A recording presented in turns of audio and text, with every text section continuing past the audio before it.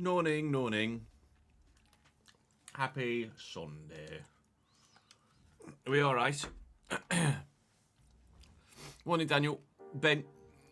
Senior Inky. Veligant. Ryan. Welcome to Strum, Leone.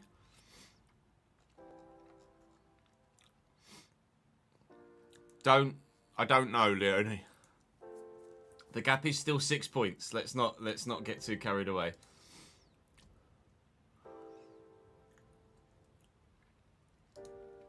But it couldn't have been a better start to life under Neil Harris. Take 2.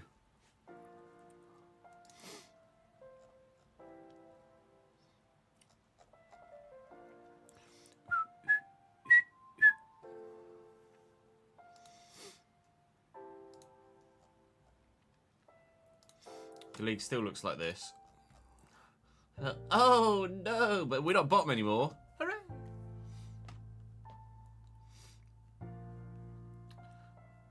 And we have Stevenage at home on Tuesday. The gap is now 6 points. When it was 8. 13 games to go. If we somehow pull it out the bag, it's ridiculous.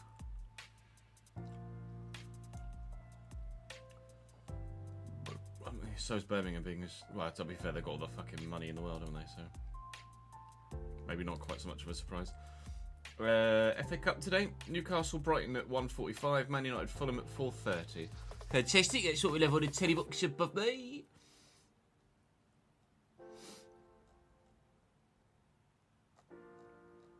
What channel is the FA Cup on?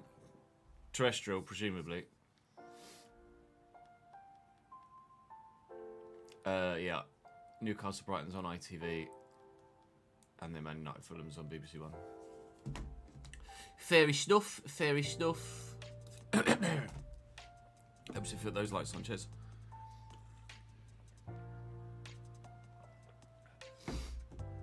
The version of the file with the financial hub in it, Kyle, is available as a download. The same way you downloaded the RTG spreadsheet before, we updated the link. So if you just go !" spreadsheet, you'll be able to get the command. Oxford City versus Woking in the FA Trophy was proper shithousery, really? Morning, ads. My spreadsheet's telling me that you're going to run out. Your sub ran out 2 days ago, but it hasn't, so fuck knows.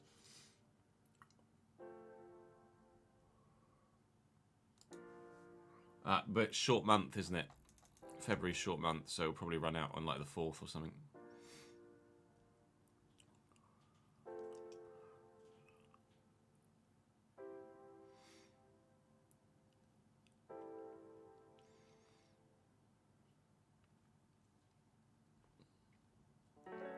So we're picking up where we left off at the end of the last recording. I don't know if I actually edited any of that. I don't think so.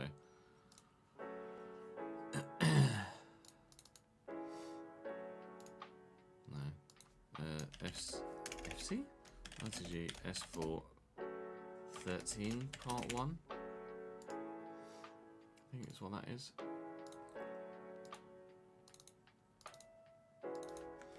Yeah. Episode 12 went up on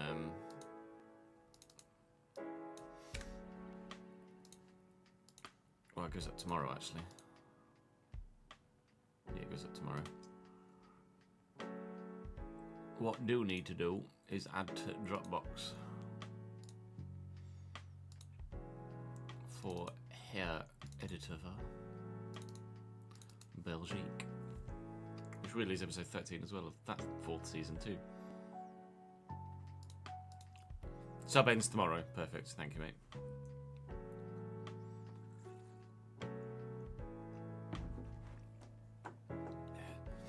I haven't seen any of the FA Cup highlights, no. I did see the clip of the challenge on Mateta, though. Thank you to Isaac and Selak Gopo for the follows whilst we're offline. Appreciate it.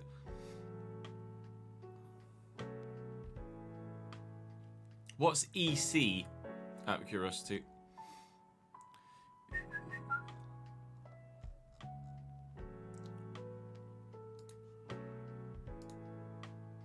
So plan for the day is finish this episode of the RTG, record the season finale of the RTG, and then record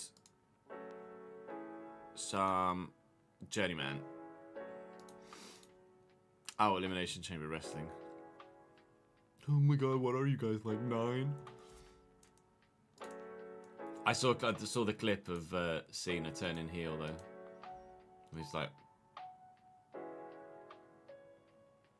at the Rock over CM Punk's shoulder.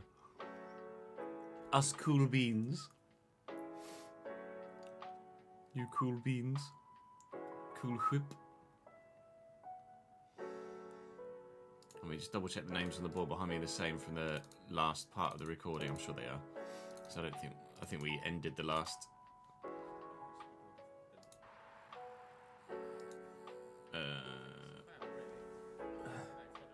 Jack M? Yeah. So if you couldn't recall, we got fucking hammered. But I've got my card in my pocket for some reason. We got fucking hammered by Leeds in the first game of this episode, so that was fun. And now we need to go and play Southampton. Huzzah! Just double check that the transactions are up to date.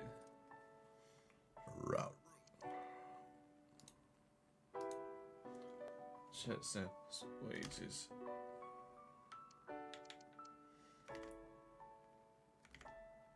Yeah. C is up to date.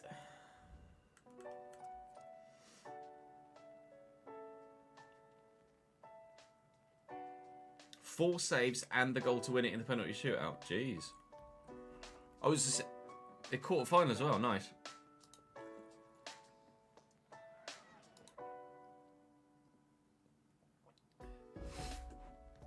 Woking aren't having that good a season in the National League South, are they?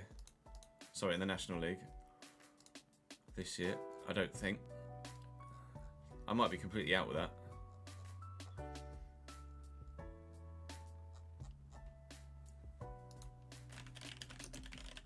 Let's have a look. National League table.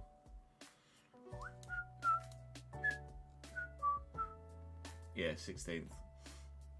An off season for sure. Same for Solihull Moors. They're normally there or thereabouts, aren't they?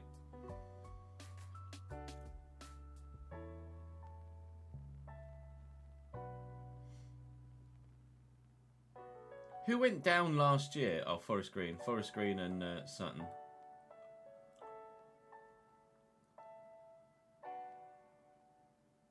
It'd be great to have York City back in the Football League.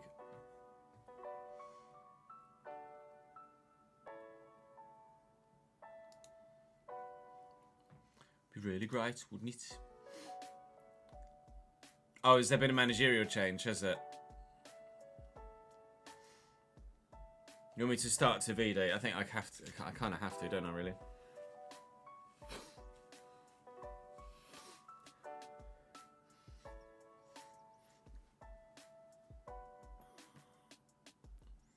York City aren't a big club, Davidenki, but they're a historical club.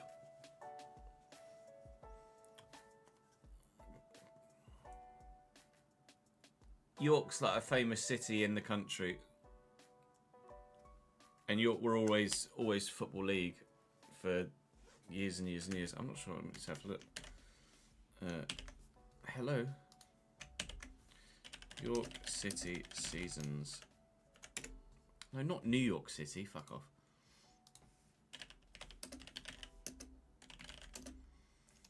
York City League history. Oh, they were late founded in 1922. But yeah, for years and years, York were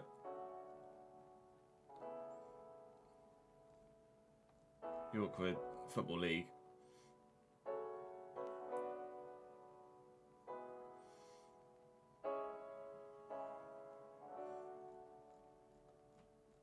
And then since they went down to the conference, they did come back up briefly for a 4-year spell, but back down again.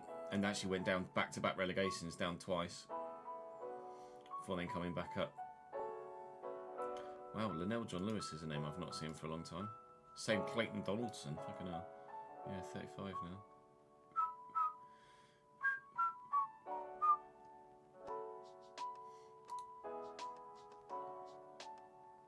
I'd forgotten that they'd actually been back into the league briefly.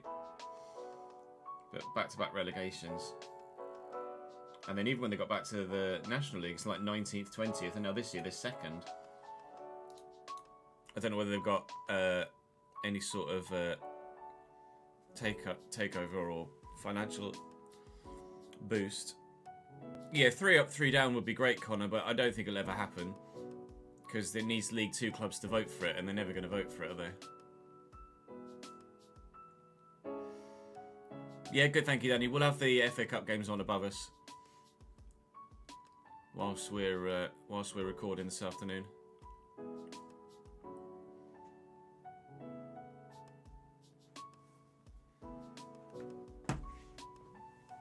Right. Let's crack on, shall we?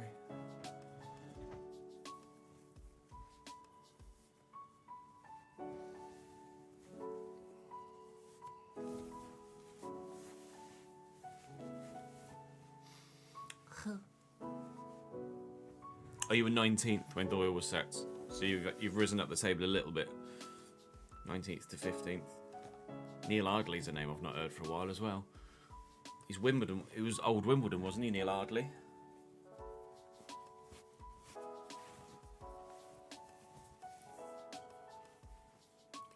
Not sure whether he was ever manager at Wimbledon, but certainly played for Wimbledon.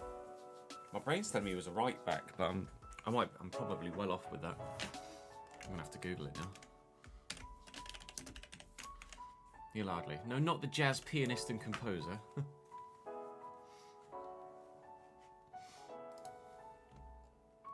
Yeah, he played for Wimbledon.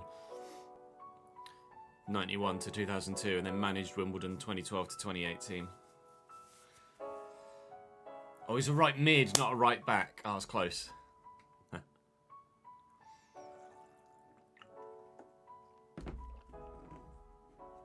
Actually, weirdly, was manager at York until 2024.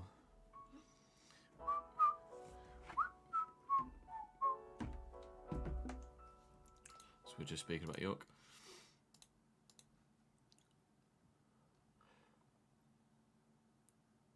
Yanis Hadji, Marcus. I've never really gotten on that well with Yanis Hadji on or FIFA as it was at the time when I used him.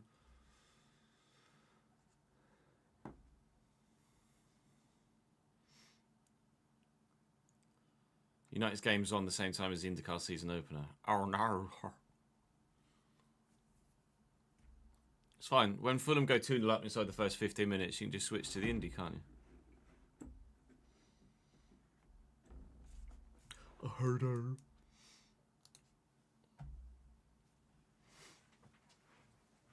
Right. So we're not actually starting a new episode here. We're just continuing on from where we left off in the last one.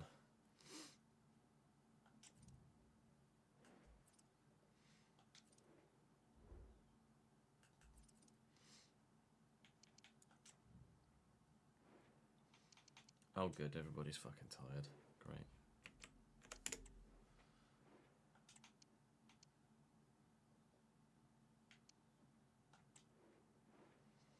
Actually, that sometimes is a little awkward, isn't it? We played Sheffield United with the red and white stripes, and it didn't work that well. I presume they're starting Samu, yeah. We'll put Tavide in there, because, I mean, come on.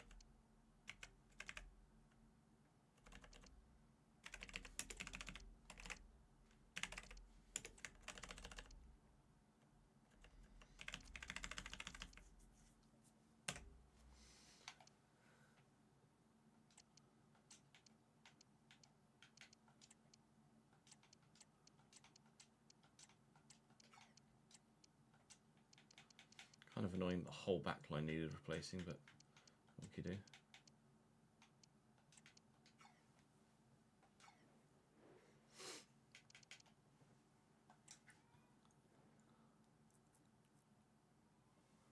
Brave of you to assume it would take a full 15 minutes. Yeah, that's fair.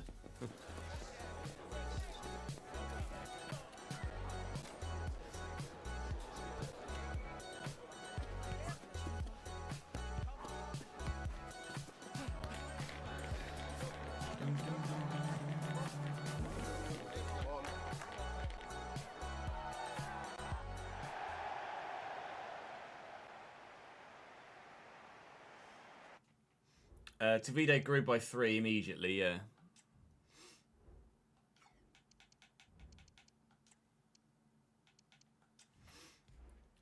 Because FC.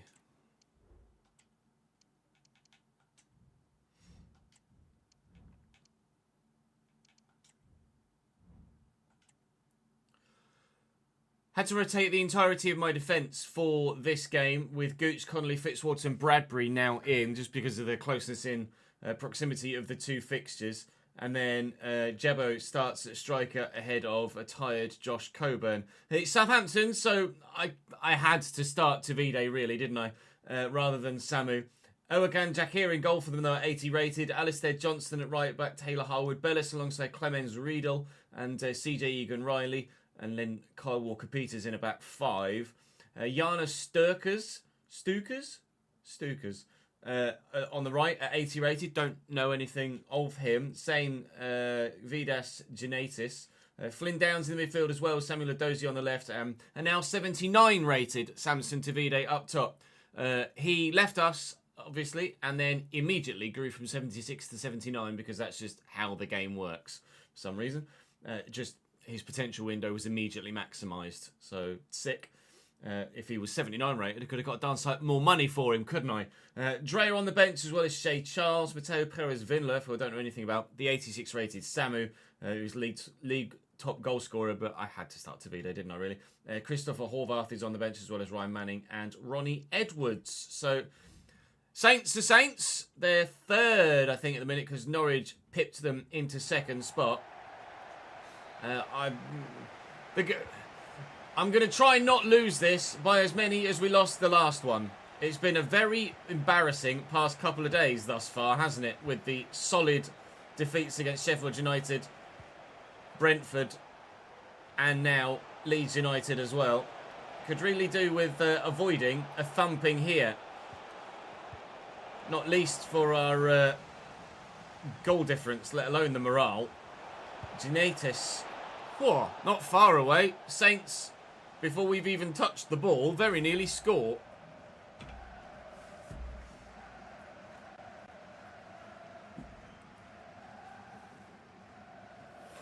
Is he Celtic, Alistair Johnston? Yeah, I think so. Thank you for the follow, Nova.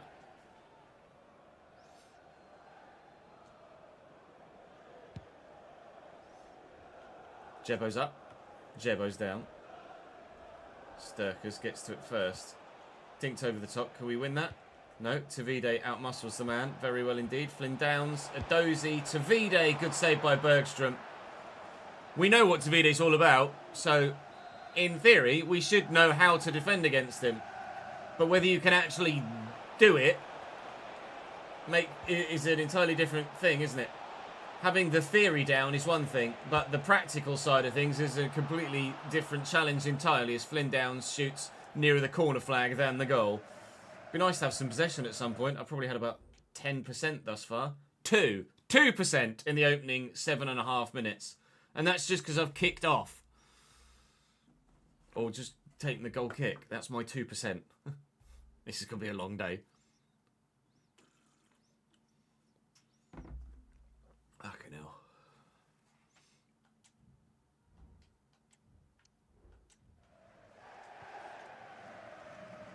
It's probably now like 5%. Oh my god, 9%. I'm flying. We're into the double digits, boys.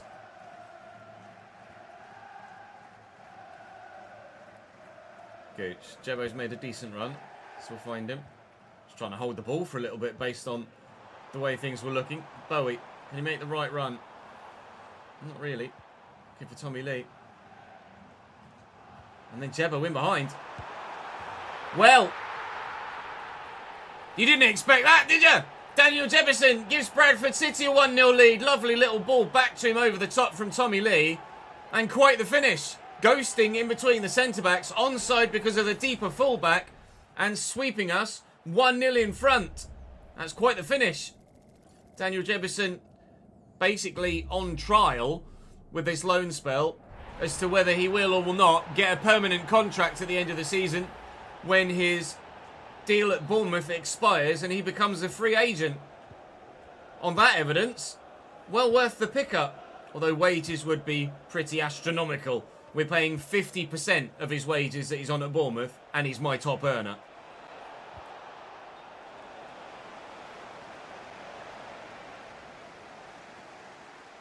$18 points from 10 games, not bad at all, Ben, no.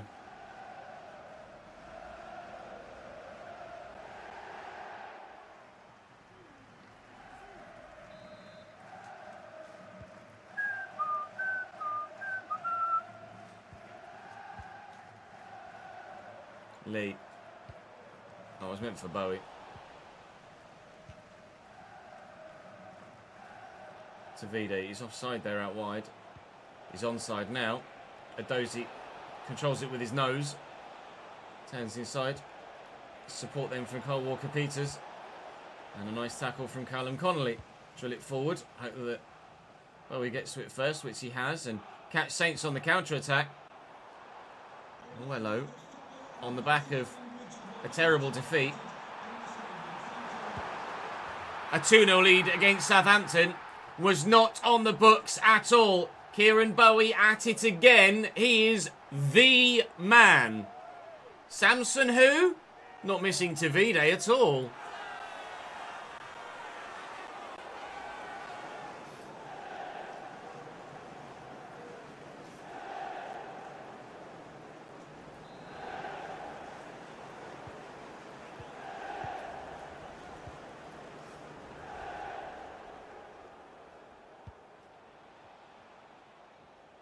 Walker-Peters. Stolen away by Lyndon Gooch. Saints, in the opening 10 minutes, were absolutely on it. And since, have been absolutely rocked.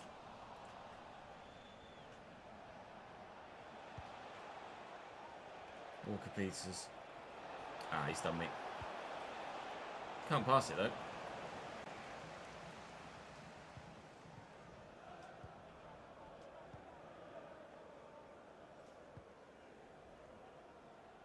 Tommy Lee looking for Bowie.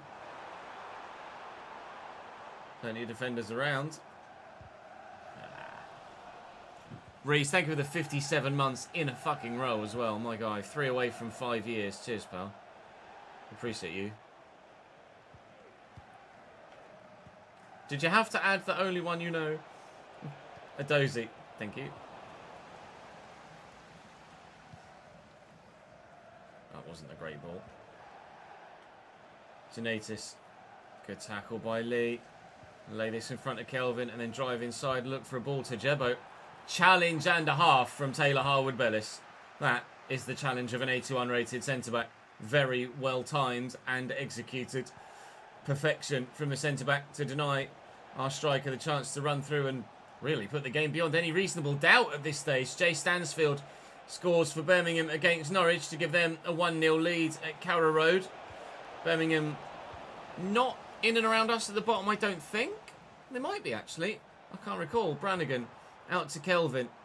At the minute, we won't be in and around the bottom if we keep performing like this for the rest of the season. Jebbo, oh, Egan Riley does very well indeed. Otherwise, again, we might have made it 3-0 and put it beyond any reasonable doubt. Gimme.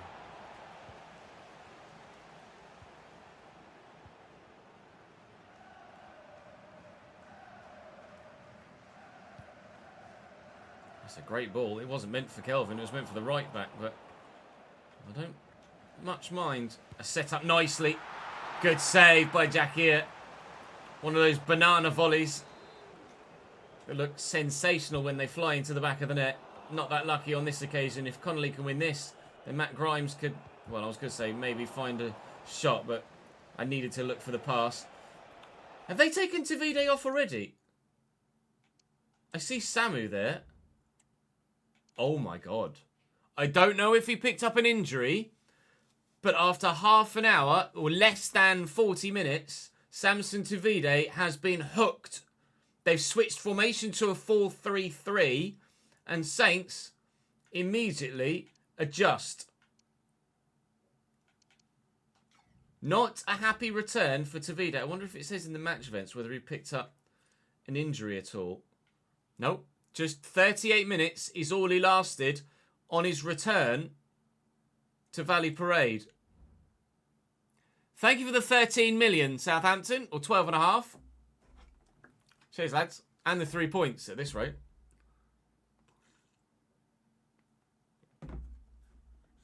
Happy Sunday, Evan.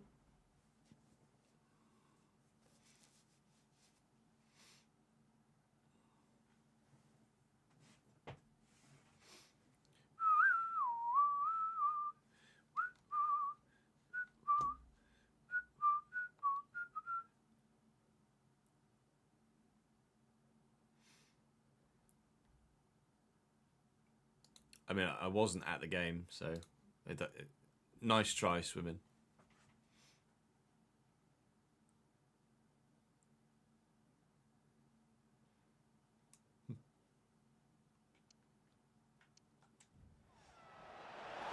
Fuck. Samu's in behind here with all the time and the space in the world to score a goal. Well, after unpausing it from showing you that Samson Tavide had been substituted off, turns out I paused it at the wrong point because Samu was in behind, and the split second it took me to pick up where the action was meant I got nowhere near him. And that's why they took Samson Tavide off, because Samu is 10 times the player and has brought Southampton straight back into it.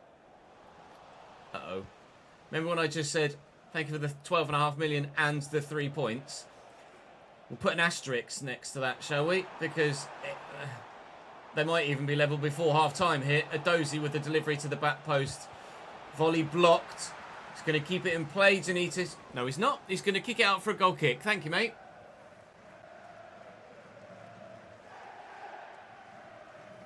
And it's happened immediately.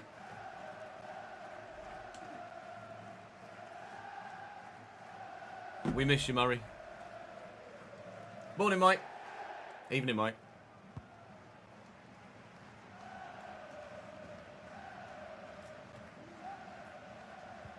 Okay, a little bit of head tennis, but that's fine. Can I get Bowie in there? Not really. Actually, it'd be better off just seeing this through till half-time, more so than anything else, wouldn't we? Through that gap's Kelvin, though. I mean, there's Tavide. That's not Tavide. It could have been 3. It still might be. It could have been 3. It's not.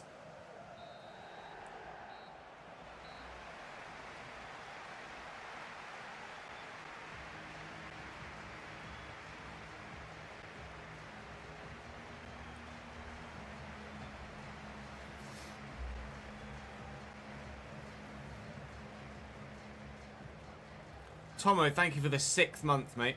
8th month, 6th in a row. Looking forward to a League 2 tour next year. We might be joining you.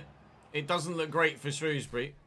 It doesn't look great for us, but I think we have a bit more hope of getting out of the situation.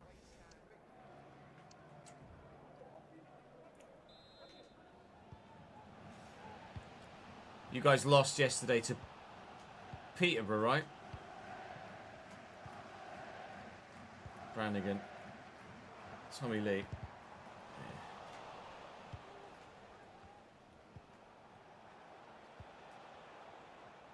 Yeah. Ladozi. Oh, sharp turn. Samuel Ladozi's done very well. Starting to ping it about with a bit more confidence now, Southampton, after finding that goal, which is not good. Good block by Fitzwater. Very necessary block by Fitzwater, because that could very well have flown into the back of the net from Samu. He is just that good. Looking for the ball over the top to Kelvin. He's brought it down brilliantly in front of the defender. Their 5-back hasn't actually been that solid at the back, Southampton. Little back heel here. Back heel would have worked better, I think.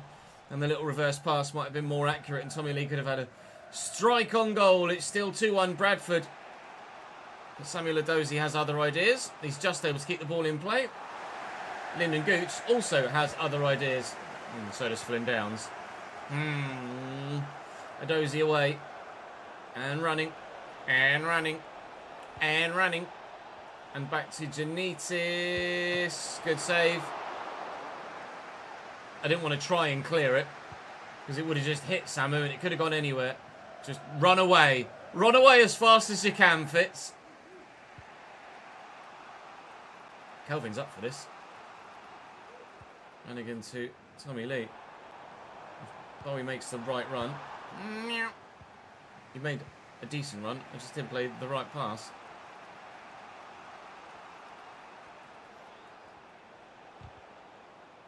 Sub-ball, handball.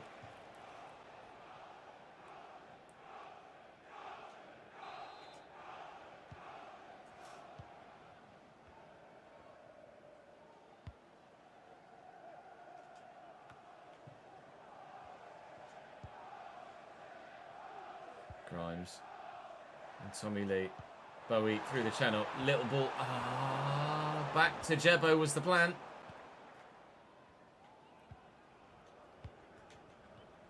Nice touch.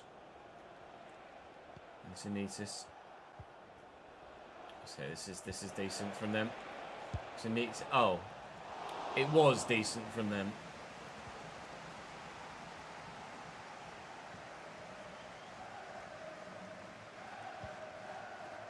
Tommy Lee. Nice footwork. Preston 3-1 up against West Brom now.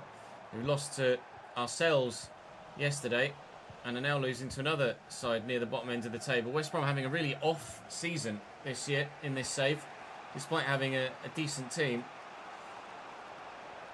Sturkers. And Janitis. Nice little 1-2. Don't let them get it to Samu. If they do get it to Samu, don't let him have a clean shot on goal. Well done. Oh, I was passing with that next touch, but too quick for his own good there. Kelvin arrived at the defender a bit sharper than I wanted him to. Thank you, keeper, for coming to get that. This is getting nervy now. I'm going to make some changes.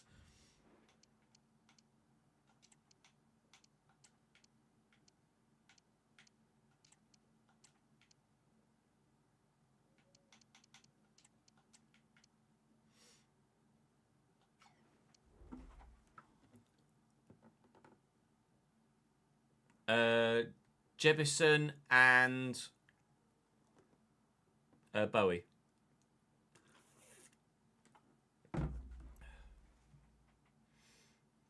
Scored our goals. I haven't tweeted the stream out, have I? Well done, Chess. Thank you all for coming.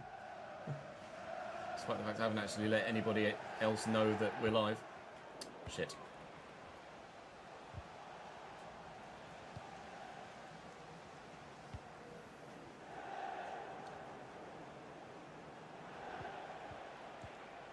Quickly moved.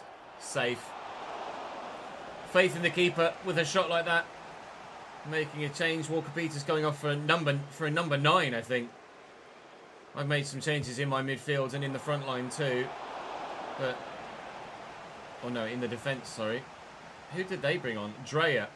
He's a winger, Dreyer, for Walker Peters. One presumes they're not just playing a winger at fullback.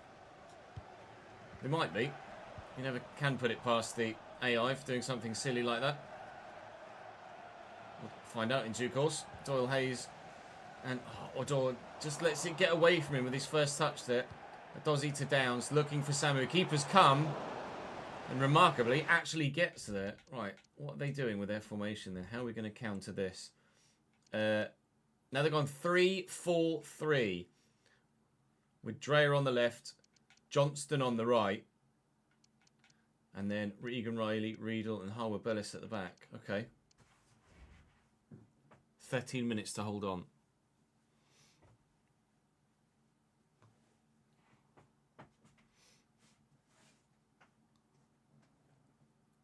Appreciate it, Swimming.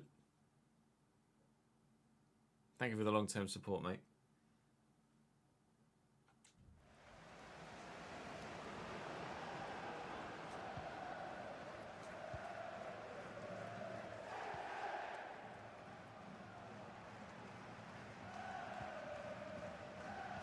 Odor. Jefferson. Odor's still going. I thought about it. Doyle Hayes has actually made a great run. And then not challenged for the header at all. Okay, good. Now he's out of position.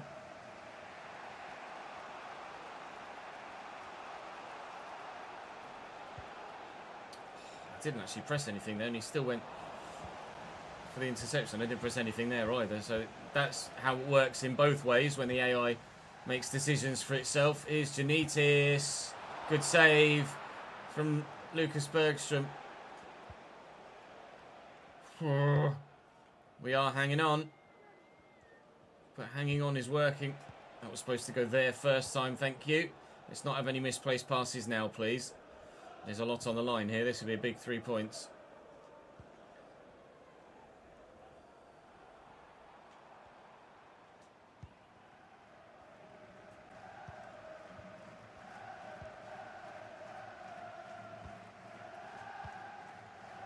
Doyle Hayes, Odor looking to get away.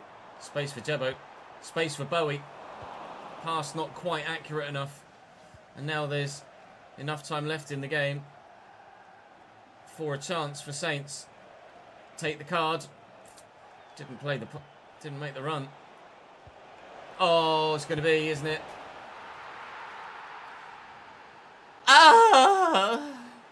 Southampton 2.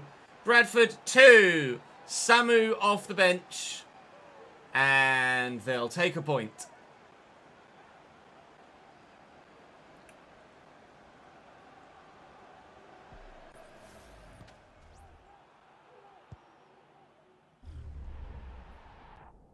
The ball's perfection, the finish is even better.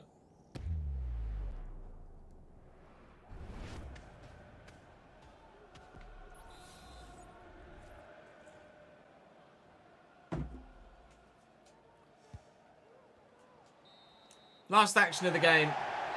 Fans seemingly still happy with the point, audibly. Although there weren't really any reactions as the final whistle went in the stands. Everyone's pretty statuesque right now, but a point against Southampton before we kicked off would have been very, very pleasing indeed.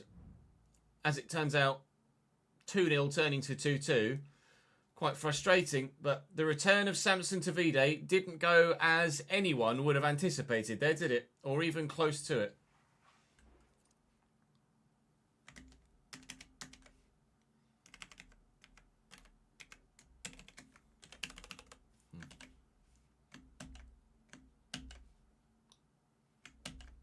My control button not fucking working with the phone.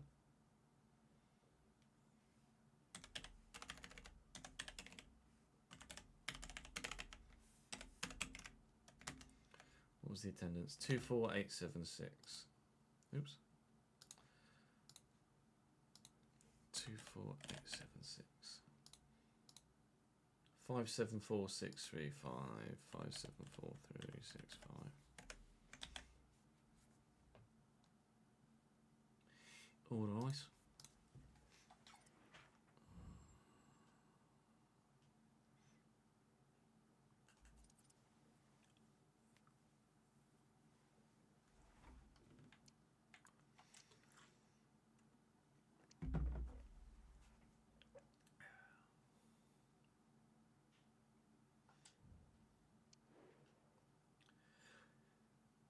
Currently sitting 3 points above the relegation zone with 6 games to go. You'll notice a number of other sides have played more games though. So it's probably more to the point to point out that Cardiff are 5 points behind us, having played 40 games themselves. They we play on the final day, by the way. So that could be absolutely bloody massive by the time we get there. Rotherham, we are going to sim here. We'll do an interactive sim rather than a quick sim because we don't really trust the quick sims at this stage. I don't mind quick simming against those at the top end of the table where if like we normally get a defeat from quick sims and you would have expected us to lose to those at the top of the table. So I don't mind quick simming those, but ones like this, we will interactive sim. Rotherham are bottom of the table, destined for League One again, have been awful all season. So by how many are they going to win by, is the question I'll ask.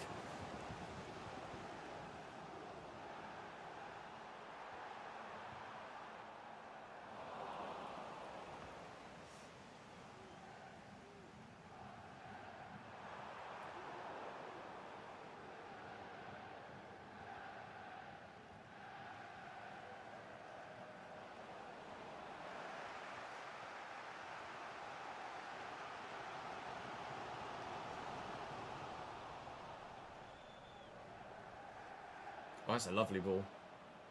Shame about the cross. Save.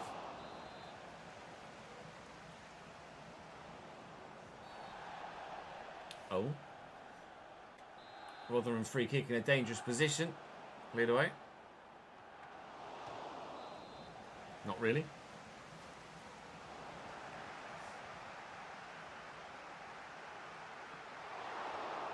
It's kind of all Rotherham at the minute.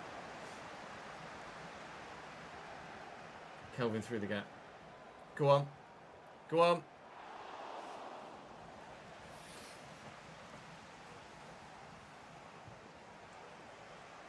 Coburn. Good save from the corner. Last action of the first half. And, well, action with the asterisk. It's mainly been all Rotherham, despite the fact we've had 4 shots and the majority of possession. A point doesn't really help at this stage. We would prefer the win, please. Although we do have the 4th and final game of the episode at the end after this Rotherham one to try and pick up a victory on the back of what is looking like a defeat and back-to-back draws, unless we can find something in this second half.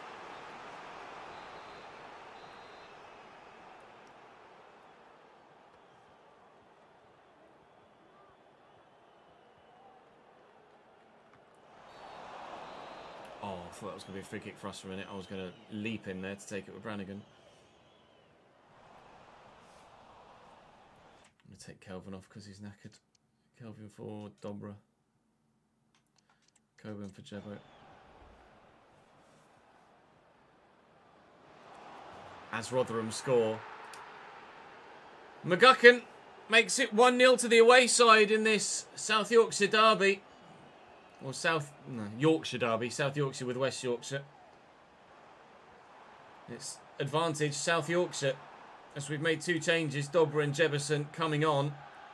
As the front line had been a little bit toothless to this point. I interactive simmed this game, so I thought it would give us a better chance of winning. We're still losing it.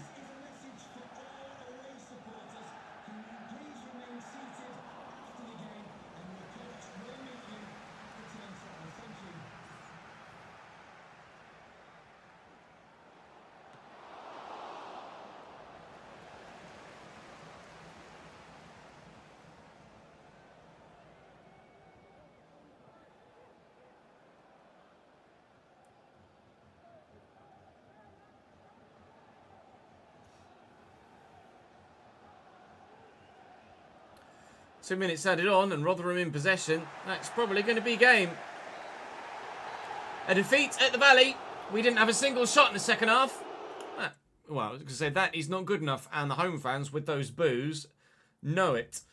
Defeat for Cardiff there, though, as well, in their 41st match day is an important result for us. Rotherham are not... Well, they've got 12 points available, and there are 12 points between them and QPR. And Blackburn, actually.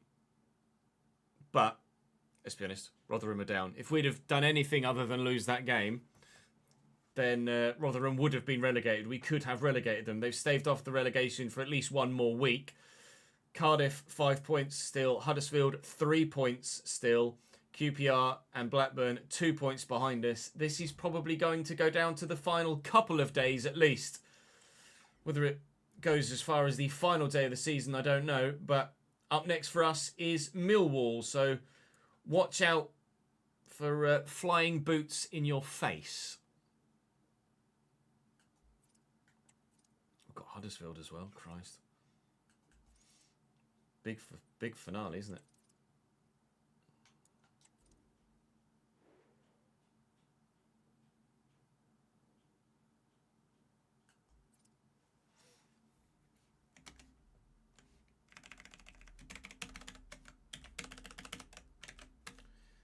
$25k. That is 8.5. And then the match day tickets. 25,015. 25,015. 577846. 577846.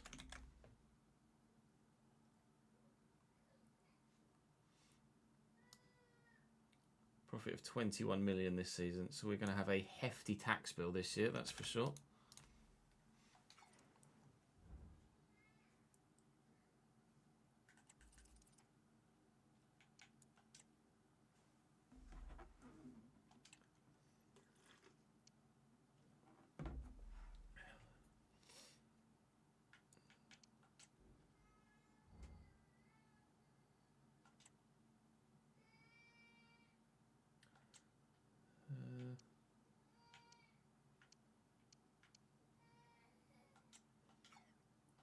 At this point, there was some we called up that we need to release, weren't there?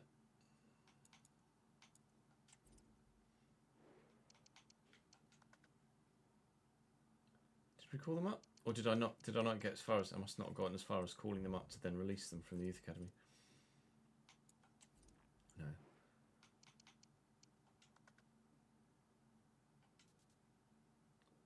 So, oh, he's 14. We can't do that. Right, so Roberts is getting released.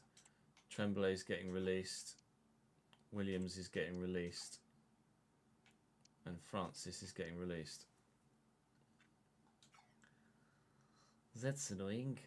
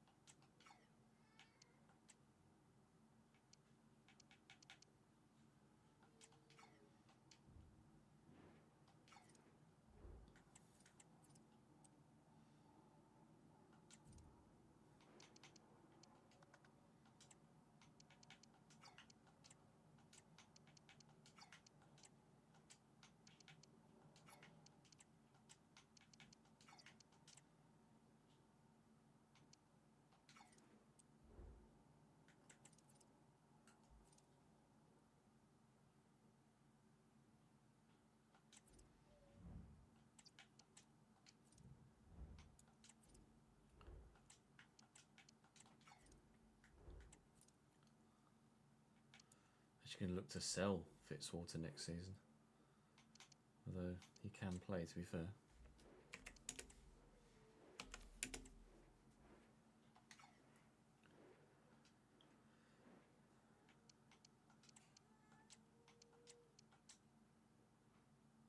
We'll only make those 2 changes though.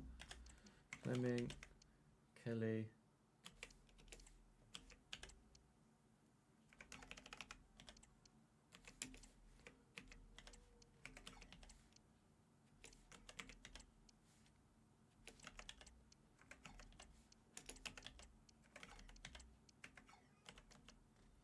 Make sure Bobby's on the bench.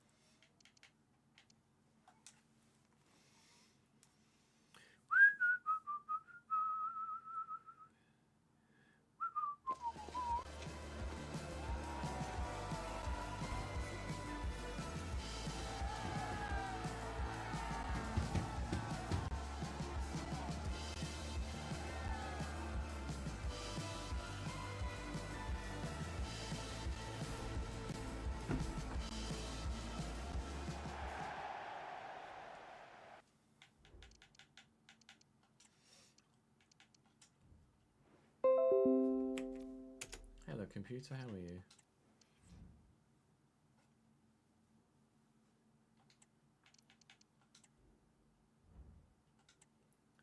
Drake Callender in goal for Millwall. Fullback for them, Evan Kennedy, Japhet Tanganga, Jake Clark Salter and Mario Mitte. Enzo Leopold and Billy Mitchell holding. Sounds like he should be in EastEnders, Billy Mitchell. Musa Altamari on the right, Femi Aziz on the left, Malik Yalkuye in the midfield at Cam with Zion Fleming up top. They've got Kevin Nisbet on the bench to call upon, a certain Bobby Poynton on the bench too. So we saw the return of Samson Tavide to Valley Parade. This is at least the first game we potentially might be playing against Bobby Poynton as well since his departure. I imagine it couldn't go much worse than Samson Tavide's. You hope for Tavide's sake he did pick up a knock that we just weren't able to see or didn't notice. But I think the manager, oh my God, the manager at Southampton does not have much faith in Samson Tavide yet. He's probably going to be one of those players that needs a pre-season with his new squads to fully bed in. And when you've got an 86 rated Samu starting ahead of you, then there's no surprise that Samson didn't quite cut the mustard immediately, because it's obviously a bit of a confidence battle when coming up against Samu, but it's absolutely the challenge that he would have wanted to take up when leaving us. Absolutely was the right thing to do to sell him, even though he wouldn't start every week for Saints. They stand a chance of going up. We're nowhere near the Premier League for 2 or 3 years. Absolutely, Samson Tavide would want to leave to go to Southampton, even if he doesn't play that regularly for Saints. He might still make his way to the Premier League quicker through Saints to someone else than he would have done just sticking with me. At the minute, Bergstrom is having to do a lot more than I might have liked him to in the opening few minutes here. I can't seem to keep Millwall at bay at all, but we're on the breakaway now. Coburn could have been in. Coburn could still be in. Bowie, we have faith in his pace, and he'll get away from the defender, and he's still going here, Kieran. And now both goalkeepers have made good saves.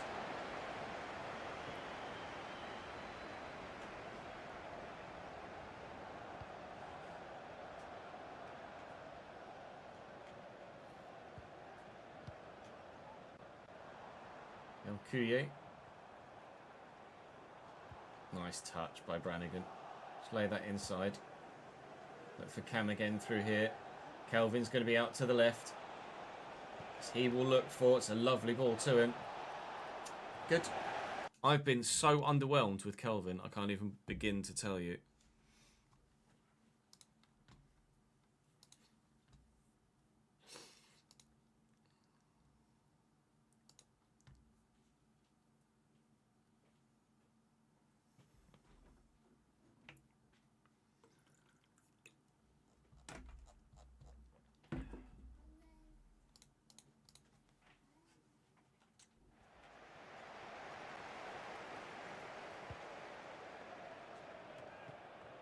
Oh.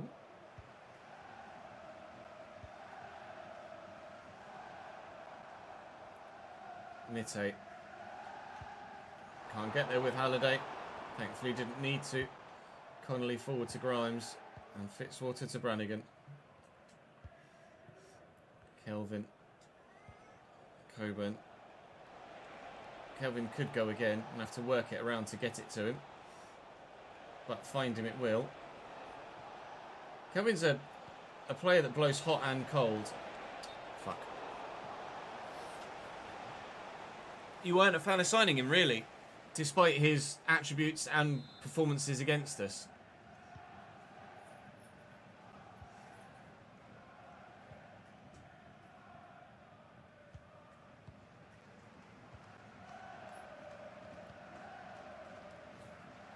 Tamari. It's just hit him in the hand is what it's done. Afternoon, Zach. How are we, lad? Free kick for Millwall. Thumped forward. So, react, please, mate. Thanks. That was nervy. Brannigan across to Tommy Lee. Bit of a heavy touch, but dealt with fair enough. Well, we will turn. And Lee. Quite get away with Matt Grimes. Halliday will get to that first. That was supposed to go to the right mid. Don't cost me a goal, please. Thank you.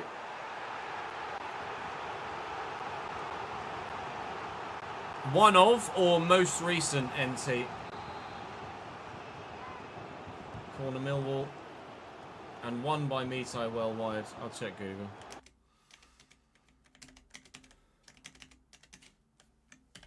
Oh, no, not what way to do at all. Fucking hell. Josh Coburn. One of. He was loaned. Was loaned to Millwall this season.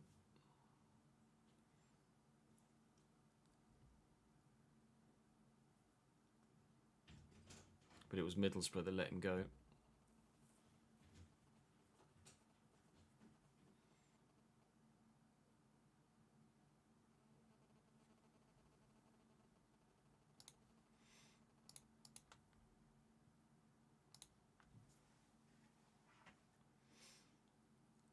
Yeah, he picked up an injury, seemingly, according to his wiki.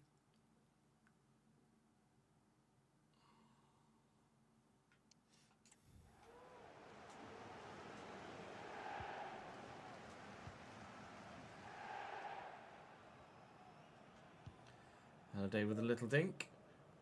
Good. Tamari. Comfortable enough. Tommy Lee. Brannigan. Tommy's going again. Ever the willing runner going forward. Grimes will look for Bowie. Quickly to Coburn. And then maybe to Bowie again. It's a great move by the inside forward roll. And Bowie draws a save out of Calendar. Both goalkeepers so far earning their bacon and their wages. 0-0 thus far, but plenty of chances at both ends. 5 on target for them, 2 on target for me. Millwall mean business. Mite. Couldn't get there. Fleming, well in. Grimes has come short, thank you, Matt. Brannigan, driven. Kelvin found. Back to Cam. To Grimes and to Lee. Just working it about. One man at a time. Lovely turn by Tommy Lee. Brannigan's gone, but Tommy fucks his pass up. Aziz. Yelkuye, well in, Matt Grimes. Nicely done. I'll quickly look for Bowie over the top, actually. Try and win this header. Find Josh Coburn.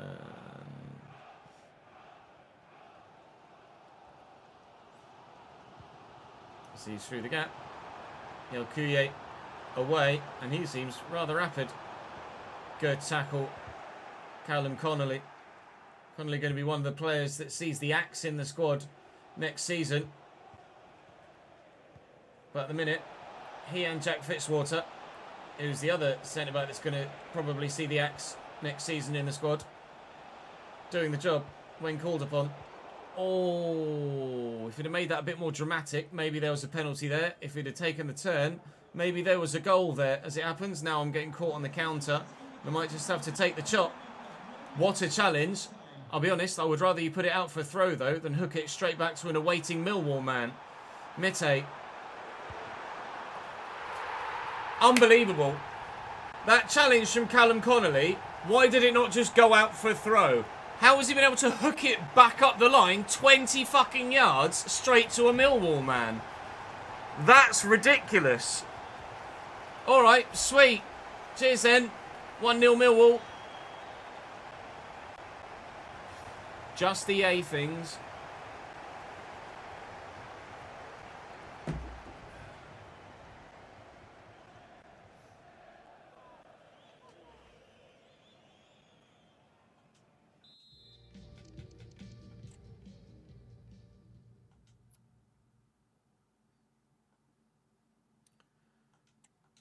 How was this tackle?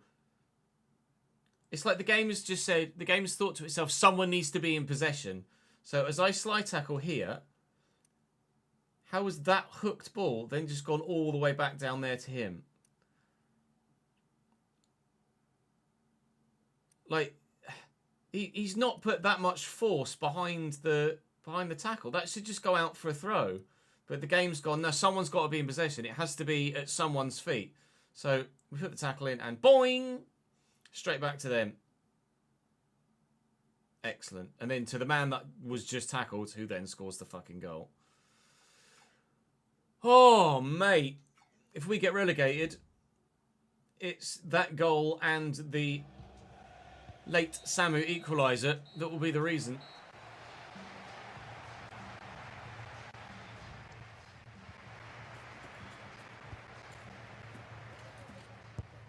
You had 11 days off and it feels like too long.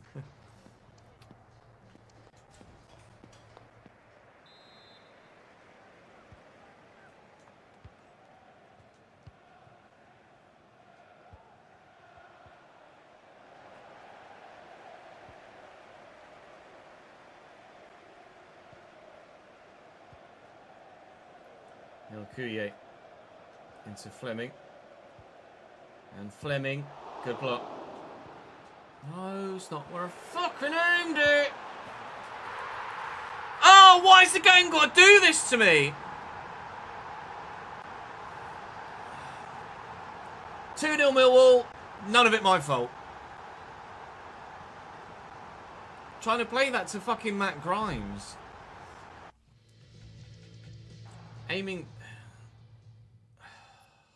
Aiming this pass. Aiming this pass here. And it's like, nah, you have it. Fuck, man.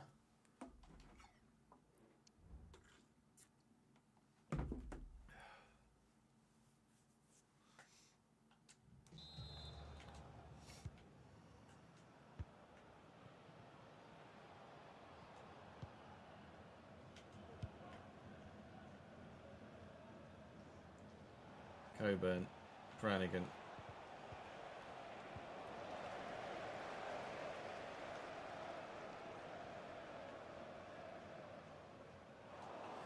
Early wins it back well. Brannigan to Tommy Lee. Need a 2-goal comeback of our own now, please. I don't mind. Brannigan's made a good run. And Coburn equally so, but the pass has gone the wrong side of the man. Because of course it has.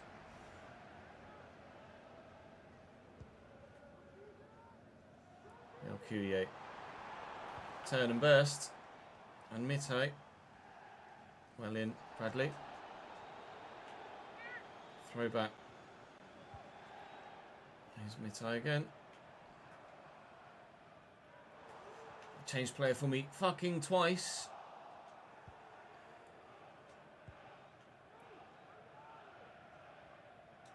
Brannigan. Tommy Lee. Options. Not really that many, actually. Bowie, short. Good. Thank you. Of course! Fucking Nora. What is happening? Other than the game trying to relegate me.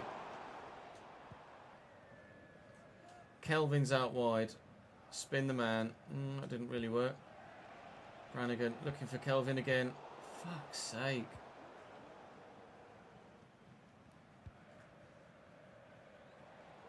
Kuye. Kuye does not like to pass it, I've noticed, so I knew that he was going to try and turn there. Looking for Kelvin. Taken in his stride very well indeed. Needs to send the defender is what he has done. Josh Coburn. Need a pass. Was meant for fucking Brannigan. Went towards Bowie. Lost me the ball. I feel really hard done by in this one. Could be a vital dropped point come the end of the season. Because I've got problems with both of their bloody goals. If they score a third, then fair enough. Bowie gets to it, thankfully. And just can't fucking turn. All my players feel like they're walking in fucking treacle.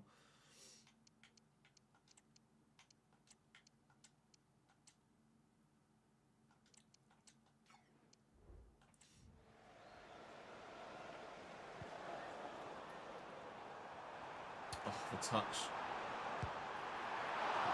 Save. Run then. Fucking hell.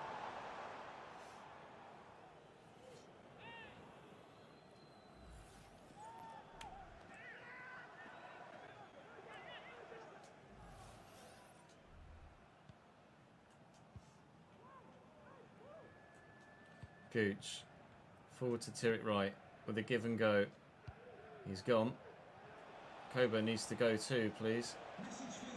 Not much room. Brannigan into the space. Now looking for Coburn. I have to go out wide. Edge of the box. Tommy Lee. Tommy Lee. Where's my lucky rebound then?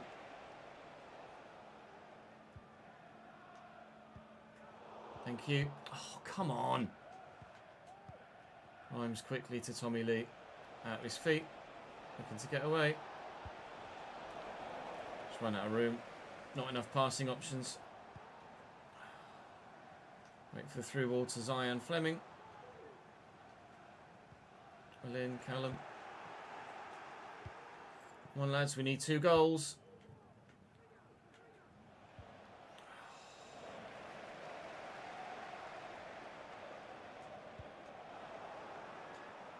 Looking for Coburn over the top. Knock it down. Well, I was going to say knock it down well. He's knocked it down. He's not done it well. Bowie. Just not going to happen. We're going to lose this one.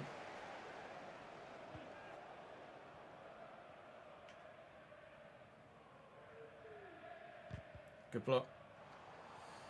Tight. Gets away with it again.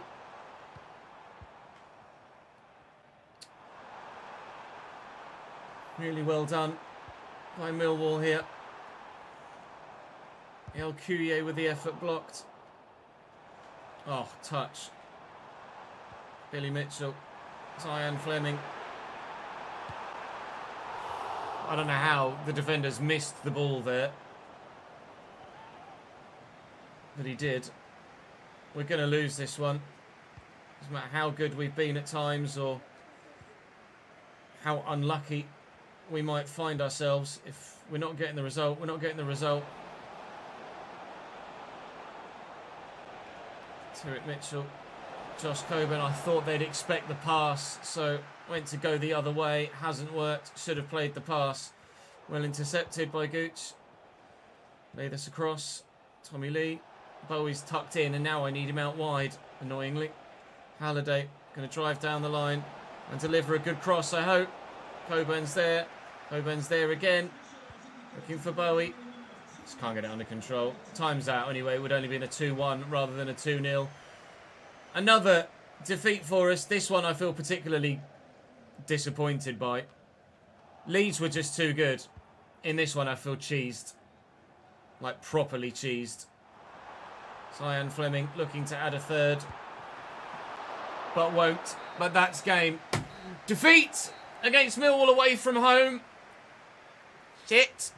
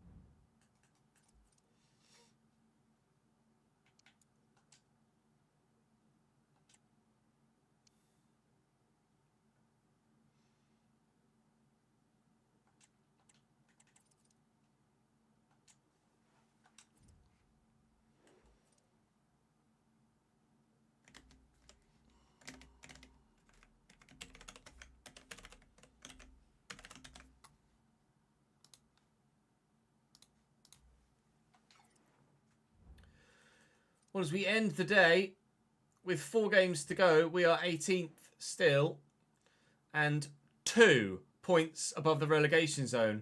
Cardiff have pulled themselves to relative safety for the time being, albeit only on goals scored above QPR. Not even points, not even goal difference.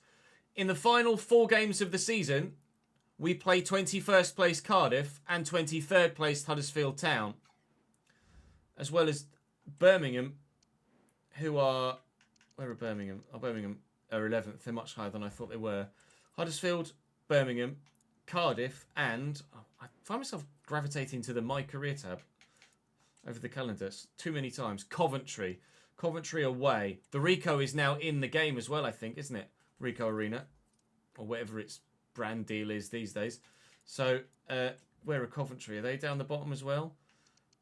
No, Coventry are 9th. So 9th, 11th, 23rd and 21st to play in the season finale tomorrow, where we absolutely could potentially get relegated back down to League One. We were super lucky on 2 occasions in the RTG last year to avoid relegation from the Championship down to League One, one of which happened in the 88th minute of the final game of the season against Norwich, or thanks to Norwich, we were able to stay up. It might come down to that sort of thing again. It might come down to that 1 goal that Southampton scored in the 92nd minute. It might come down to those 2 cheesy Millwall goals. Either way, tomorrow is a massive episode that you are not to miss. Drop the video a like. Make sure you subscribe to the channel, turn the notifications on, and you definitely won't miss tomorrow's video. I'll play all 4 games, and I'll see you then.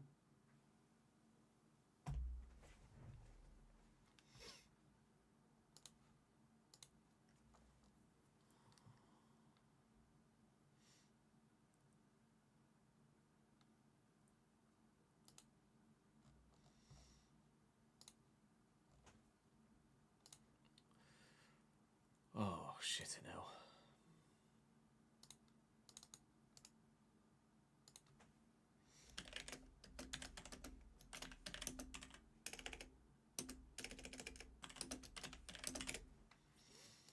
Right, we are going to edit on stream today, chat, if you don't mind. Because I would very much like a relatively decent bedtime tonight after the past couple of days. Right, we will record the season finale next. The Coventry Building Society Arena, is it, Mark?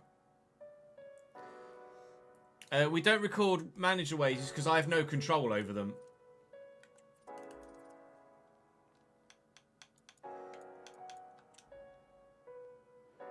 Right. I could record my manager wages of £12,000 every week. But I can't negotiate my contracts to ever have a better deal or a lesser deal. It's just stuck at that. So until they introduce managerial contracts, I'm not going to count it. 2 of the teams below me adds.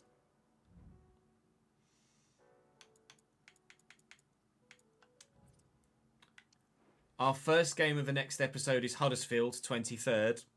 Our final game of the season all told and 4th of the episode is Cardiff, 21st.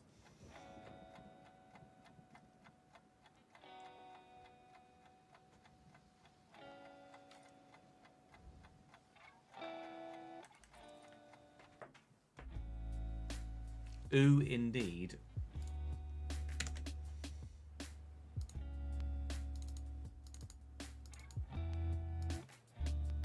By all means, feel free to go and grab yourselves a drink or a snack whilst we just quickly edit this. I appreciate it's not the most entertaining thing to stream, but I can't afford a fucking editor, so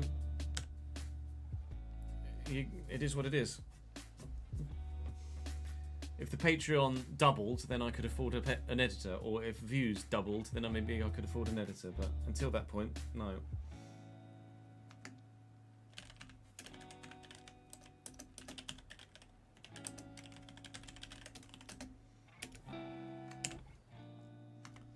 So, soz. Welcome to is the penultimate thinking we might struggle to local rival. Top of the table leads. Top of the table leads. Top of the table leads. Yes, the caliber of our team is around the 70 to 72 rated mark, with a couple at 73 or 4.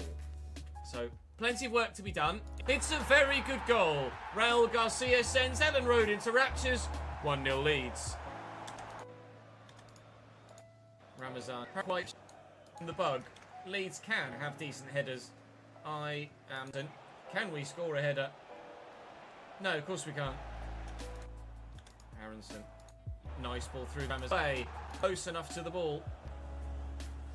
And that's quite the finish. Torres. 32. Good save. And away. And he's done brilliantly. Coburn.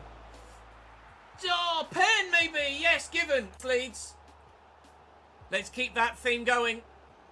Leeds United's 2-goal cushion. Fuck's sake.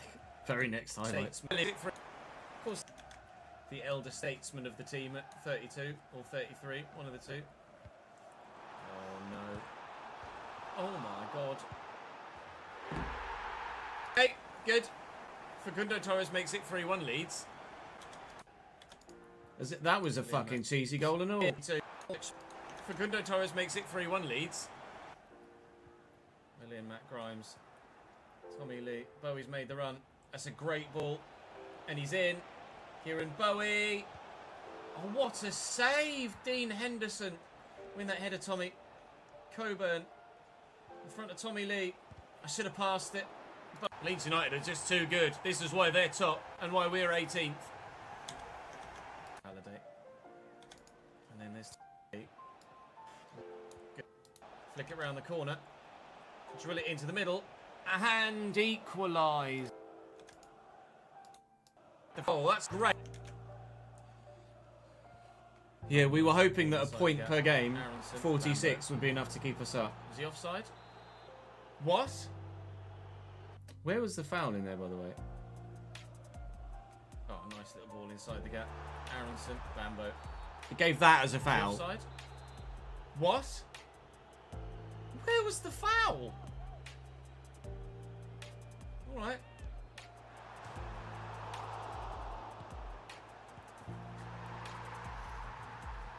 The flag's up, and I'm bloody glad the flag's up. There was no foul there. Nonsense. Goal, that's a top finish. Yeah, have that. 4-2. There's still time. We've done it to Brighton. We can do it to Leeds. Get there, Cam. Play Victoria. Been more difficult, to be honest. Oh, it's just get there, Cam. Christensen. Oh, didn't see that stop and go coming, to be honest. Like, how just that? How am I supposed to defend that? Watch closely this. I'll see if I can zoom in on it a little bit. Get there, Cam. Watch the play. This plays between the Leeds players. Christensen. Oh, didn't see that stop and go coming, to be honest. Oh, that's a 6-pass move. Get there, Cam. Ready? Christensen. 1, 2, 3, 4, 5, 6, 7. It's a 7-pass move. Unplayable. 8. Finish. It's just unplayable. You can't do anything against it. My players are 5-2 Leeds. That's fucking ridiculous. It's not a great clearance. Oh my God, Facundo Torres. Oh, honestly, they're outrageous. You say we're gonna Derby. We still have unplayable at both ends of the game because that needs to just get forgotten about. I am back on Sunday for some more. Me ending the stream. Leeds alone at. Not wrong. Pep's taken over at Ellen Road, it seems.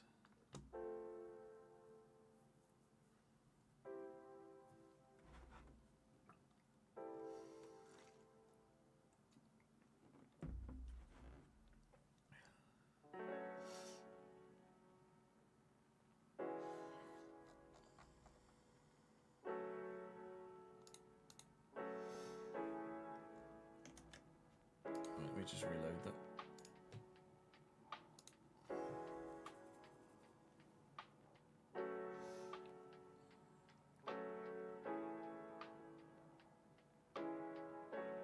City fell off bad and Pep could only get the Leeds job, yeah.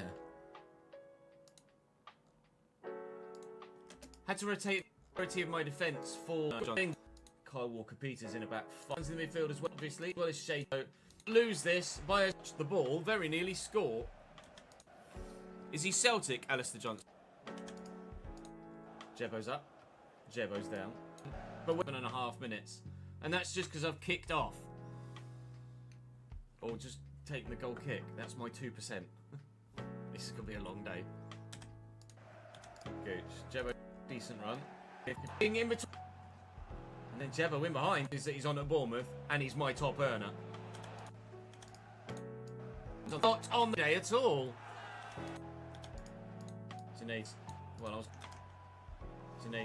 Leeds have very good connections to offshore accounts. Well, they are owned by Red Bull now, aren't they? And then drive inside, look for a ball to Jebo. Challenge and a half from Taylor Harwood-Bellis. That is the challenge of an 81 rated centre-back. Very well timed and executed. Perfection from the centre-back to deny our striker the chance to run through and really put the game beyond any reasonable doubt at this stage. Jay Stansfield scores for Birmingham against Norwich to give them a 1-0 lead at Carrow Road. Birmingham not in and around us. A 1-0 lead at Carrow Road. Much mind back, but it wasn't meant for Kelvin. It was meant by now. Been much mind. Set up nicely. Good save by Jakier. One of those banana volleys. Oh my god. Oh my god. I don't know it. Dash formation to a 4-3. Adjust. Not a happy end for Tavita. An injury at all. Just 38 minutes. Thank you for the 13 million, Southampton. Or 12.5. Cheers, lads. And the 3 points at this rate. Yeah, about that. Fuck. Dozy with lads. And the 3 points at this rate. Fuck. Samu's in behind here with all the time in the sprint. And that's why they took Samson Tavide off, because Samu is 10 times the player and has brought Southampton straight back into it. Out for a goal kick. Thank you, mate. Thank you for the 6th month, mate. Starting to ping it about with a bit more confidence. Oh, sharp. Similar. Just that. Oh. Oh, sharp turn. Similar dose. He's done very well. Starting to ping it about with a bit more confidence now, Southampton, after finding that goal, which is not good. Yeah, they're owned by Fitzwater. By Rotherham. Very necessary block by Fitzwater, because that could very well have flown into the back of the net from at the back. Southampton. Bradford. And ran as fast as you can, Fitz. Oh, it's quick. Moved. Safe. This at 40 to Downs, looking for Samu. Keepers come. And remarkably, actually gets there. Right, what are they doing with their full? And how are we going to counter this? On 3, Johnston on the right. And if you press anything, then he still went. Good save. Hayes, Odor. Hayes, Odor. This though, here, this is where I need to just hold on to the ball more. Accurate enough. And now there's looking to get away. I need to just here. I just need to turn around and go backwards and get the result. Pass not quite accurate enough, and now there's enough time left in the game. Ultimately, isn't it? And they'll take a point. Last action of the game. Thankfully, or even close to it.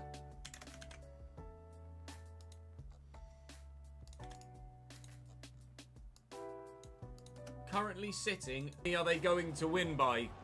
Is the question I'll ask. Coburn. Good save from the call. Advantage. Let's switch it in something in this second half. As Rotherham. We're still losing it. 2 minutes. But for flying boots in your face. Lol. Took the piss out of Millwall. Millwall fucking took the piss out of me.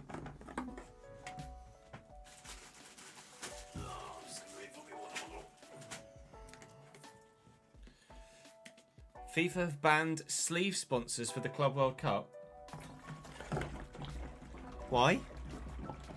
What do we make about this new goalkeeping rule, by the way?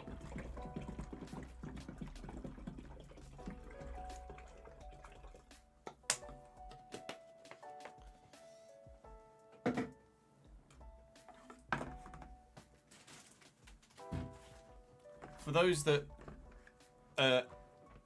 aren't aware, the current rule, obviously, is goalkeepers aren't allowed to keep hold of possession for more than 6 seconds. That rule, as far as I can make out, has never really been enforced properly.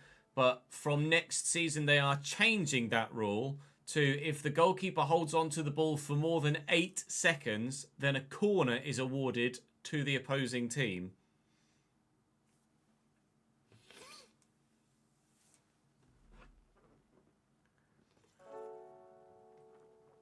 I don't know as I've ever seen any referee give the indirect free kick for a goalkeeper holding on to the ball for more than 6 seconds.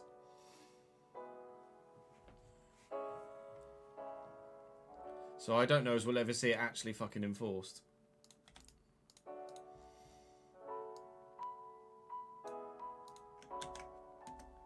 Drake Calendar in goal for... Goalkeepers have made good saves.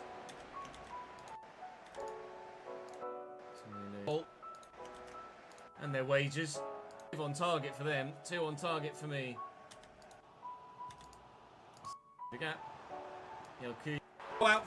Probably going to be one of the players that probably see the axe turn. I would rather you put it out for a throw though. All right, sweet. Cheers then. 1-0 Millwall. It's like the game has just said. The game's. It's like how was that hooked ball then just gone all the way back down there to him?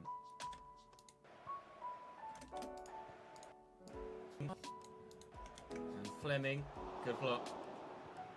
No, it's not where I fucking aimed it. And Fleming, good block. No, it's not where I fucking aimed it. Oh, why has the game got to do this to me? Me. 2-0 Millwall. None of it my fault. Trying to play that to fucking Matt Grimes. Aiming. It's like. It's like. Gets away again. It's like. Gets away with it again. It's like. Gets away with it again. It's like. It's like. Gets away with. We might find ourselves. Went to considered by. But that's game. Defeat against Millwall away from home. Shit. Well, as we end the day. Well, as we end the day with 4. We're lucky. Relegation from the. I'll play all 4 games and I'll see you then. Oh shit. What do I want? I want the end slates.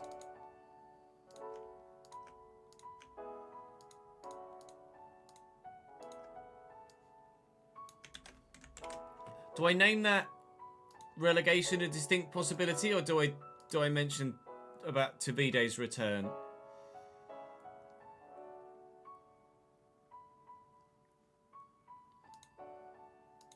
What would you click on more? A title that said relegation a distinct possibility, or a title that said Samson Tavide's return?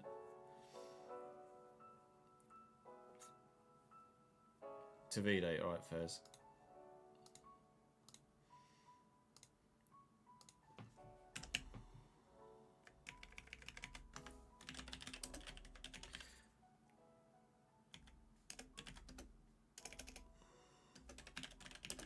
If I called it Samson Tavide's failed return?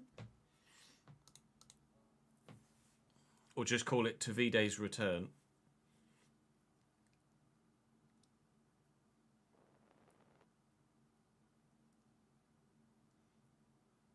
Miserable return.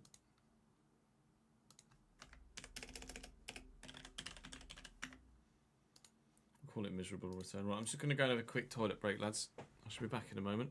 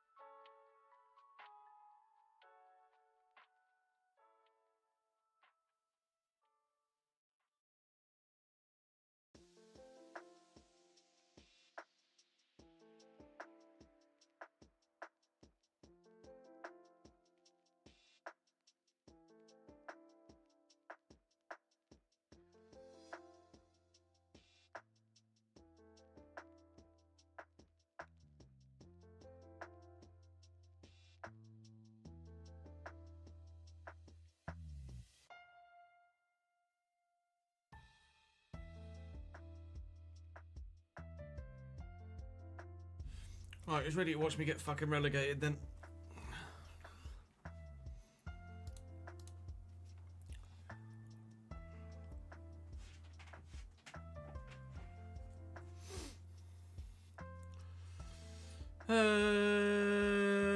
Names for the ball behind, please chat. Hands up.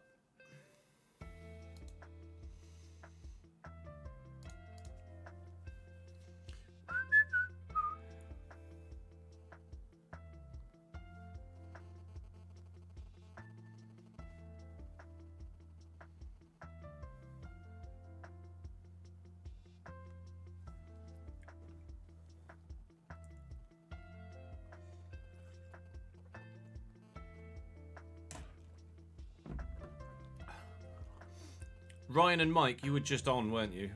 Within the last couple of episodes, I think.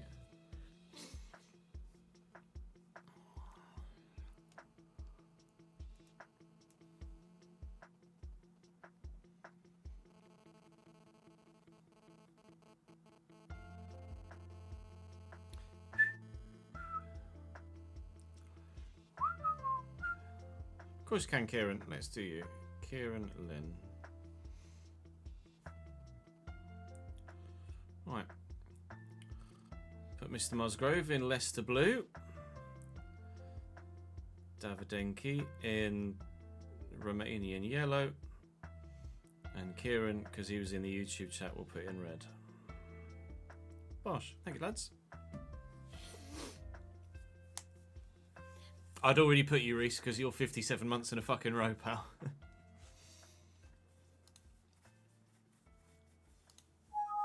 Thanks, mate.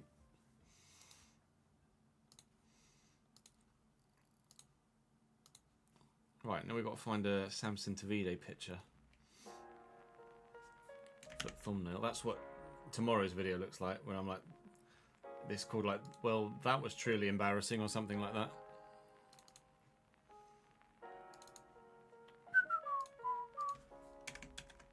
Oh, not S. 3. 13. 13. Let's see, what picture do we use?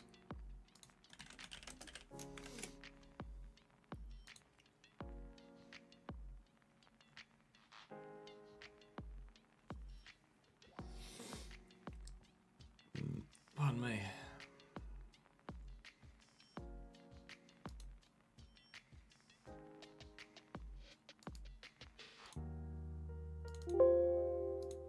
Let's try this one.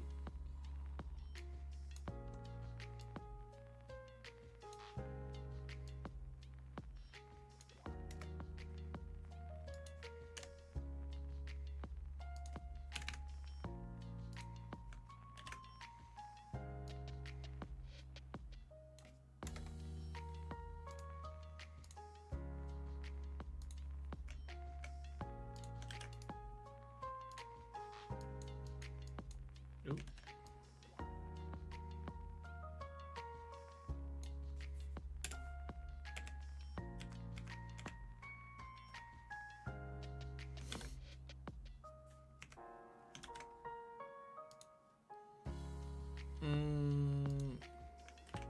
Your face is a bit big, Samson, if I'm honest.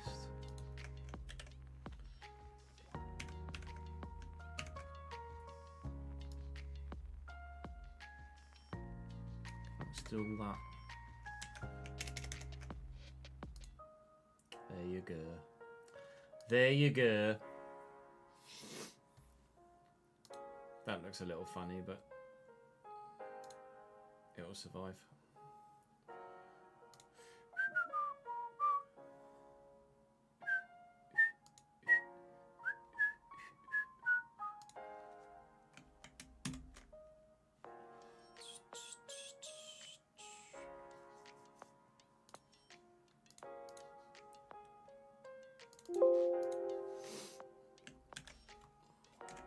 Dun, dun, dun, dun, dun, dun, dun, dun, dun.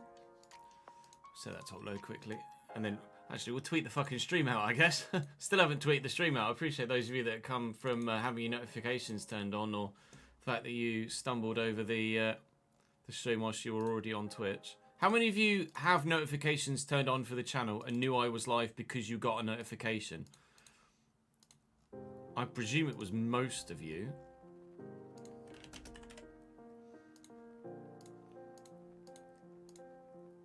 We were up at like 88 viewers. Obviously, we dropped a bit because I was doing some editing, etc.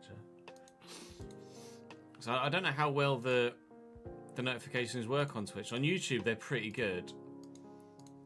But on Twitch, I see a lot of people saying, "Oh, I got a notification like 4 hours after you went live," or something of the similar, something similar.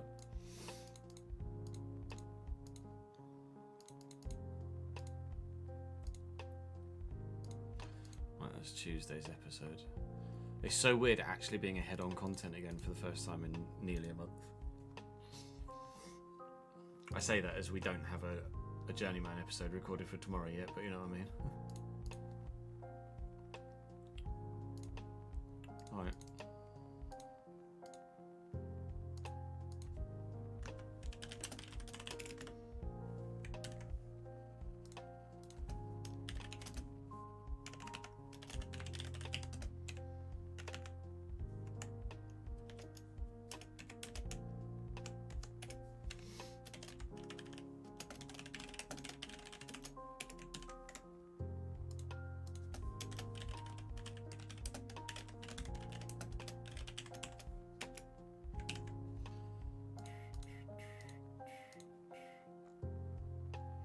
Well, the football's on, isn't it? I feel that. Still 0-0 between Brighton and Newcastle. Although calls for a Newcastle penalty. I'm just seeing the replay. Did he give that? Did he not give that? I presume there's no way. There's no. I mean, that's a pen. There's no VAR, is there, in the FA Cup?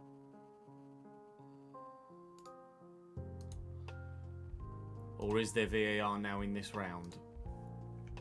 Because I think they've given the pen. Did they give that just straight away, or did it have to go?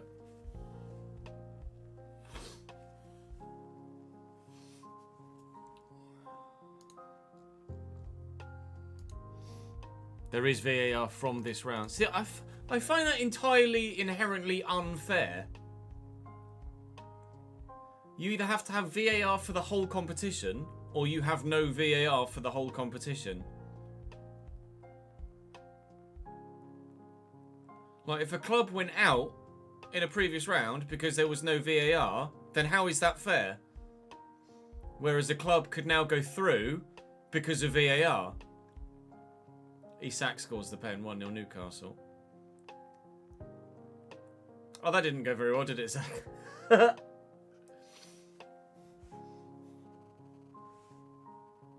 Exactly. No, I understand the point that VAR would be hard to install in a National League round, so therefore, no VAR for the whole competition.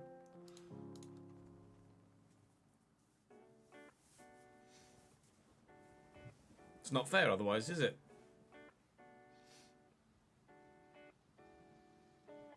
Tierney not watching. He never watches pens, does he, Tierney? Hey, Bob.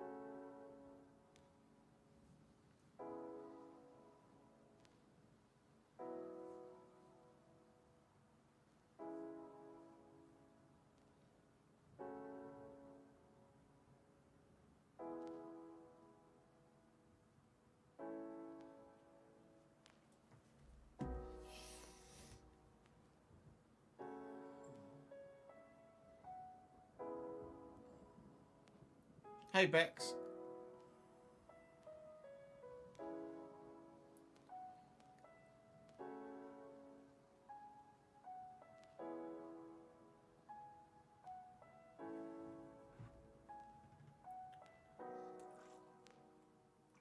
I think I've over-listened to Emptiness Machine, Zach, to be honest.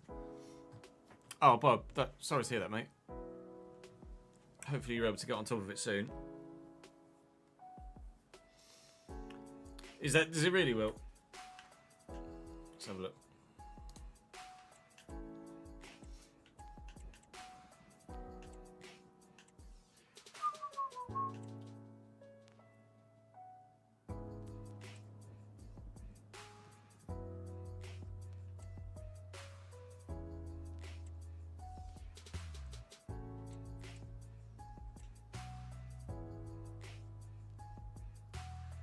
No, it's saying it's a preview, or is there another one that I haven't seen?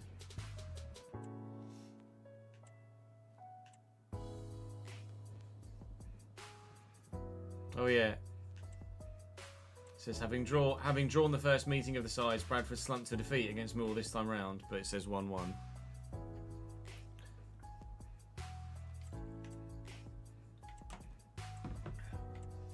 GG. Was it 1-1 when they came to me and it's just got the teams the wrong way round on the thing? Maybe that's what it's trying to show. It's just got it wrong. Yeah, I think that's what's happening. So it was 1-1 between the two of us last time, but because this fixture was Millwall at home, it's showing Millwall's at home there rather than actually drawing on the previous result, which was us at home. I think that's what it's doing.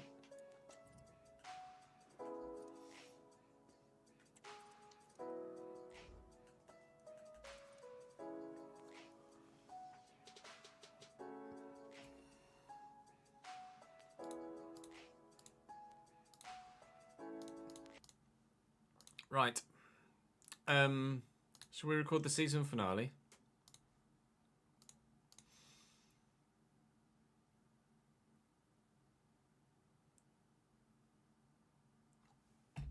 Oh, God. After a difficult time in the last couple of episodes, we head into the season finale today with a distinct chance of relegation. There are 4 games to go. We sit 18th in the division, and our first game is against a side that are in the relegation zone. Not only are they in the relegation zone, they are within 3 points of us.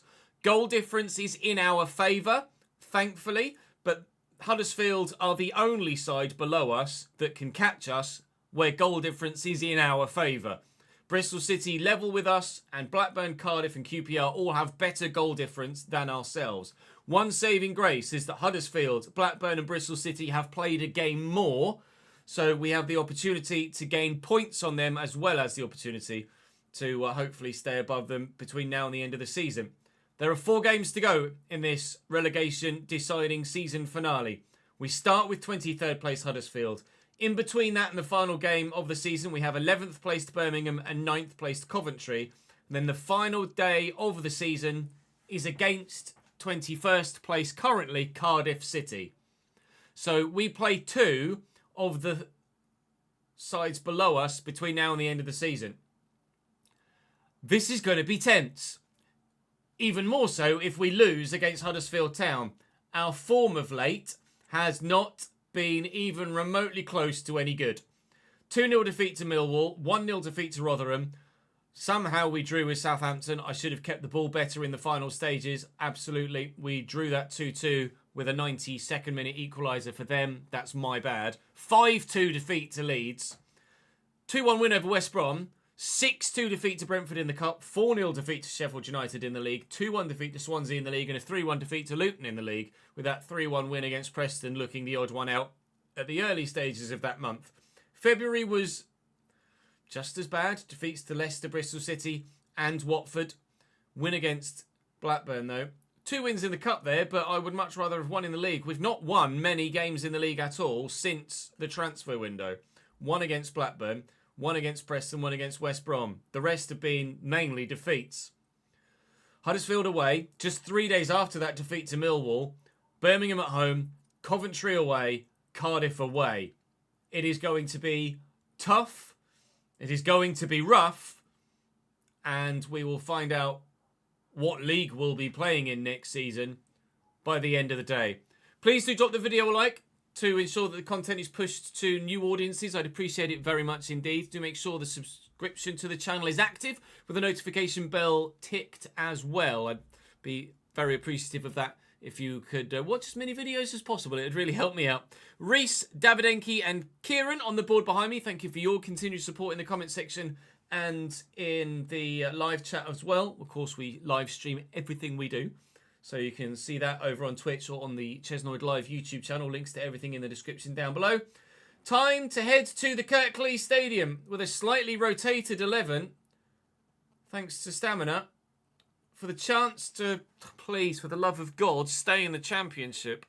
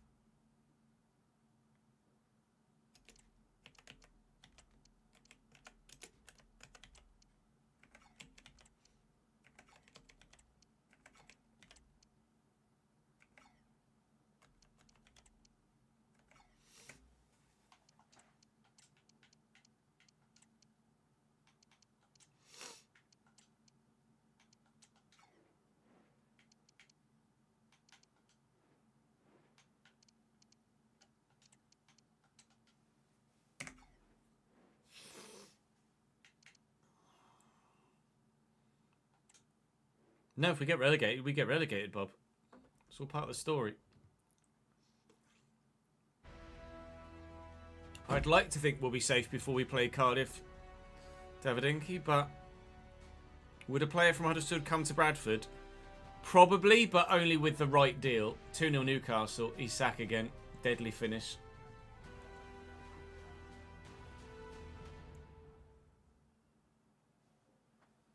Or was it given as offside? Judged by Eddie Howe's reaction. Offside.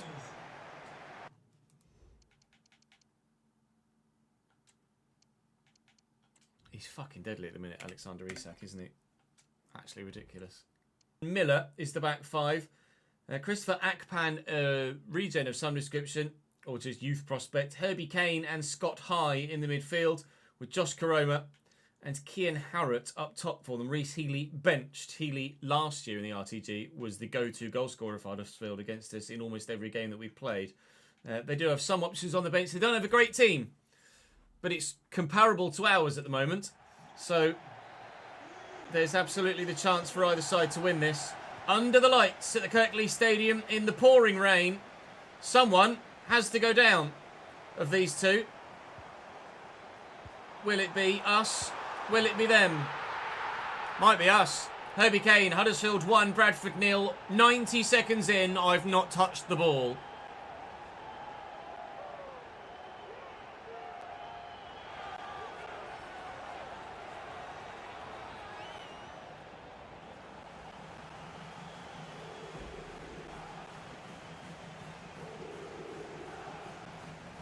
Good.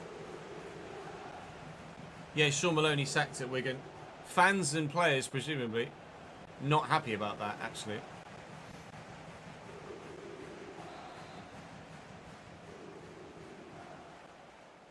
Huddersfield Town goal, number 16, Herbie Kane. Halliday, drill it to Bowie. Need to be so much better today than we were yesterday. Odor, Grimes back to Odor, looking for Jebison. Jebison from range, maybe. I'm going to get a little lucky with a deflection. I'm not going to get any lucky. It hit a hand.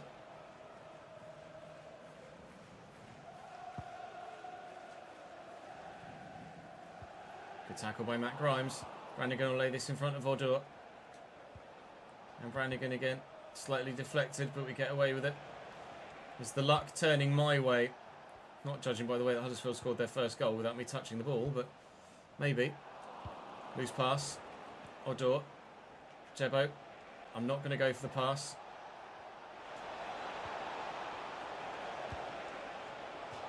Daniel, that is not good enough. You have to get that on target. You're a quality enough player to at least work the goalkeeper there. Finessed efforts from that sort of range really are not working for me this year at all.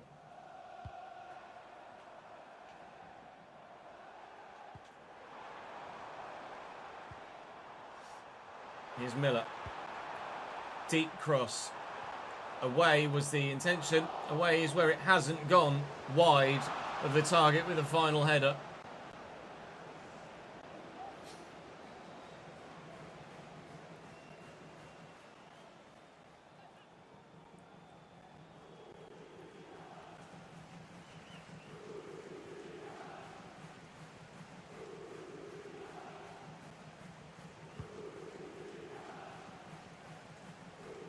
Well up, Jebo. You've headed it straight to a Huddersfield man, but at least you won the header, I guess. Well in, Bambo. Grimes. Odor's the man breaking. Bowie's the man through the gap, who just didn't pay attention to where the ball was whatsoever. You're supposed to look at the ball when you're getting it, mate. Brannigan, squared. Odor. Tight midfield three. We're very tight there, and it's making them hard to break through. Caught. Jebison. Better this time, please, Jebo. Thank you, mate. Bradford City 1, Huddersfield 1, right in front of those travelling fans who've not had far to go in this West Yorkshire derby. And we're level. That's better, Jebo.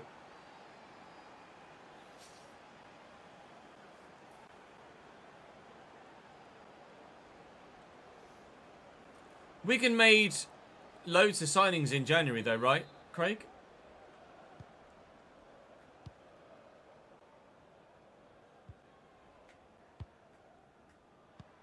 Miller and Harrott. Bambo steps in. Doesn't come away with the ball, though. Odor steps in. Doesn't come away with the ball, though. Courtney Howes does.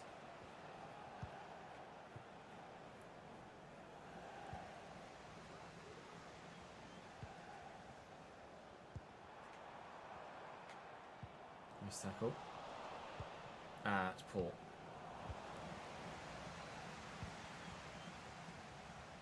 Karoma. And Kasumu. Oh, man out wide again. It's Herbie Kane. Not a bad ball.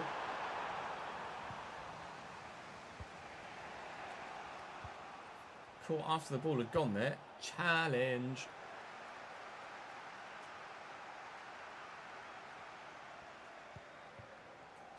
Bowie. Into Jefferson. Thought Odor was going to keep going then. And in and forward. Oh, Jebo was in. That ball finds it. Well in, Courtney Howes.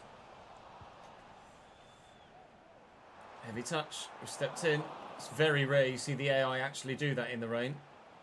Happens to you as the user a lot more often. Yeah, it might even be the first time I've actually physically properly seen it. Bowie looking for Jebo. Can't get it to him. We go again. Town on the attack. Loose touch by High. Courtney Howes in the way again. Brannigan sideways. And Gooch looking to drive forward. Unfortunately, I committed to turning just after the man had committed to the challenge. Brannigan forward. Odor keeps his run going. Can't find him. Brilliant challenge on Jefferson. Christ. Miller. Into the middle to Scott High. And here's Kean Harrott. Halliday can't get there. Away. Keeper's ball. Look for the throw. Close control needed. Close control found. Shit pass for no reason. Well in Brannigan. Not well in Brannigan. Don't do it to me again, game. I got pissed off at you enough in the last episode. Good save by Bergstrom. Keeps and away. Not my idea of a clearance, but bloody hell, we get away with it. Coventry fan, thank you for the follow, mate.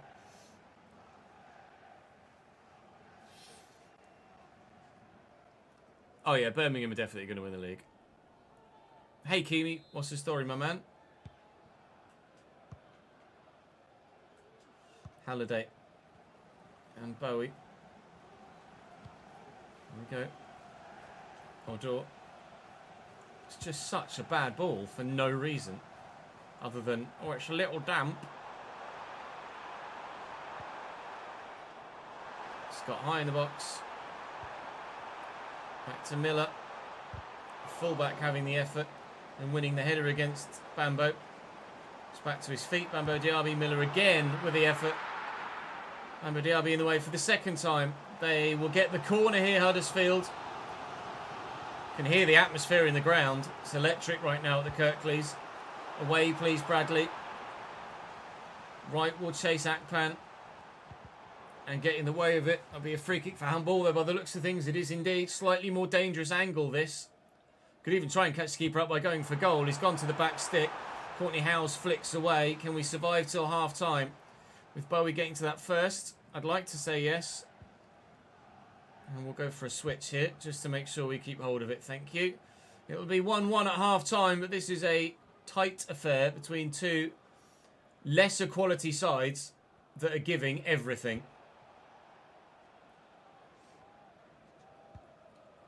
Coots to Brannigan. It might not be. It will be. It might not be. 2-1 at half-time. Jebbo. That's not Jebbo. Fuck me, game. Play where I'm passing the cunting ball, will you cock?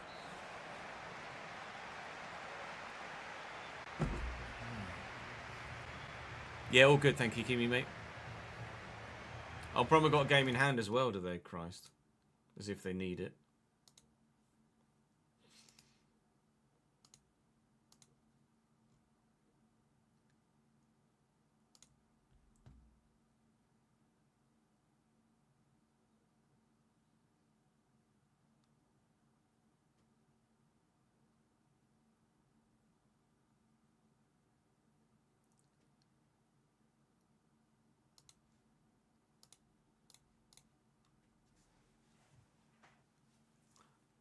Pressure? What pressure?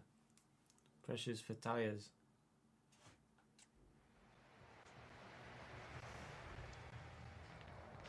Yeah, everyone's had the same reaction, haven't they, to the Cena stuff. Bambo will be number 5 next year.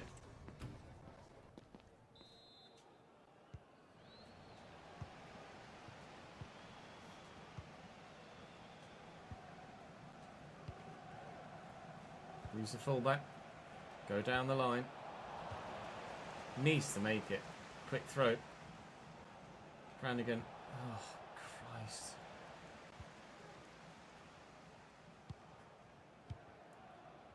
Brighton equalise. Karoma. Minter, I think he did an apology celebration. Karoma down the line to Herbie Kane. In the middle is a man on his own.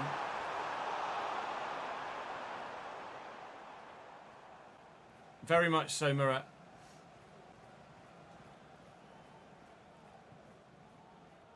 Halliday. Bowie. He's on the run, Jebbo. Oh, he's going to skip away from him. It's not a great clearance, though. I can't get to the header.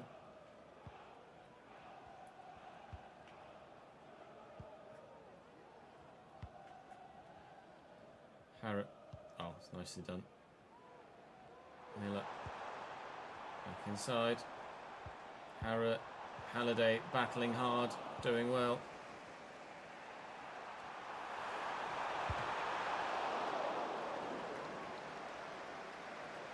Odor. Driven. Bowie found. Grimes. Needed a good close turn there. Fuck me.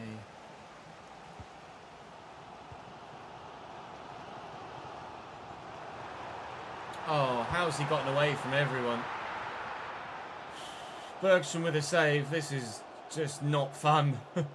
Akpan with the delivery. Halliday's up. It's, oh my God, won dominantly by the Huddersfield man. And the keeper delayed in going down for it, which really made me quite nervous indeed. We'll lay that in front of Odor and then look for Bowie. And this could open up for us. Jebbo found. Jebison needs to get the shot away, and Openda does unbelievably well to hold himself around the outside of the defender there, or the attacker even, to get the tackle in. Really, such an unnecessary heavy touch. Oh, God, we're in then again. Stupid rain. Stupid heavy touches in the rain. Still 1-1. Draw does neither side any favours. It's better for us than it is for them, but it's not great for either team, and that's wide.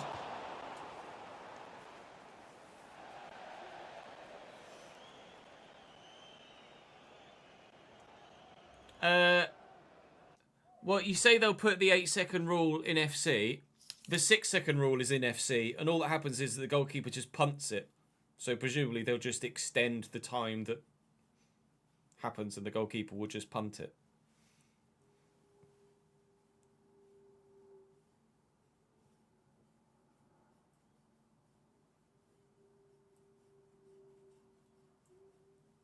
Yeah, same.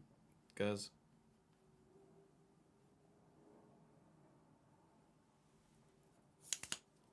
Sounds like teenage life, Kimi.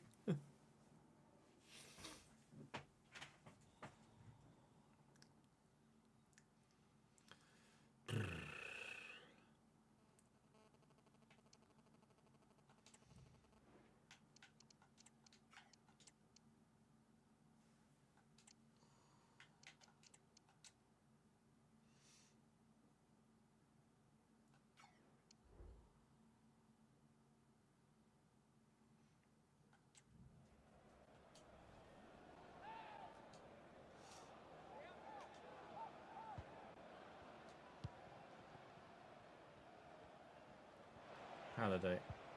Looking for Tommy Lee. Steps away from the man. Looking for the pass. And finds his man.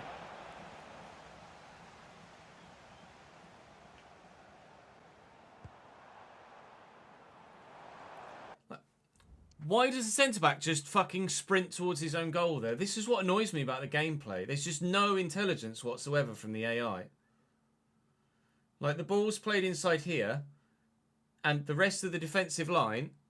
it won't let me fucking go any further. The rest of the defensive line hold where they are, but that defender... the Huddersfield man hasn't even started to run yet, and this defender just fucking books it back towards his own goal. Why? Just let this guy run. If you hold your line with the rest of your defensive line, then this guy's offside. But he's 15 yards behind the play for no fucking reason. I think it's pretty obvious what everyone made of the Mateta challenge yesterday, Kieran.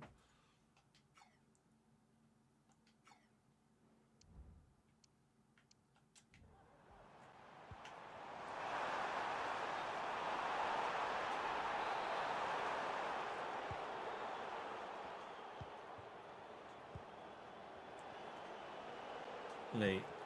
Back to Grimes. It wasn't meant for Bowie, it was meant for Jebbo. God, I'm desperate for a winner. He's onside, Miller. Fullback forward. He's shot wide. And Christ, that was really close with the offside line. He's gotten past Halliday. We really are not desperate for a new right back because Bradley Halliday's been very solid, but certainly it would improve the side to have a new right back, probably a new left back too. Although Saxon Early's been isolated less frequently than Bradley Halliday on the right hand side. It's a good ball inside. Just going to delay with my actions to try and read the play. Kean Harrott gives Huddersfield a 2-1 lead. Again, I know I tend to get a bit ragey when we're in these tense situations, but what is the defender doing? I'm in control of Bambo here. He's closing the man down. He turns, plays a pass, so I then switch to Courtney Howes. Now, this defender should still mark this guy because he's an obvious goal threat, but what he actually does is just actively move away from him and leave him on his own. looking, the guy receives the ball and the AI defender is still backing away from him until I take control and then start moving him towards the ball. Oh, slit my fucking throat. Jack, thank you for the raid. Welcome in, lads. It isn't this miserable all the time, I promise. I'm in a relegation fight. 4 games to go, this being the first of those 4 against a side that are relegation rivals, and I'm getting fucked over by the gameplay. Having a great time. This is not Football Manager, Ruben, no. Oh, well, Jack, thank you for the raid, mate. I appreciate it very much. Ruben, thank you for the follow too.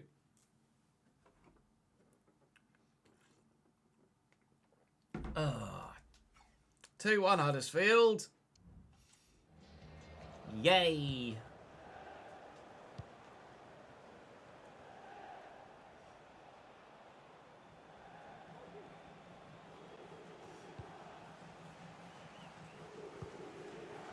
Halliday. Nice turn. Finding Tommy Lee, who's destroyed. Say, I'll take the free kick, please. Cameron Brannigan territory, this. Oh, do we ever need a Cameron Brannigan wonder goal? Please, mate. You've done it 2 or 3 times already in your Bradford City career. Oh, God! He very nearly did it again. His previous 2 free kicks have been bar and in.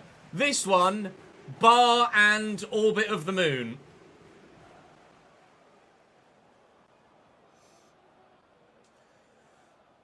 Ah.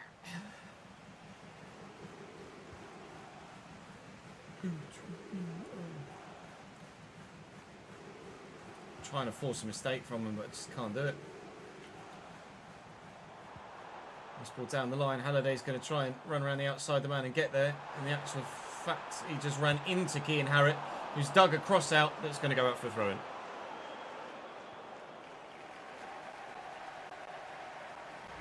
Yeah, true. The AI defending sometimes is as questionable on FM, so it is easy to follow. Brannigan inside to Grimes. Got runners. Come on. Actually go inside here. Brannigan! Yeah, well done, Brannigan. Brannigan! Jebbo, please. Big save, Lee Nichols, in the 84th minute, and his teammates know it. That might be the sort of save that helps keep Huddersfield Town in the division. Jefferson wins the header. It's bloody my centre-back that it's come to, and then I've passed it, and it's come to another centre-back. Armando Dobra around the corner. Cuts back well. Need to find a teammate in a goal-scoring position. Could it be Cameron Brannigan? Oh, you jammy so-and-sos! Still 2-1 Huddersfield. How have we not scored? Tommy Lee. Oh, needless heavy touch because of the rain. Jebbo! Jebbo! Jebbo! Yeah! 2-2! I don't need to say any more than that. You can feel the emotion in the voice. You know the scenario. You know exactly what that goal means. Jefferson over the top looking for Bowie. You think that explosion was big? Oh, imagine the explosion if we find a winner. Brannigan. Huddersfield really, really compact back here to try and keep us out. Bowie's made a great run. Bowie! Yeah! Yes, yes, yes, yes, yes! That might be survival in the Championship for Bradford City against our second biggest rivals. Get in! Bradford 3, Huddersfield 2. That could mean survival. Told you it'd be a big explosion if we scored a third. Fucking going.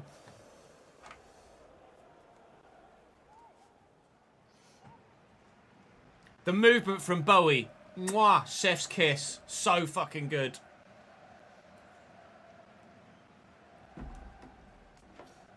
I'll show you it again. The movement from Bowie is what sets this apart. He's got the ball here. Little dummy, then shifts. Draws another defender out of position so that Tommy Lee has some more space. And then Bowie is going to notice that this gap opens up. I'm pointing at my screen. He's going to notice that this gap opens up here. Drifts past the midfielder. And takes him one way to then run in behind. He's actually drawing this midfielder this way to then run that way. So he goes one way, then spins him and bursts into the gap. And Tommy Lee, with the pass potentially of the season, that is defence splitting by definition. And then Bowie has been arguably the best signing of the save. After Samson Tavide has scored 99 goals for us before we sold him, Bowie might be the best signing we've made. Oh, God. And breathe.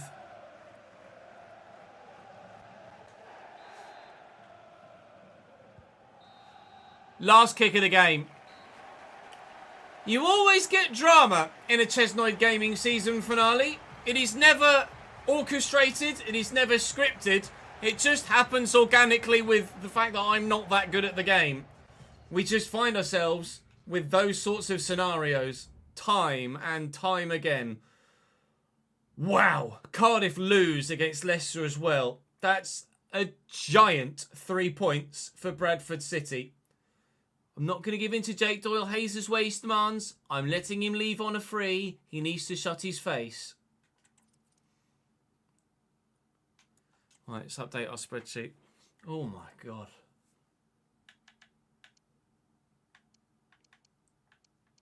Actually, has there been anything to go in there? There hasn't, has there? No. Because it came just so quickly after the last one. We might get a travel costs. There's not really many travel costs going from Bradford to Huddersfield, but it might give us one.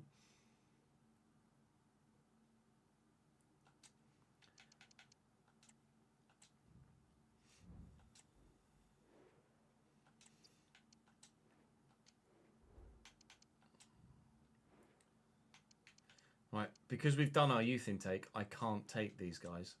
So I'm just going to reject them. As per the rules of the save. Jake Doyle Hayes has now been approached by someone.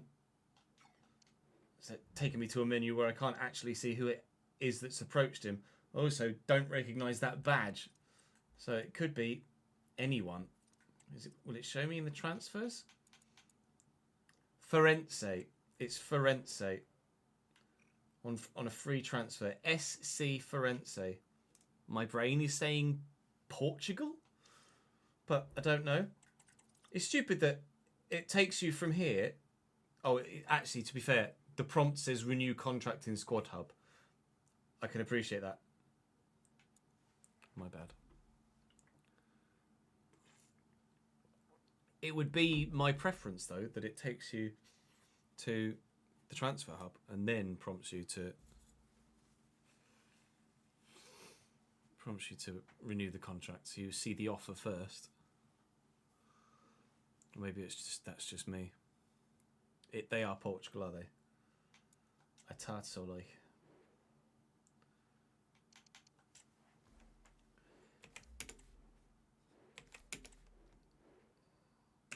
Oh, I think we just had our very own Julian Brandt moment. House and Diaby are knackered. Everyone else is fully fit. Make sure that Birmingham are playing the side they should be.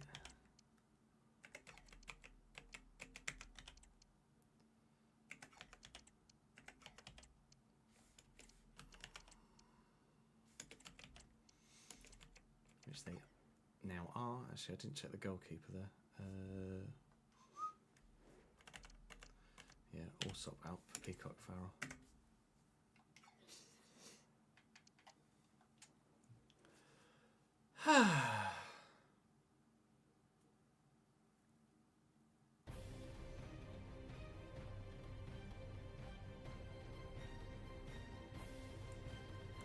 Yeah, it would be my preference for it to do the other way round, Gus, I think. They say so-and-so's been approached. You're like, oh, approached by who? Take me to the transfer hub. Oh, I guess I'll renew his contract then. Because the decision as to whether to renew his contract or not might be decided by who it is that's bid. So you want to know who's bid first before you then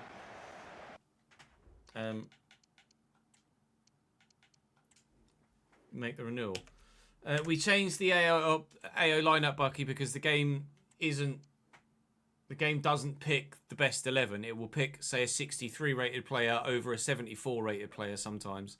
So we by default, just to make the game more realistic and to have as big a challenge as possible, we select the best 11 for our opponents every time.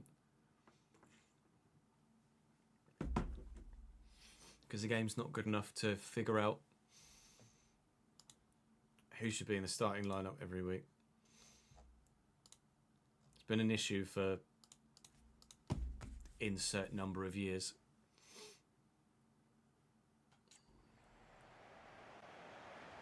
At least 4.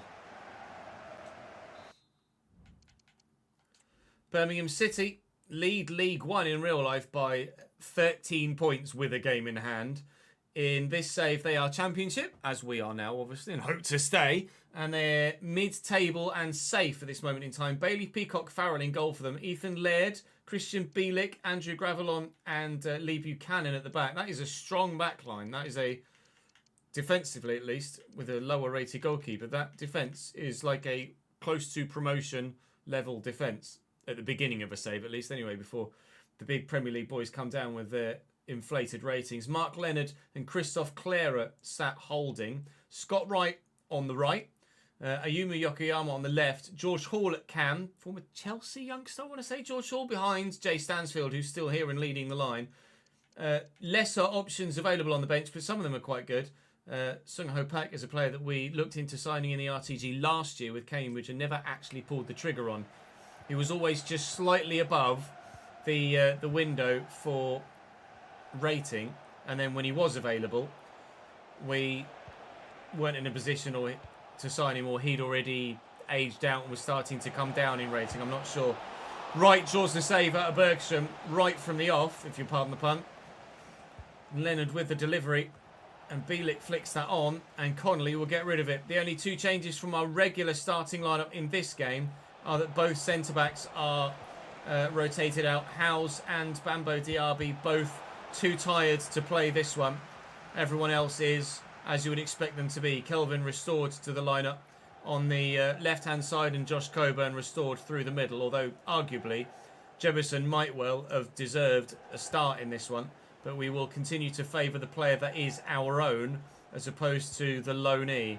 We want more growth from Coburn than we do from Daniel Jefferson. And they're both just as likely to score us a goal as the other. Coburn could be in to score or help us score here, but Kelvin couldn't have been more offside if he tried.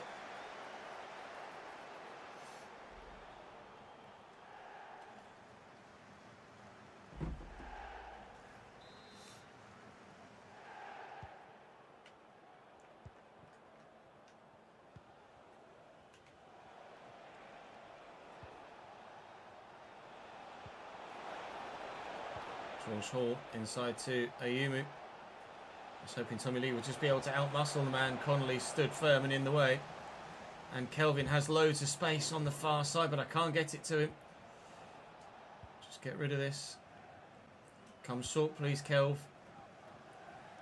Could have sworn that had gone out, but never mind. Through the gap. Coburn. Kelvin on the run and onside this time. Stretch those legs, Kelv. Delivery's not bad. Bowie's header is.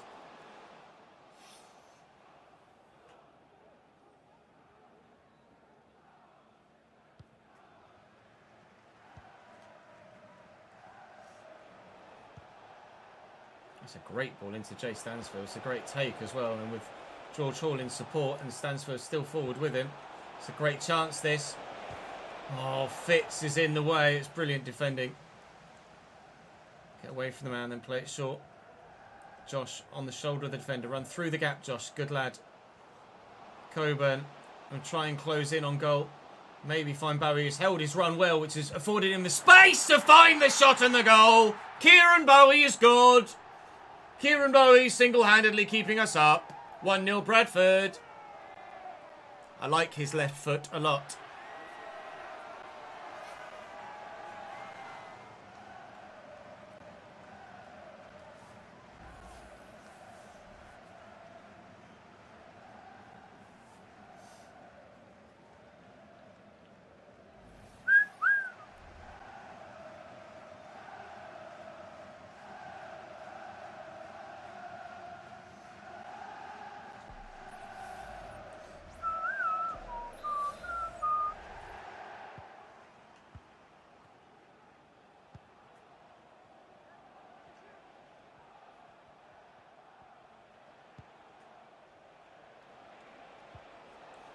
Around the corner to Wright. Might be the lowest rated player in their team, right? But he is involved in a lot of the play. Jay Stansfield's a bit good as well, but thankfully on this occasion he hasn't got his shooting boots on. Don't know if Jay Stansfield is right or left footed, but I should probably know that, so I know which foot to try and turn him onto. It's a lovely little give and go. Tommy Lee and Kieran Bowie link up again. Josh Coburn making the run, time it right. Coburn's in, and Coburn gives us the 2-0 lead. And you can hear from the roar of the crowd exactly what that means as well. Are we saving ourselves today?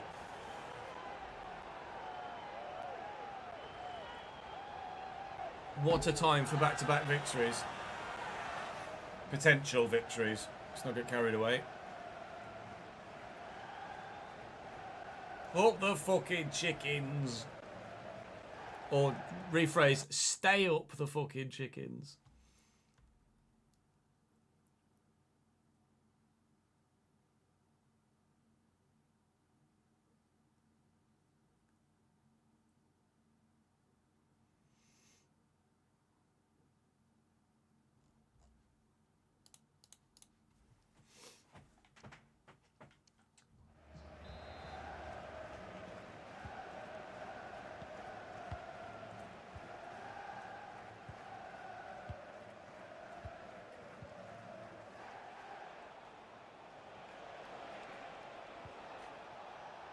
Right.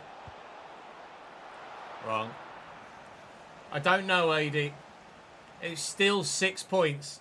Let's not get carried away with 2 wins. There's still a long way to go.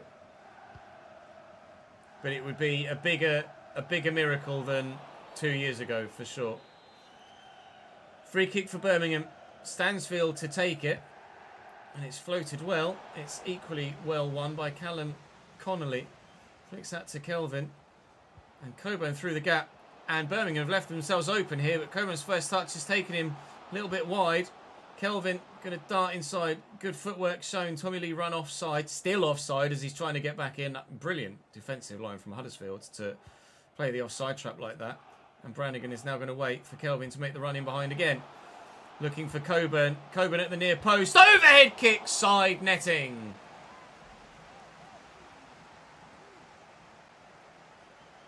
I wouldn't say Kelvin has been kind of bad. I'd say that the other two have been far more impressive.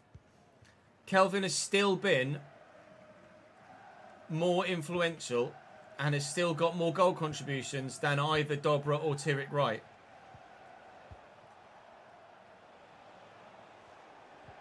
Well in, Fitz. Well in, Fitz again. Nicely through the gap. Why are we now playing really good football, whereas against Huddersfield, I've particularly struggled. Coburn. Good block by the defender. Turns out this side in blue and white, with not really much to play for, perhaps is part of the reason. Huddersfield are scrapping for their lives at the bottom as are we, which is what led to an unbelievably tense game of football with plenty of drama in it. Birmingham, not really much to play for at all. They're not even going to be that worried about the prize money for what league position they finish in because they've got such strong ownership. So they're just going through the motions at the end of the season, whereas this means a lot to us. Kelvin Early ball. Dink. Great first touch. Support on the edge. Tommy Lee. Just keep it. Bowie. Tommy Lee. Into the box. Tommy Lee. Across. Coburn. 3. Brilliant move. Excellently done. That is surely 3 points now. Bradford City 3, Birmingham City 0, and the goal difference will come in handy too.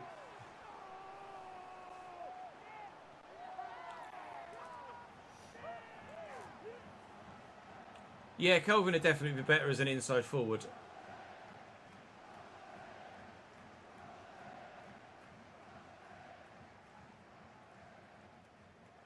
We'll see what the finances look like next season.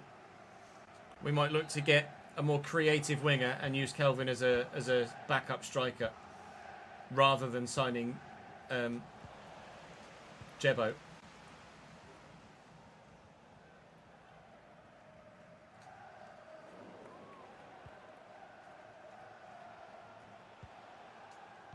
Relian Halliday. Through the gap, Bowie. I mean, we're in again. Claire is trying to close me down, but he can't get there. Coburn on a hat-trick. Doesn't have it. Big save, Bailey Peacock-Farrell. 4-0 at half-time. Would have been, well, it still is, really, a half for the ages. A couple of days ago, a couple of episodes ago, we were 4-0 down at half-time against Sheffield United. We were very nearly 4-0 up at half-time here against Birmingham. Kunken Trousers, thank you for the follow, mate. And Bucky, by the way. Yeah, Wright and Dobra will leave in the summer.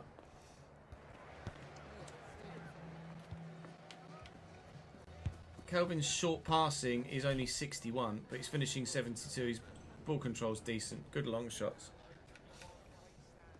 I think Kelvin would be better as a backup to Coburn and Bowie. Or Bowie. And then we sign a more technically gifted new winger. It's going to be a very busy transfer window, I think, in the summer. Very busy indeed.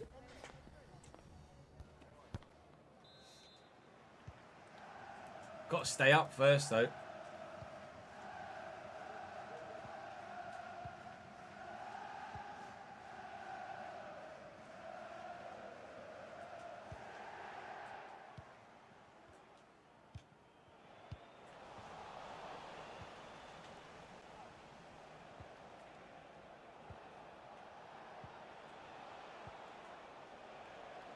Leonard.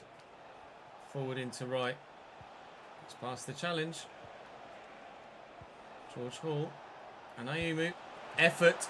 Very well taken. Very well saved. And Wright can't recover it.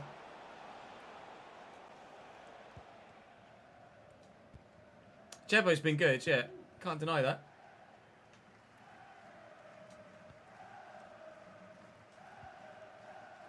Grimes.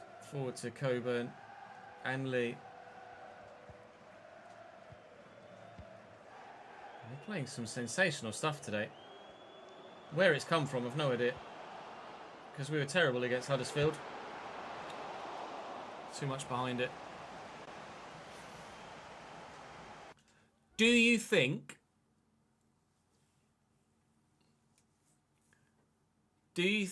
that realistically Jebison would want to join us after his contract runs out? Or do you think that Jebison is using this loan deal as a way to show that he's got the quality to sign for someone better in the summer after he leaves Bournemouth? I agree about Fitz. I still think I'm probably going to move him on though.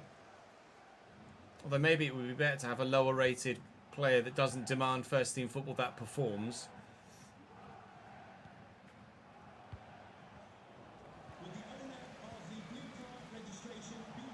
Stansfield.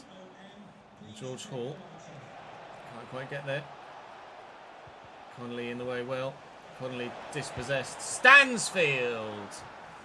Bergson with the stop. Corner. Birmingham. Well up, Tommy.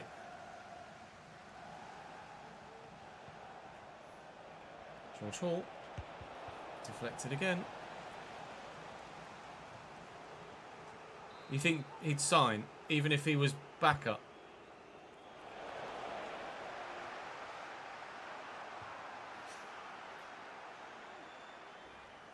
Because he's not started in this loan spell, has he? Coburn has.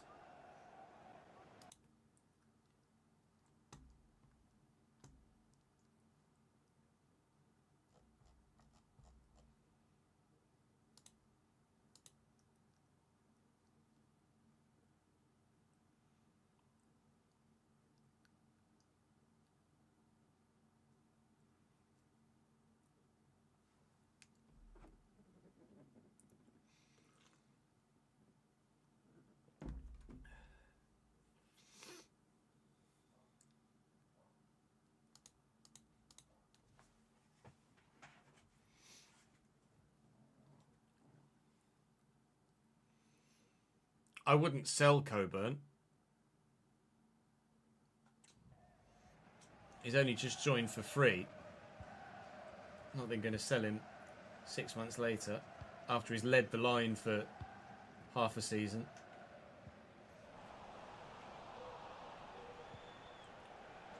William Bradley. Looking for Bowie. Inside well to Grimes. Good.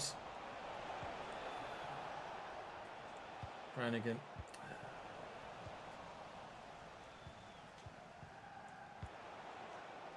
It's Hall.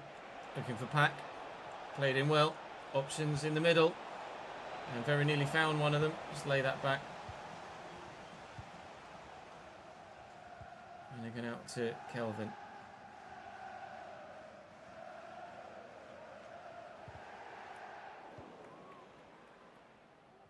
I also find it wild that if you jog, the AI, like, unless you actually sprint, the AI is just so easy to hold off if you just jog.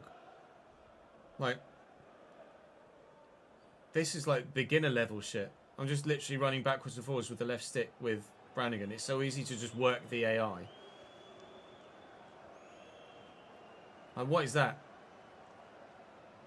The only reason that there's any sort of entertainment in the football at all is because I don't play it as a video game. I play it as football. If I played it as a video game, win 10-0 every week. Grimes. Lovely ball to Coburn. Grimes got mullered. Can't finish.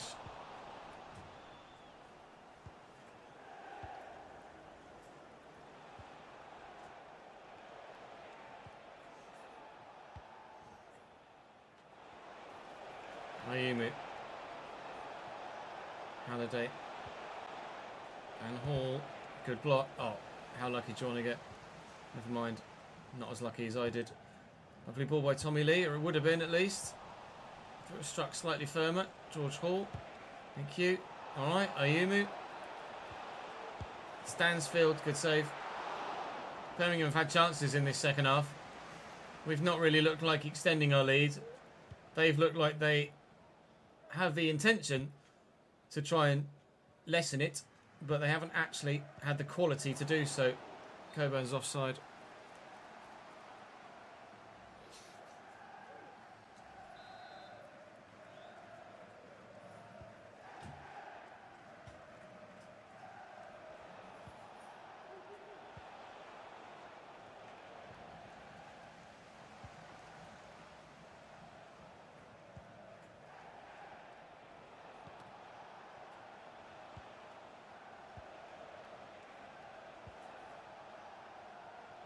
Ayumu.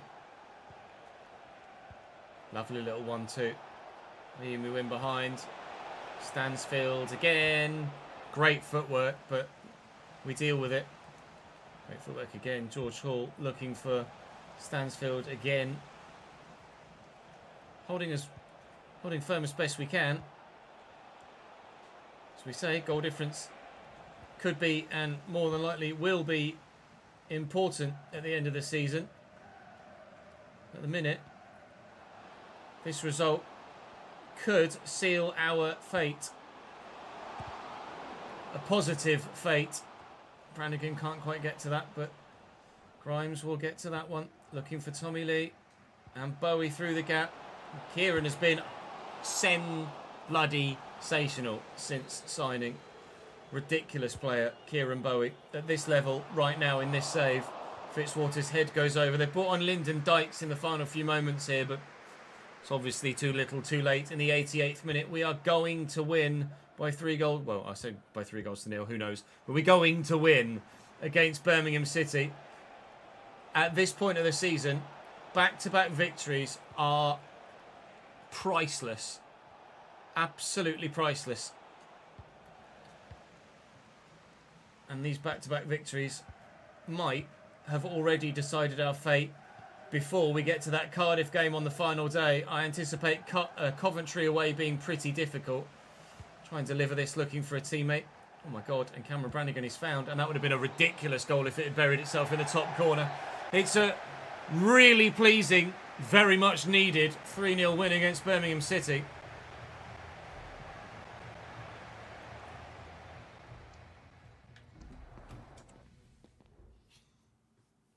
Cardiff 2, Huddersfield 1.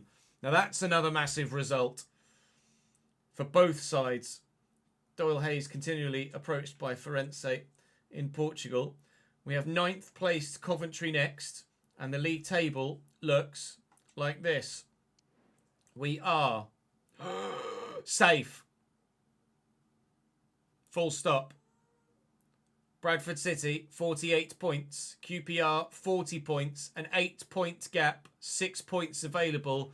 We will be a championship team next year.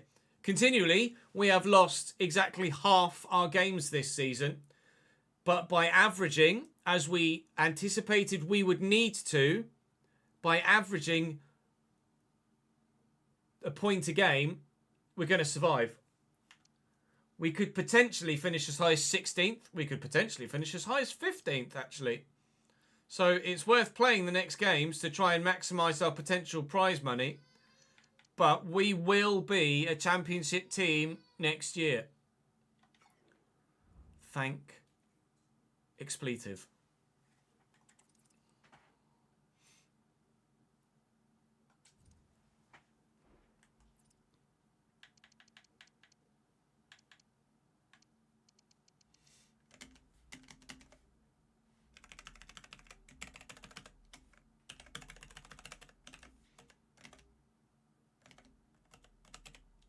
Six and a half.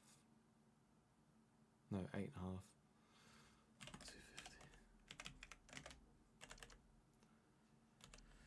250. 24759. 24759. 571932. 571932.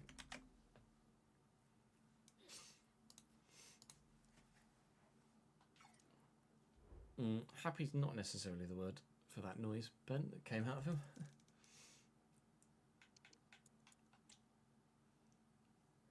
It is the noise that normally comes out of our son.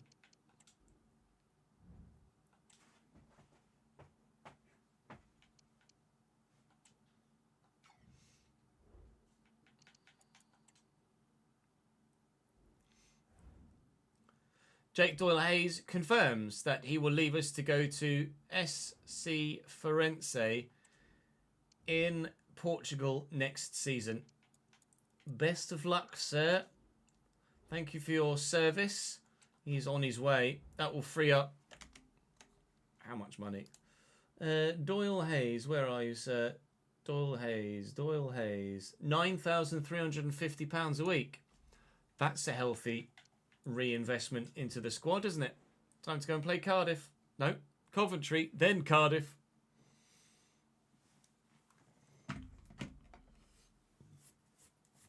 I'm just going to go and have a quick toilet break, chat, if you don't mind, and then we will continue on. B.R. Bizzle.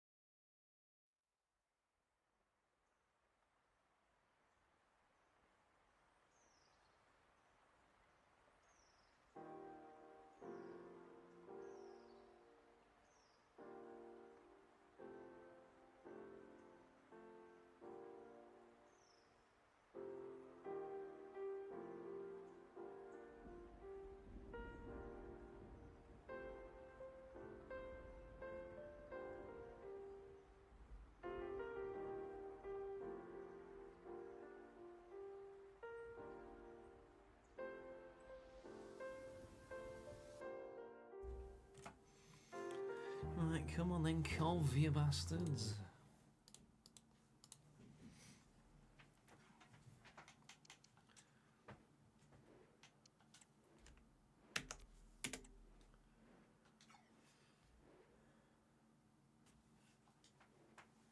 We're at full strength, but... Oh, I forgot about CMAS. Oh yeah, that Beset guy was interesting, wasn't it?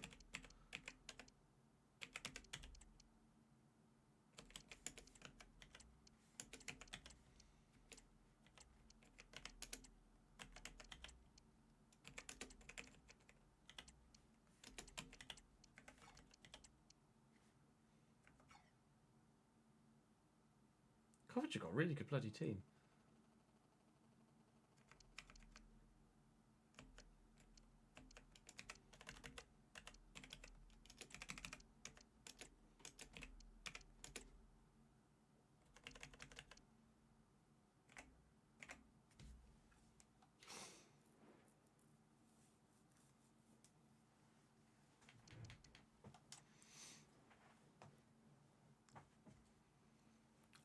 No Van Evijk, I don't think. I think they sold him.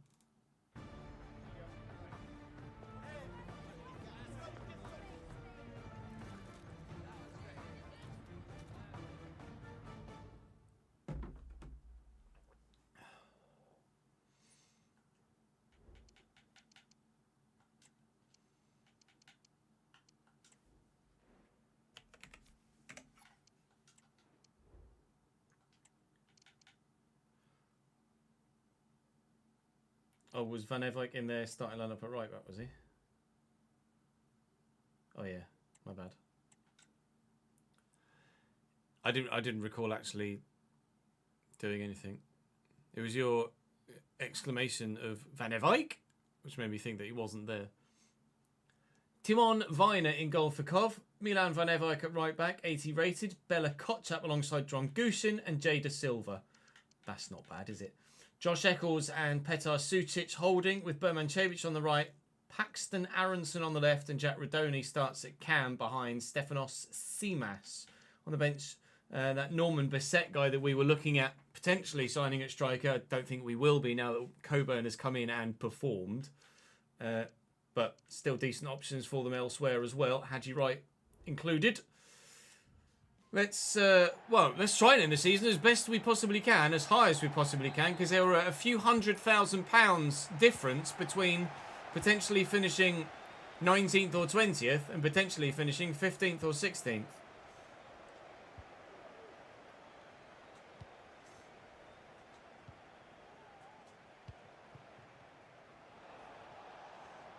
Kelvin. No.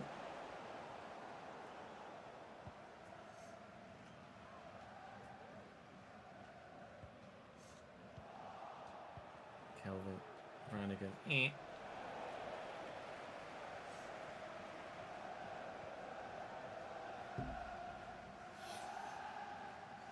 Still 1-1 between Newcastle and Brighton.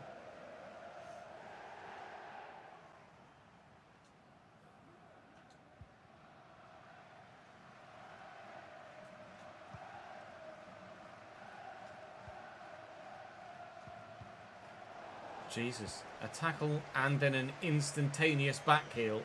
All right, Josh Eccles. Chill, mate. Simas. Bambo Diaby doing Bambo Diaby things. There we go, Josh. Well up, lad. Down the line quickly. Kelvin. Yeah, Milan Van Evijk's probably going to be pretty good for them at right back, isn't it? Rudoni. Bermancevic, Bermancevic.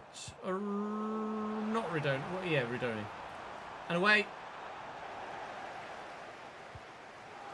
Oh, God. Defender just broke his back on the advertising hoardings. Nice to see him do that, though, rather than just phase through it. Aronson with the corner.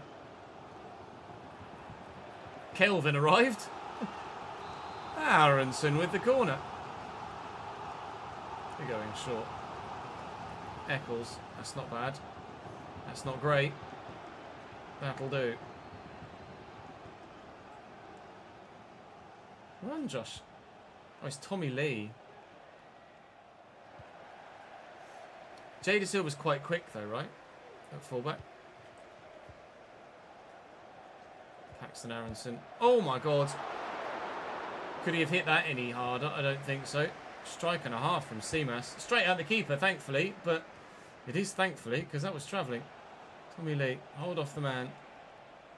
Our Lord and Saviour. And Starman, Kieran Bowie, doing it again. Still tucking it back. Tommy Lee. Good save by Viner. Kelvin. Brannigan can't get there. Nearly 1-0.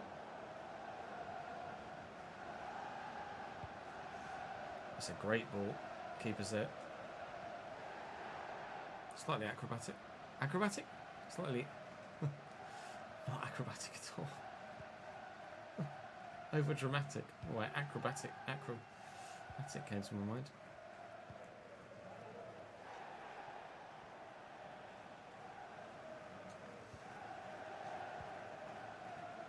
Brannigan. Coburn.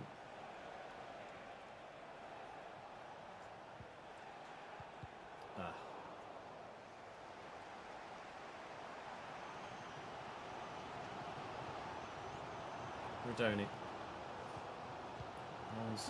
Rotherham Brothers. Good header. Brannigan. See ya. That's beautifully done. As is the pass. Ow! Everything but the turn.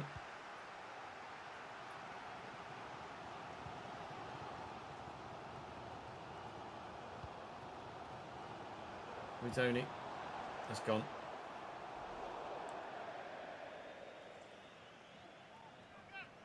Champions League final, FA Cup final, 1 point for winning the league. Go on, Alex. If you do the treble, is that save complete, do you think? I agree, Justin. It is a pretty good team, isn't it? Well up, Josh. Lovely header. I thought it was going to go again, actually. Oh, Tommy's left the man behind. We go to Brannigan first, then round the corner. Nice ball. Seamas is very good. Might be the same rating as Bassett. And if Bassett is any good, or as good as... oh, if that gets off to Kelvin. If Bassett is as good as Seamas, at 76 rated as well, then he might be worth signing at some point. Lucas Bergstrom, what a save. Bergstrom at the beginning of the season would never have made a save like that. Absolutely thrilled with the growth of Lucas Bergstrom, and absolutely you guys in the YouTube comment section made the right call in keeping him in the team. Oh, yeah.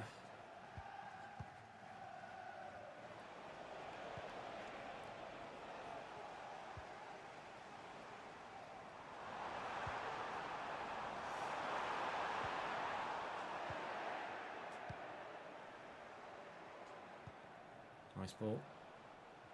Oh, and he's beaten Van Everijk. Brilliant run by Kelvin. Oh, shit.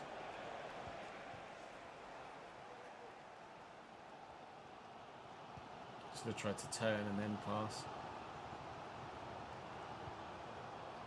Great ball into Sutic and Seamas. I like that guy a lot. He's deadly. Coventry 1, Bradford 0. That has flown into the back of the net. Worthy of a replay, I think, actually, to be fair. Seamas is just clinical. Smash. 19 metres out. Shot power too much. Right inside next to the post. Unbelievable goal.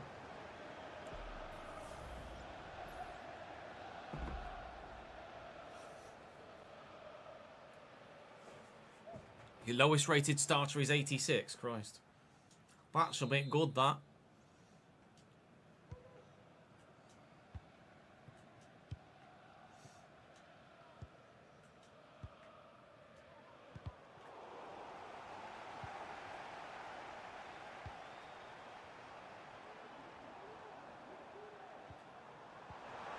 He might do it again. Courtney Howes wasn't in the way. Well in, Tommy.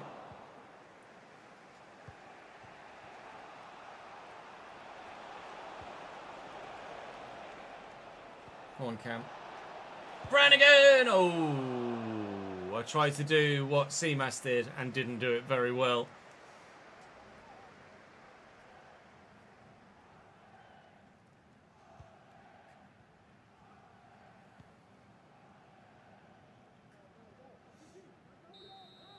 Union Berlin, your team in real life, Fulham? Or the team that you've got in your career mode?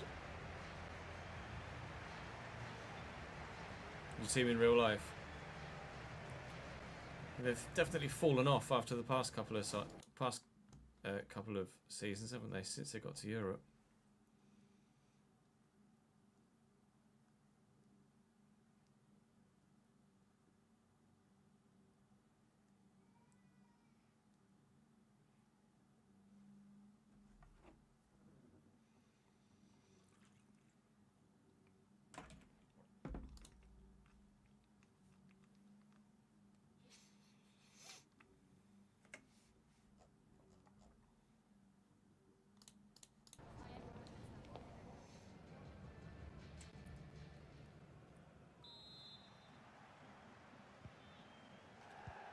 Welcome back, Marcus.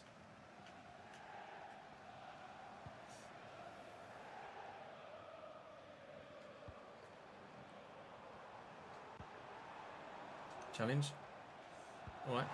Don't then. Van Nevite.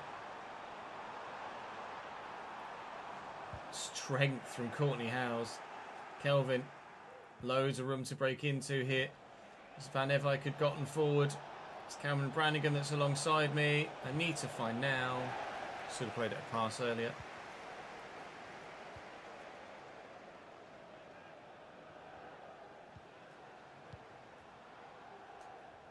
Lynn Saxon.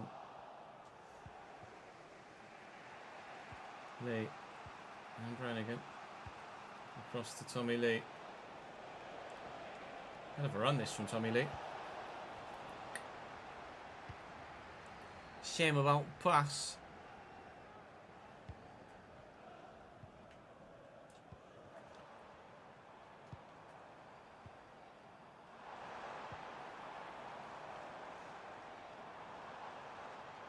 Oh, brilliant burst through the gap from Paxton Aronson. Seamas' shot blocked.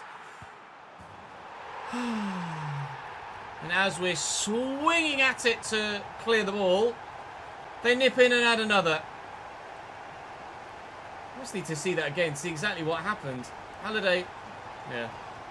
He's controlled it, and then he's just in the process of trying to clear it. But had to, like, turn inside himself to try and do so. And Seamas has just nabbed it off him. 2-0!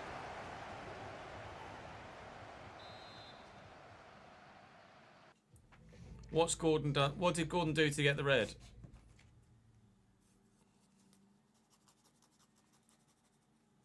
Is he suspended for the Carabao Cup final now because of that? And Isak looks like he might have picked up an injury as well. Or are they just resting him perhaps?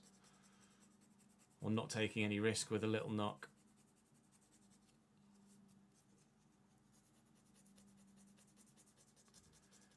They've just lost Gordon and Isak for the final in the space of fucking 2 minutes. Then that is brutal.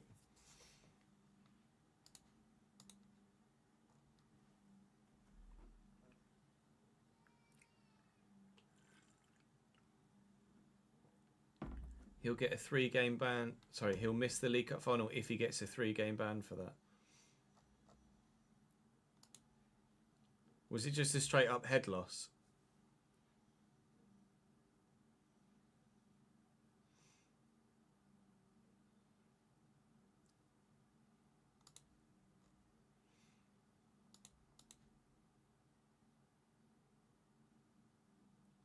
Raised hands at head level. Oh, idiot. Head loss. No, it's not competition specific ban. It's domestic competitions. Bans are for Europe, and there are bans in Europe, and then there are domestic bans, but it would cover all competitions.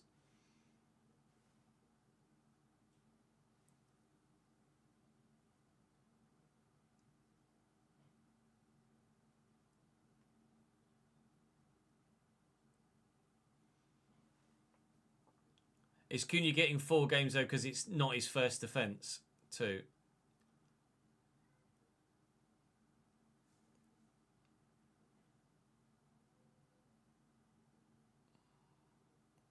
Brighton playing fucking pinball with the Newcastle backline from that corner. Believe so, because it's not his first offence, yeah.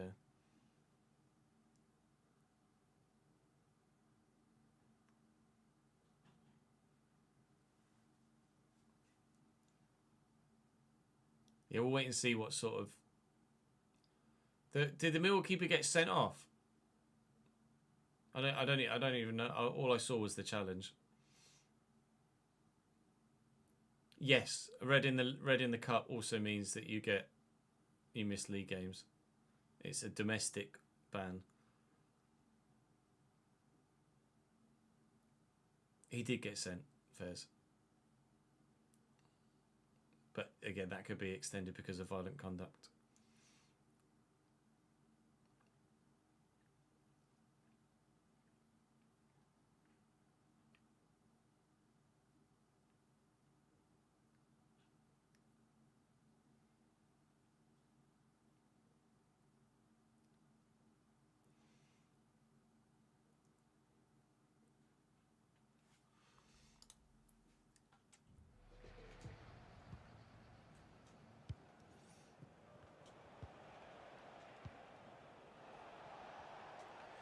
Lee. Bowie. I don't even know how he's done that.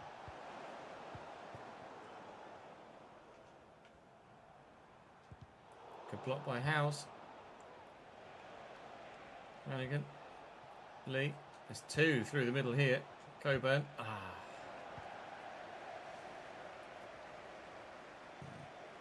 nicely done, Rodoni. And Simas. I love that. Courtney Howes is very good. He's just got the stamina of a goldfish, so he's going to have to get replaced in the summer. One more. We're back in it. The Bowie-Coburn combination once more. He only just managed to squeeze out of the near post, to be fair. I thought for a minute he'd actually genuinely missed it. But it just managed to get into the back of the net. Cool.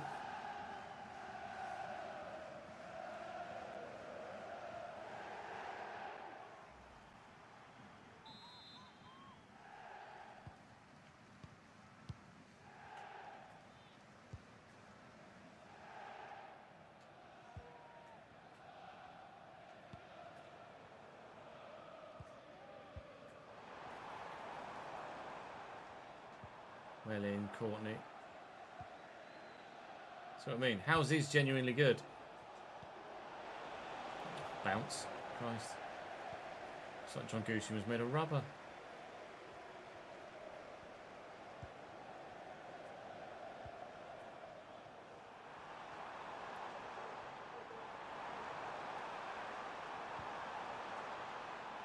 To Silva.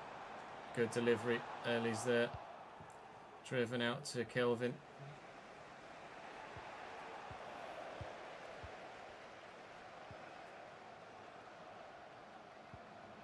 Well in.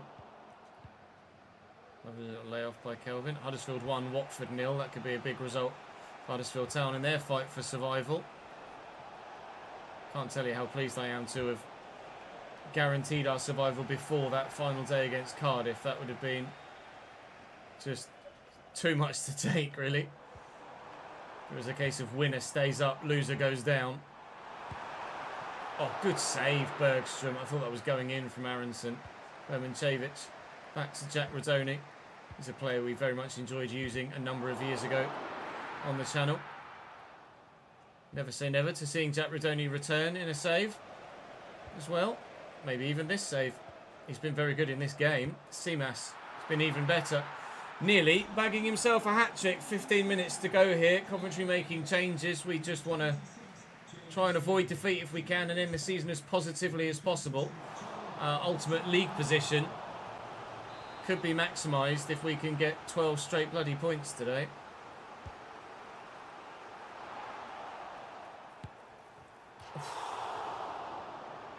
Lamptey off now for a second yellow. Jesus Christ.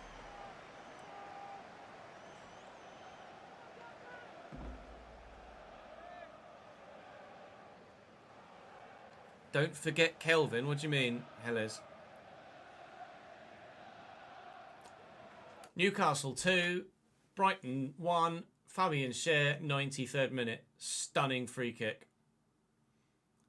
The cross is perfection. The volley is an absolute peach. Clean connection.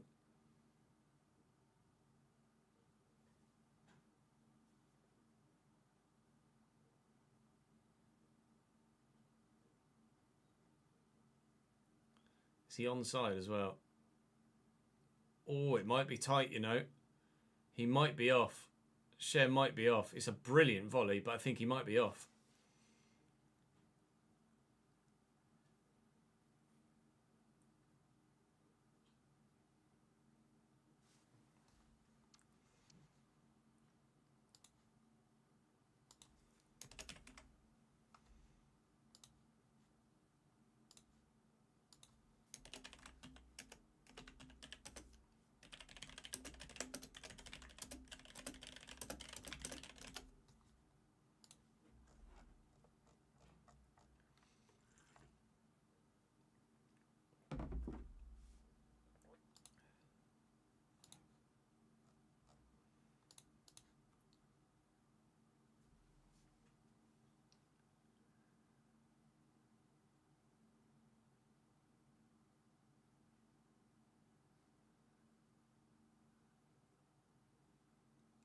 Waiting with beta. I'm sure he's off.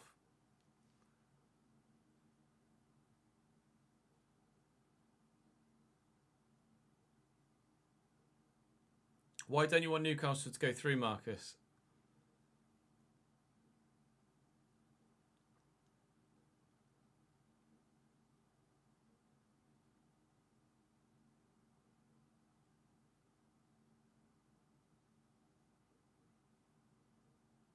Well, he's only just given the signal that it's gone to VAR. Just blew his whistle and did this, but then nothing else. Surely we know it's gone to VAR. It's been a minute and a half.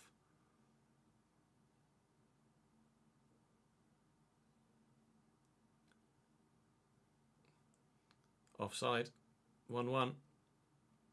Oh, you put a fiver on Brighton to win in extra time.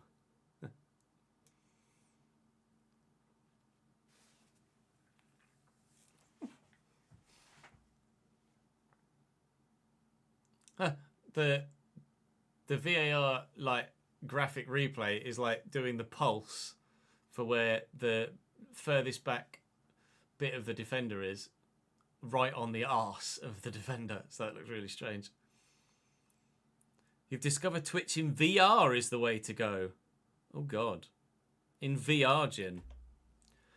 You really want to watch this in VR? Hi, Jin. Virtual reality cheese.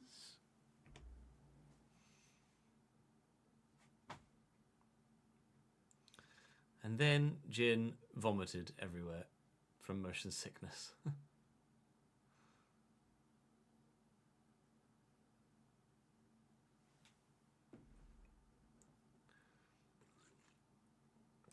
Okay, that was a little too close.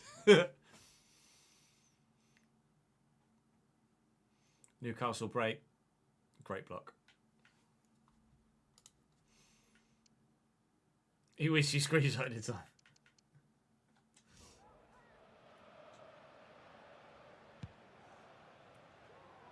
Win that, flick it. I mean, he's done exactly what I asked him to. I just not gotten to it.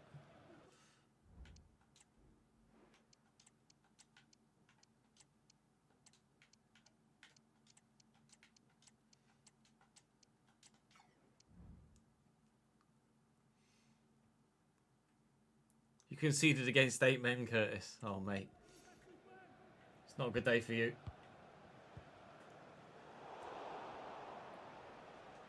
Grimes, Tommy Lee. I see the run. Kelvin was on.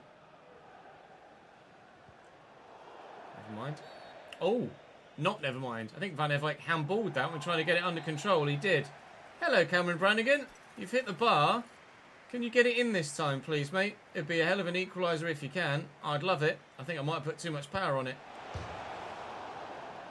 Ah, Cameron Brannigan with a free kick, hitting the bar. Name a better duo.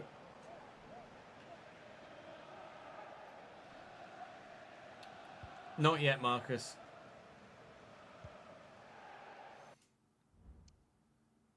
But it will be about to be. Goal kick Brighton. That's a great ball. As is the first touch. Here's Redoni. He's got the run. Oh, I didn't see that run. I just tried to block the shot. You try and fly in front. It needs to know contextually what you're trying to do with that slide tackle. And to be fair, I have slid in front of the man. He's just fallen into me. Hadji Wright off the bench, immediately takes the pen and has it saved. Thank you, Lucas Bergstrom. Appreciate that very much indeed. Hadji Wright on the pitch for 3 seconds and misses a penalty. I feel like justice is done. I was just trying to block the shot and he fell into me, so I don't really feel like there was a foul there. Drongushin, Aronson, thought they were about to score anyway. Bambo Diaby doing Bambo Diaby things. Coventry 2, Bradford 1 continually. Aronson with the delivery. Bowie with the... Oh, I hesitate to say clearance. Now it will be. Jesus, they're still playing. 99th minute.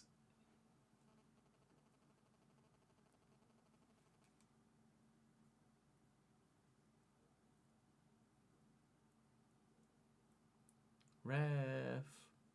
There you go. Extra time on the way.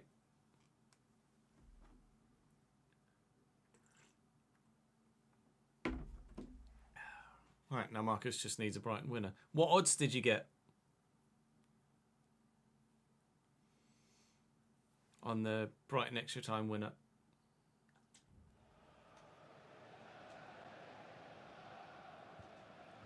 Six to 4.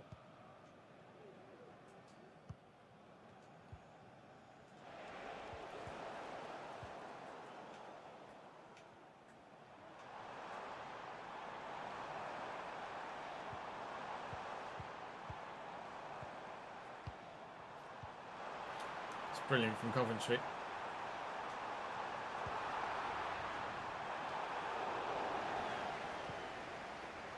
Counter attack. Space for Kelvin. Space for Jebo. Jefferson wants maybe to sign for us permanently at the end of the season and has equalised in the 92nd minute.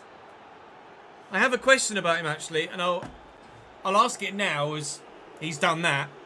I'm going to mention it again at the beginning of Season 5 as well. Seeing as Josh Coburn is our starter,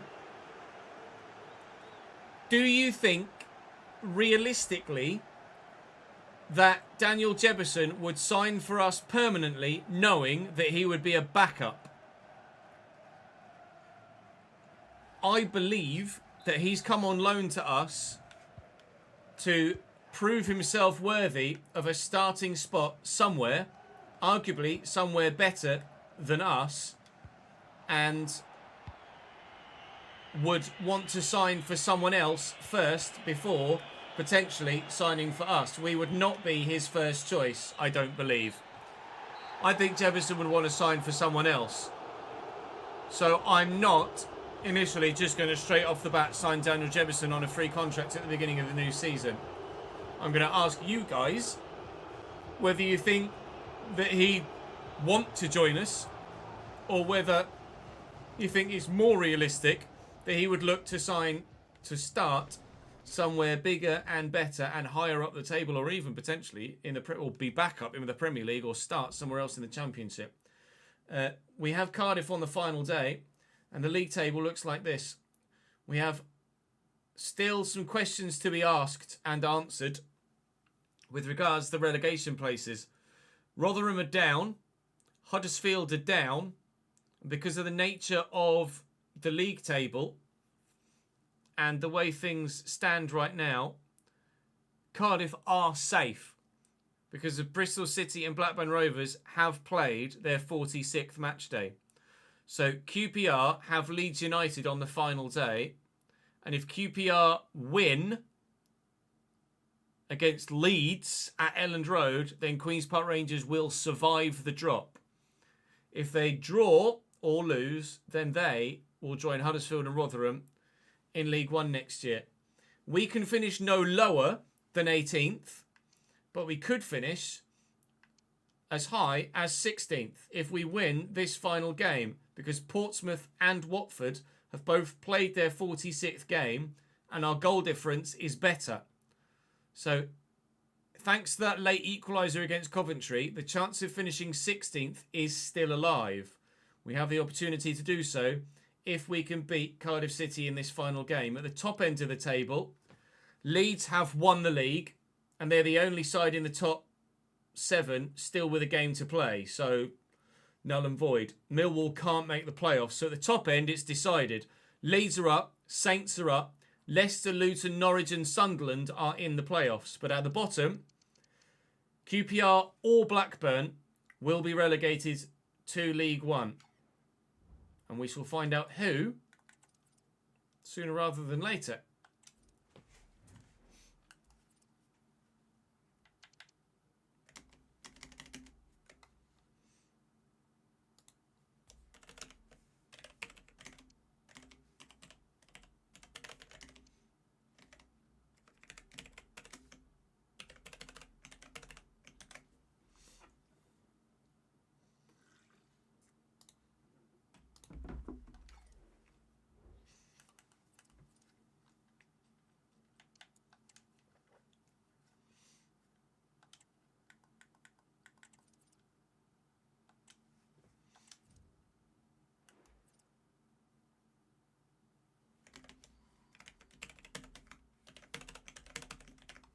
We are still playing 2-4-9-20, right?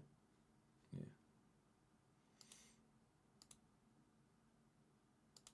And that is bottom half, yeah.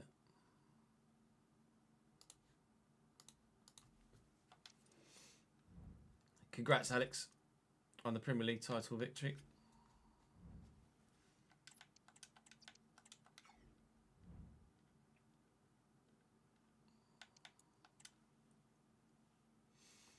Were you just simming games, Marcus, and ended up actually getting to the final?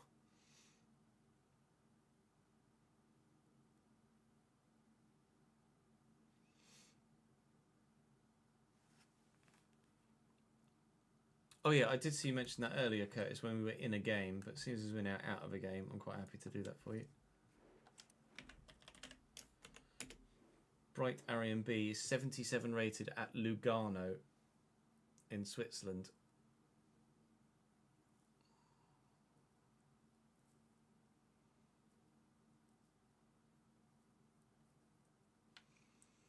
And he's a bit quick, really.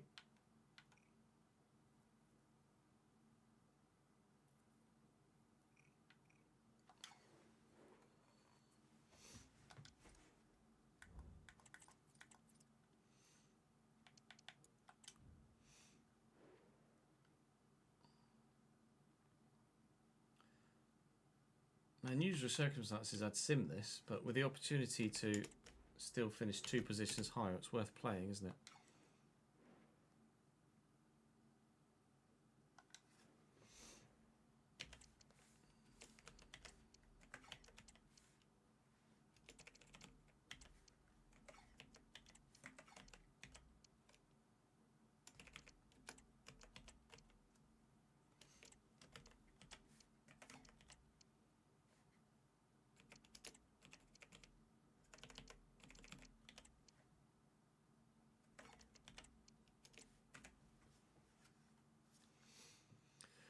Charlie, thank you very much for the 10th month, mate. Appreciate it, man.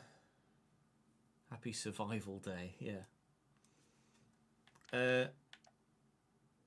I see.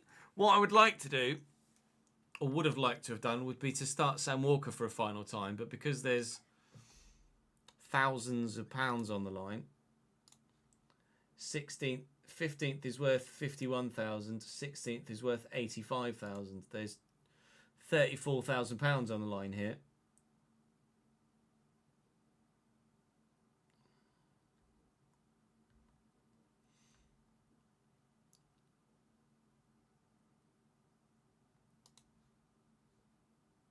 I don't know as I can.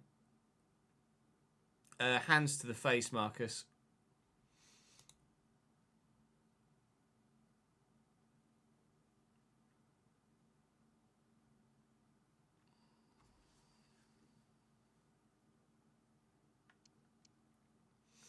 Happy to start Odua though.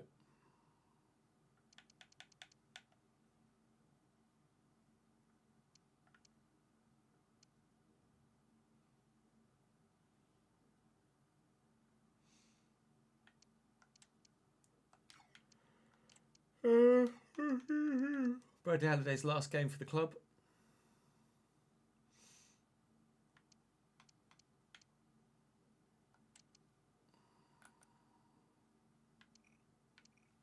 I mean, Jebbo is, on paper, better at Coburn than everything.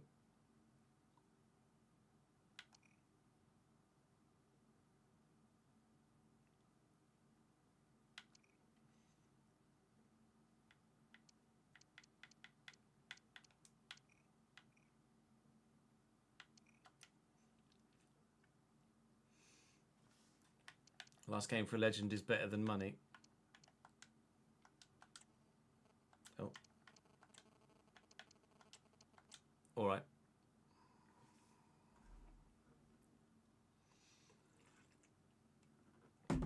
I could sub him on late, to be fair. Do I do that? Do I sub him on late or do I just start him?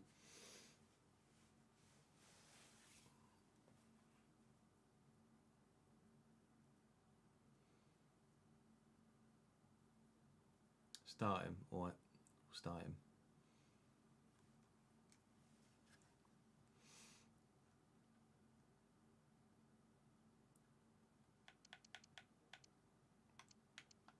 I will put Bergstrom on the bench just in case. Doyle Hayes. Just in case, like, you know, just in case.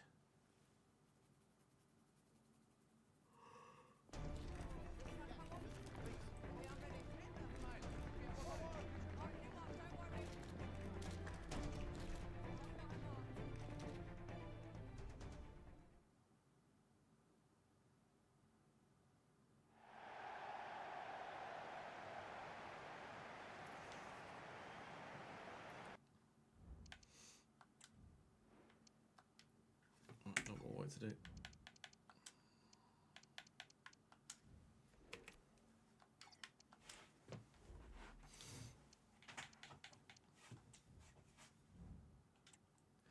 Cardiff with Ethan Horvath in goal.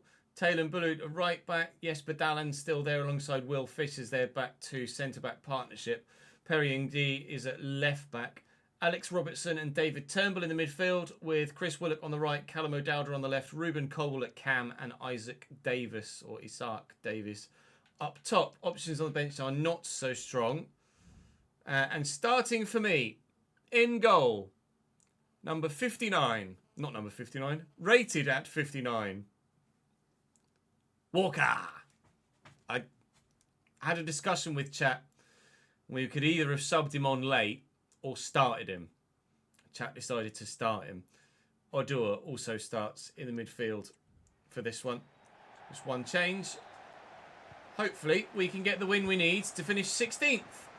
There is £34,000 riding on it. £51,000 for finishing 18th. £85,000 for finishing 16th. So we will try and finish as high as we bloody can. O'Dowda. Davies. Sam Walker concedes immediately. Oh dear.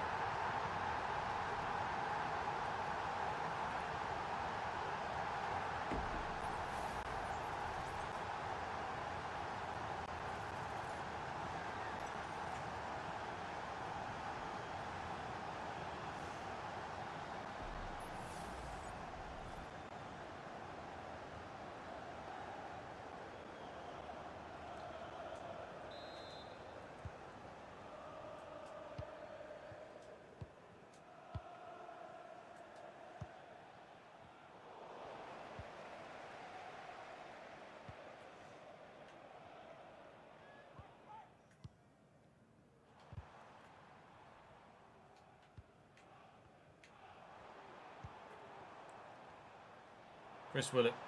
Sharp turn. Nice ball around the corner. It's up Davies. He's going to find his man. No doubt runs straight into Bradley Halliday, who is also playing his last game for the club before leaving. The plan is to give Cameron Brannigan the captain's armband next season. Wait and see how that transpires. Perry and G's done very well there, because I was about to square that to Coburn for a chance on goal. Never mind. Over here is Kelvin. Thanks for the chance on goal. Great block by Dalland. Got to be finishing that, really, haven't I? It's a gift of a chance that we've wasted. They might immediately make it bloody 2 at the other end. No, they won't. Not with that.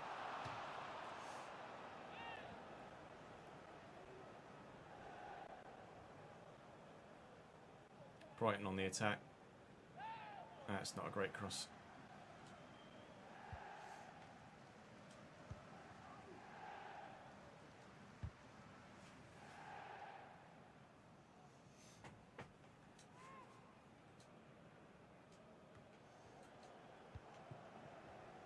Bowie. Grimes through the gap. Away from the man. Former Swansea player, of course, Grimes. Coburn on his left. 1-1. Josh Coburn has been very good since signing. I'm not as confident with him as I was with Tavide. But still got quite a bit of faith in Josh Coburn. And now that we've got Bowie on the right as well, between them, I think they more than make up for no Samson. We're level against Cardiff City. At Cardiff. We are not level against Cardiff City in Cardiff. Maybe it was a mistake to start Sam Walker in goal.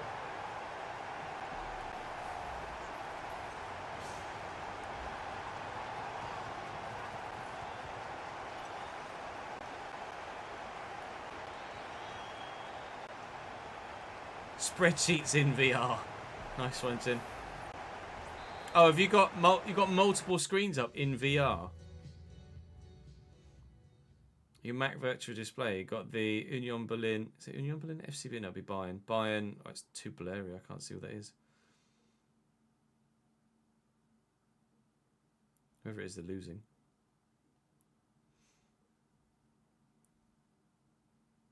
This is Jin's VR view. Got the ESPN app with Bundesliga and the One Football app. Nice. Irate.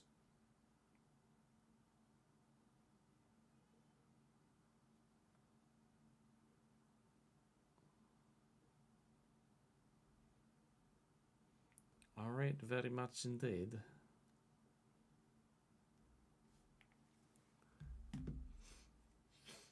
How has he taken the screenshot? Blink 3 times.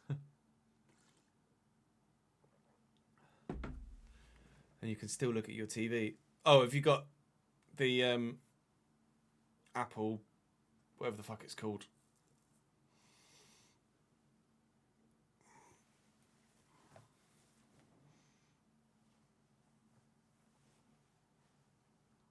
You got the goggles. How are they? Heavy, I heard. Like, the technology's top drawer, but quite cumbersome.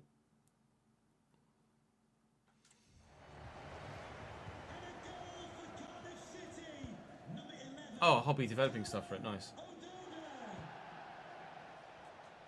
Early. Okay. That's Kelv.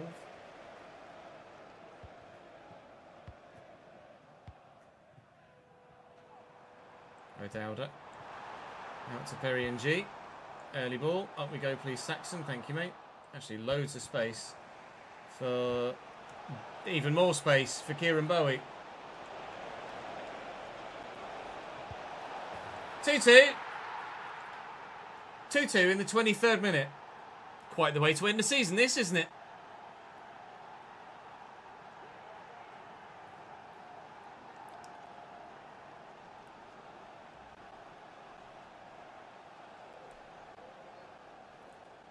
I'm sure there already is a company that has a product called the whatchamacallit.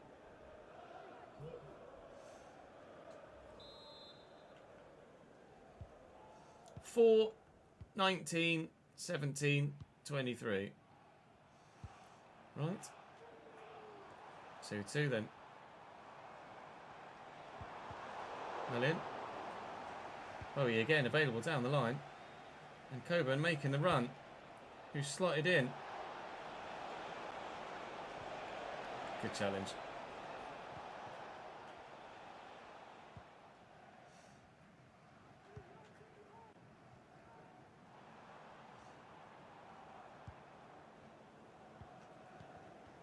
Well in. Looking for Odua. Looking for Bowie. Looking for Coburn.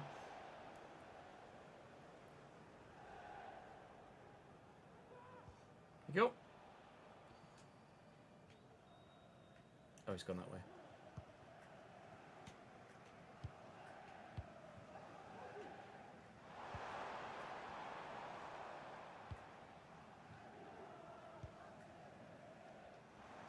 Talent. Robertson. Force wide. Matt Grimes trips over his teammate.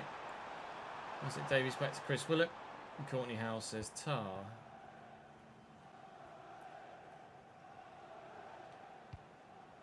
Great ball by Kelvin. Good hold up by Coburn. Solid first touch. Odua is there. Bit one-sided at times though, our build-up, when Bowie tucks right in. Clark Odua. Oh, I was swinging. You lost the FA Cup final to Liverpool. Unlucky, Alex. No treble for you. Although of the three, if you were to lose one of them, you'd choose that, wouldn't you?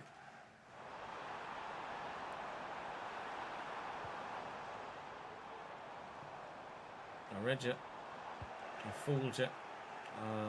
Fooled myself. Challenge. Space. Oh, well done, Perry and G. Well in, Matt Grimes. Across the camera, Brannigan. Goodbye.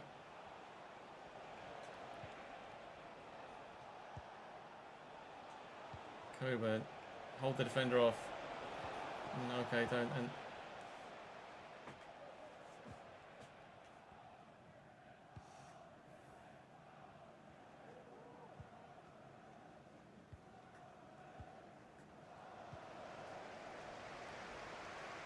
Dowder. Through ball to Davies. Block.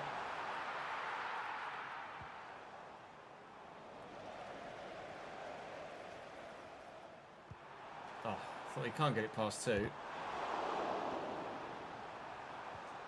I've pressed past, he's not done anything. No worries, Marcus. Catch you later, dude.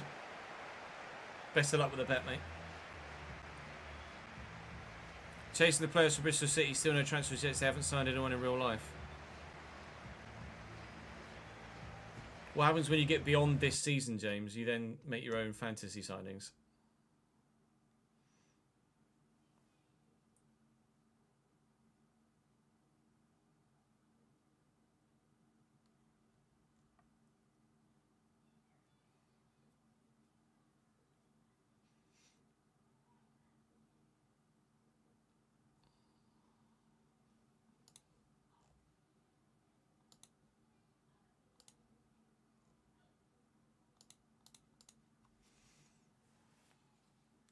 Apple Vision Pro, that's what it was. The Apple Vision Pros for the price of an iPhone in 5 to 10 years, would you get them? Probably not. I just wouldn't use them enough to warrant having them.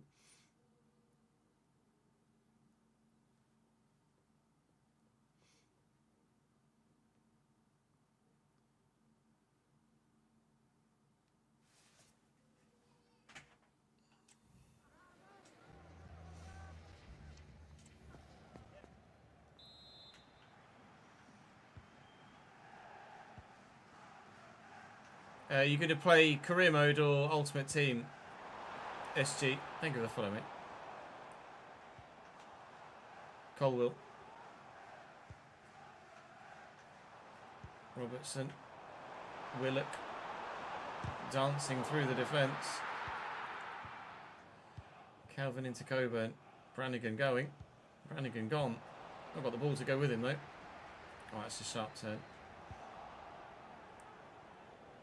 Ultimately, I'd say no. Just get the regular. Honestly, it's not worth spending the extra money. Unless you want a head start on foot. But it's not a head. It would be a head start on everyone else. It would be a head start in your own development to catch up with everyone else.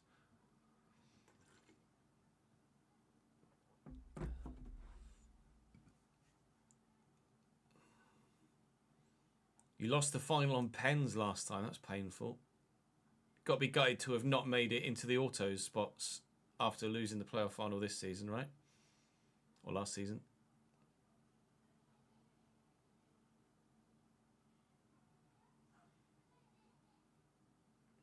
Yeah, I don't doubt the power and impressiveness of the technology with the Vision Pro. I just don't. I couldn't A, justify buying them for the price, nor B, would I really use them enough, even if they were 10 quid. I wouldn't. I just wouldn't. I wouldn't use them.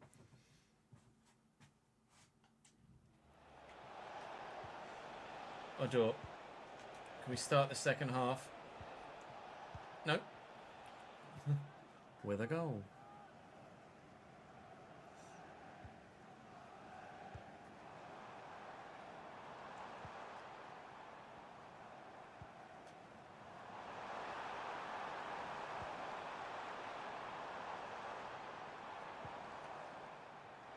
No doubt it.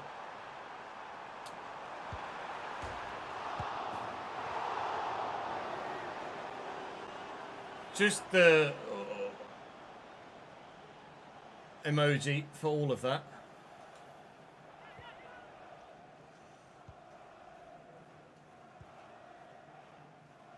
I draw. Bowie's on the run. Never mind. Perry and G's in town. Clark Adour's in town too. Clark is better than you. Looking for Bowie into the channel. Looking for Coburn in the middle. Finding... Oh! That was intriguing.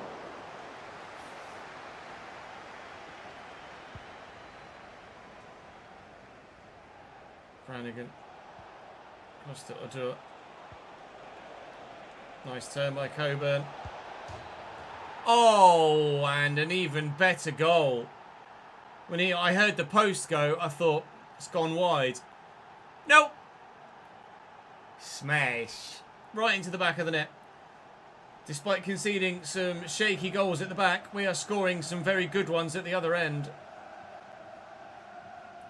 Swam. Oink.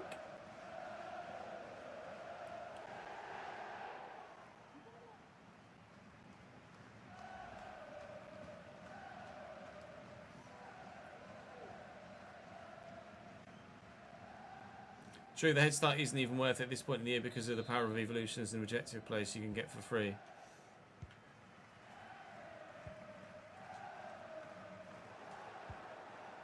Yeah, just the normal version. If you've got Game Pass, it's not Game Pass. EA Play, it's available on there now, already for free. Halliday, just getting into a very good position here. Bradley Halliday. Shame about the cross.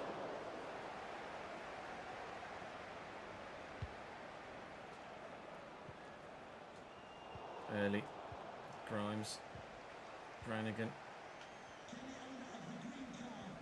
Well in. Bambo. Around the corner. And Bowie gets lucky again. So he could do it twice in the same game, could he? Looking for Clark Adour. Here's Cameron Brannigan arriving. You know how good his right foot is. Right, at this stage, we are going to give two players who are leaving us the chance to receive some support from the fans. Bradley Halliday is our captain, has been our captain since the beginning of the second season, I believe. And he and Sam Walker are leaving us at the end of the season. So we will give them the opportunity to get some ovation from the fans. Tyrrell Wright is also probably going to leave us in the summer with a transfer. Similarly, Armando Dobra, but that's not necessarily decided yet. But Walker and Halliday are definitely leaving as their contracts expire, and they've both earned the standing ovation from the fans in this final game of the season. We thank them both for their service. We would not be where we are without them. We would not have stayed where we are without Halliday. But Sam Walker was an integral part of the double promotion over the course of 3 years to the level from League 2 to the Championship. And we thank him very much for it.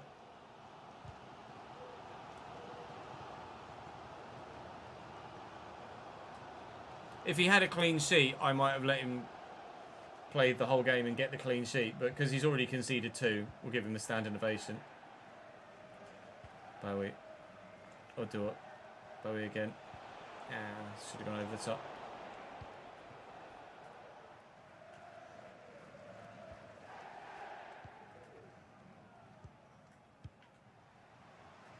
Davies. Well in. Counter.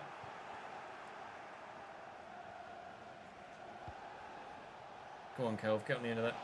Good lad. Great turn too. Kelvin.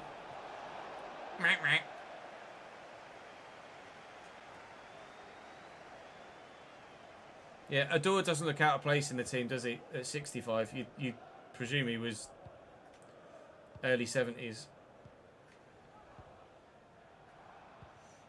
It's just one of those players. Nice tackle. Great footwork from Adore. And Brannigan looking to get away. Find the pass to Coburn.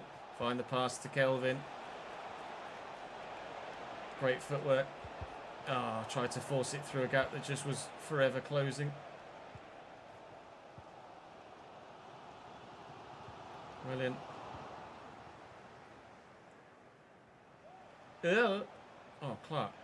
Footwork's just so good. From a player that's only 65 rated, he is genuinely ridiculous. Bowie.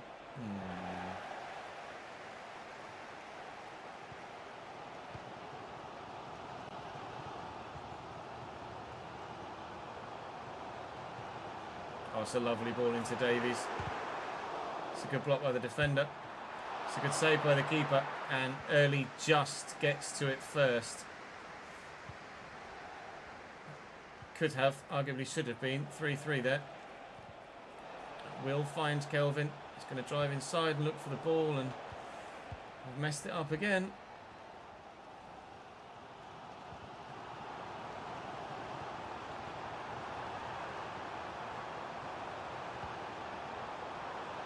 Well up, Courtney. And Brannigan. Coburn. Odore's with me. Over the top for Bowie. He's in. Oh, he's still going. Oh, I had to go solo in the end. Looking for Brannigan. And then, well, it was meant for Coburn. Had it gone to Coburn, I might have been able to deal with it. Is that 2-1 Brighton? Or did they miss? Just seeing a replay now.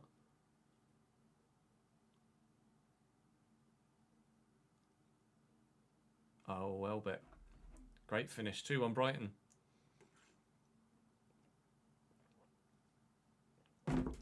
Marcus is loving life, isn't he? With his bet for a Brighton winner in extra time. Or Brighton to win in extra time.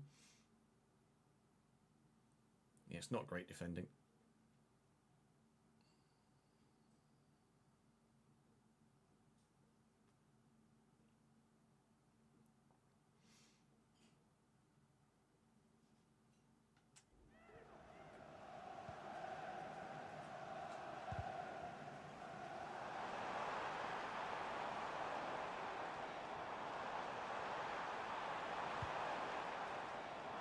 Good header. And away.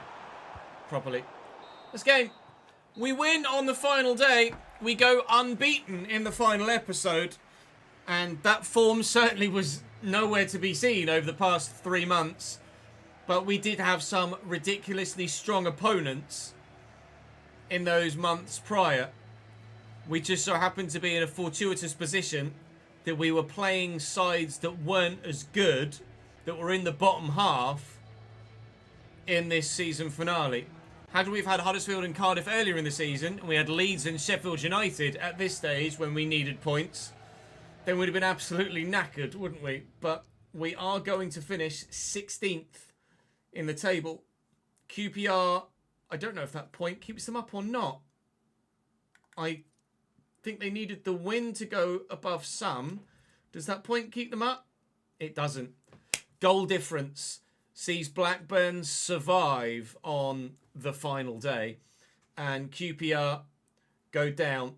We said 46 points was the aim, to get a point per game, and we thought that would keep us safe. It would have done. 46 points would have been 19th. We end with 52 and finish 16th. Very, very happy with that. So that is how the championship table ends. I'll now advance to the end of the season entirely and give you a full season roundup. Once we've updated the spreadsheet as well with tax money and prize money, etc. too.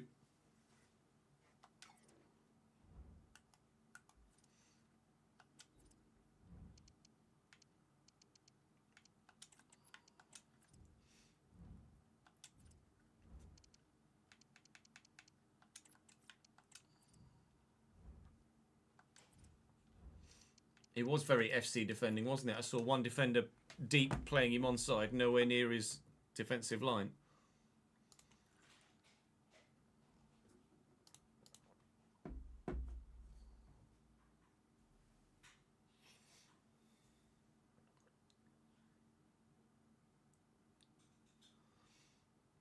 Dan Burns had a great chance. Right, if you don't mind, chat, just before we do that season roundup, I am just going to go and have a quick toilet break because your boy is going to wet himself in a minute. And I'm going to make a sandwich too. So I'll be about 5 minutes or so. BRB.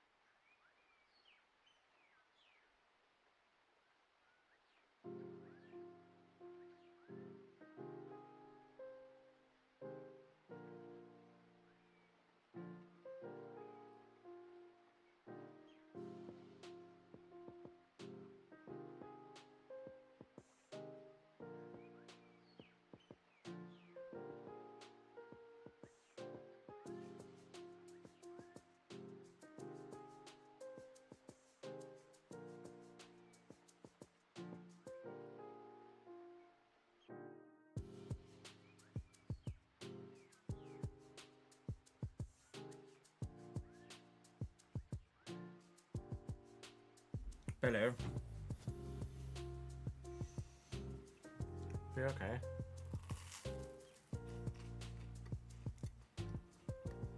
Cameron Brannigan made it in Team of the Season, look.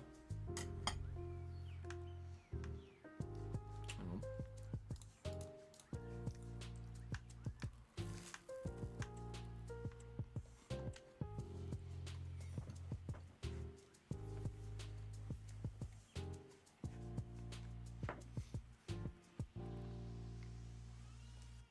Oh, you finished 20th in the end, did you, Daniel? Nice.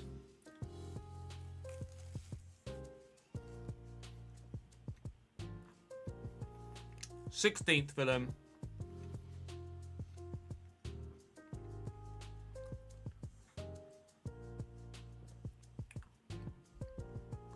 I'm presuming Brighton won in the end, right? And it's not gone to pens. Originally Dogman. Oh, Dogman, yes. From the Cambridge area.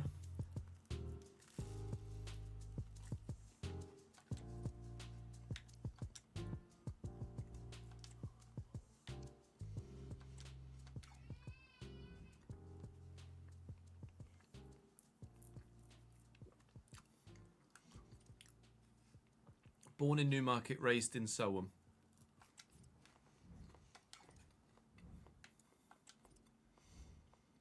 Shut up, Bournemouth.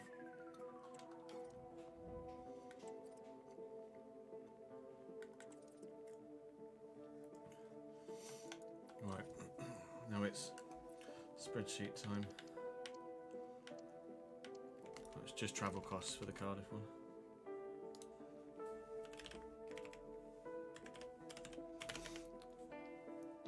Of course. Always follow United, mate.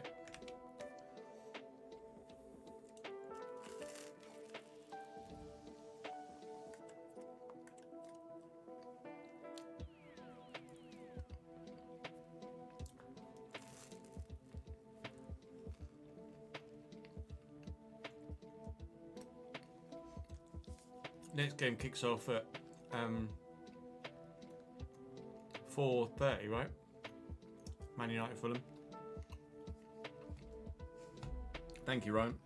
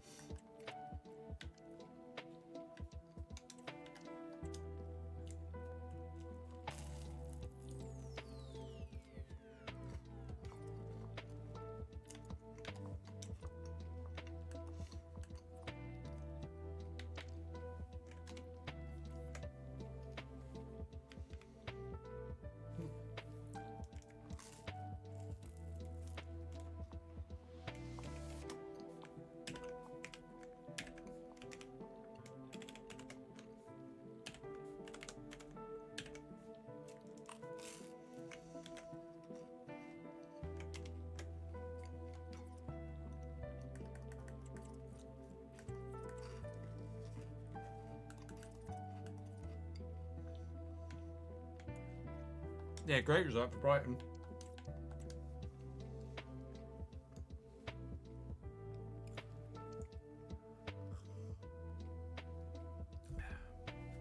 Give me 1 sec, Kellers, and I will.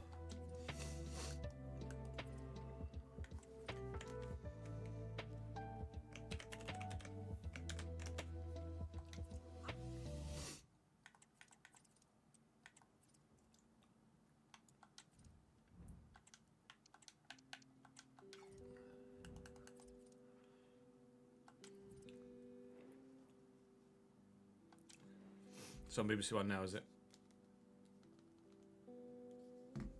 Kick-off happening now? Imminently. Who was it? Who was that? Petkov. Alex Petkov. 74 rated at Vosk Swakwav, I think that is, isn't it? Or, yeah, Swosk Vakwav.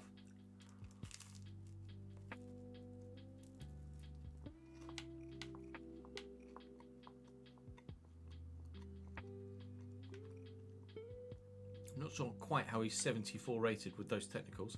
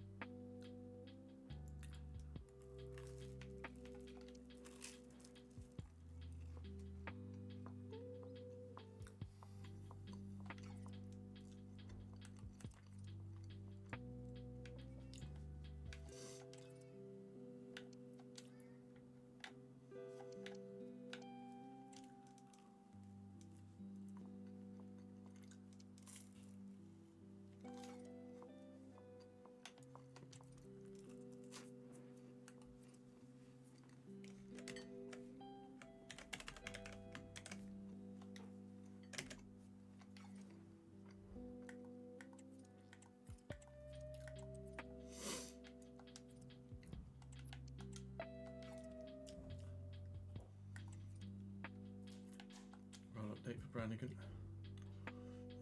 Deep Light Playmaker ++. Nice.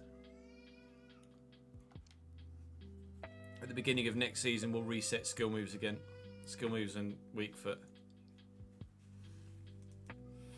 Let me make a note of that. RTG. Skill move and weak foot. You reckon Man United will win, do you?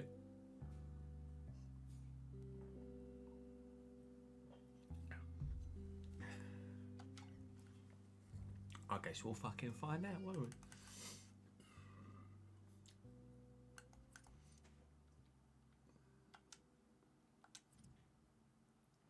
Not that one, Chase. You want calendar? Advance a week first.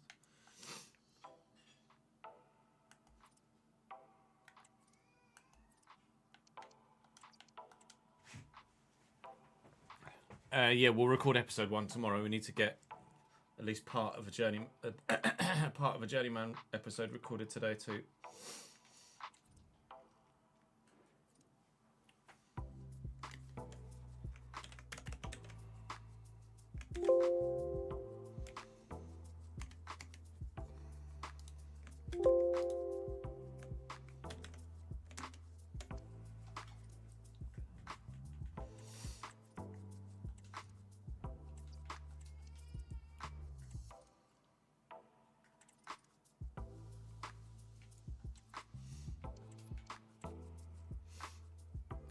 Happy boy, Marcus. Very, yeah, there you go.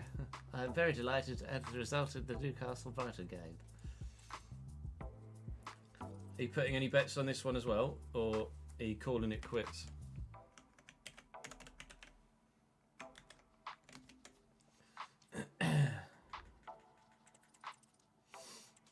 Yes, I know. Bradley had a day. Can fuck off.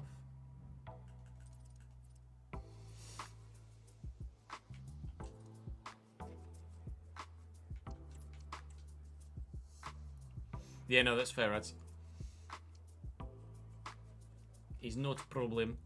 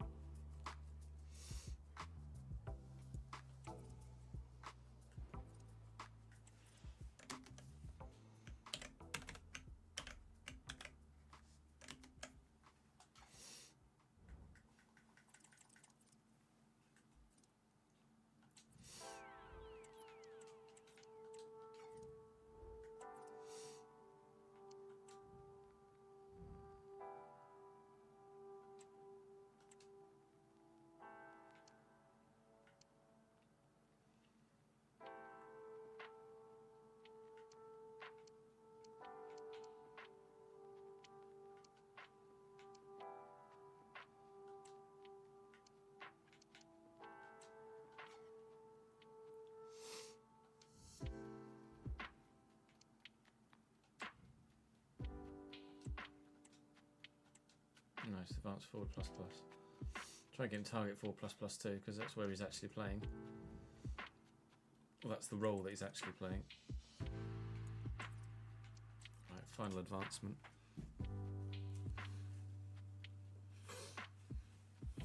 Put 50 credit in, won 377. Nice. Out by a can of Coke.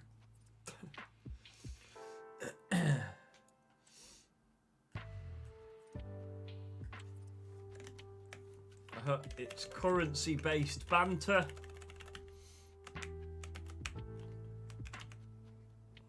Right, let's finish the finance side of it first.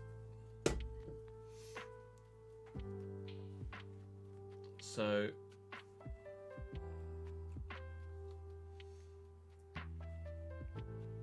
let me just check the end of season 3. Yeah. League 1 finish, prize money, Premier League solidarity payment. So Championship League.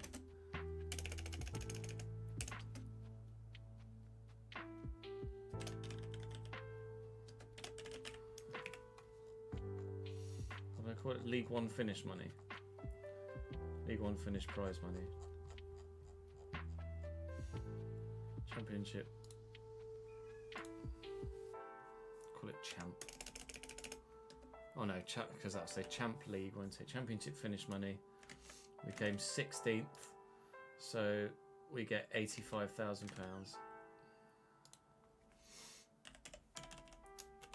And then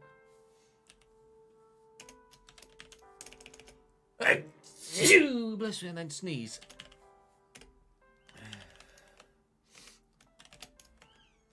No, not player wages. What is it called? PL Solidarity Payment.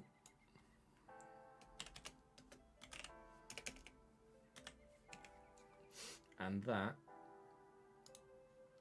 is 4740, which is sizable. Other than transfers, that's the biggest number we've added to the spend tracker.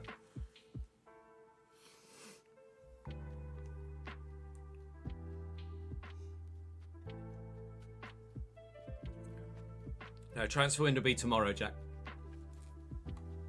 Transfer window will definitely be tomorrow. Yeah, true for now.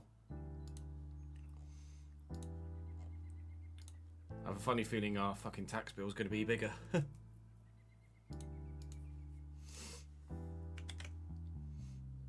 Because then it's just corporation tax that's next, right? Yeah, corporation tax.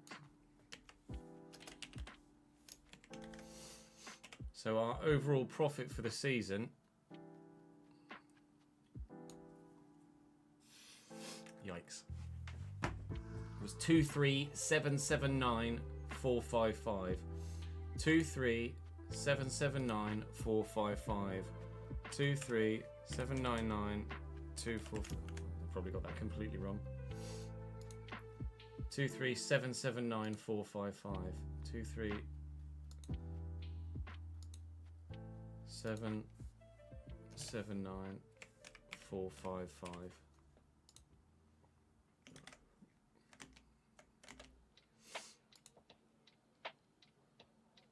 Yeah.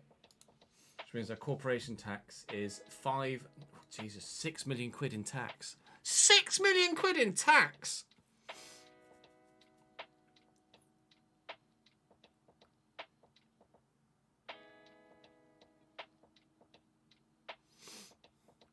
Bloody Nora. Ouch is certainly the word. 5944863. 5944863. 5944863. 5944863. Yikes.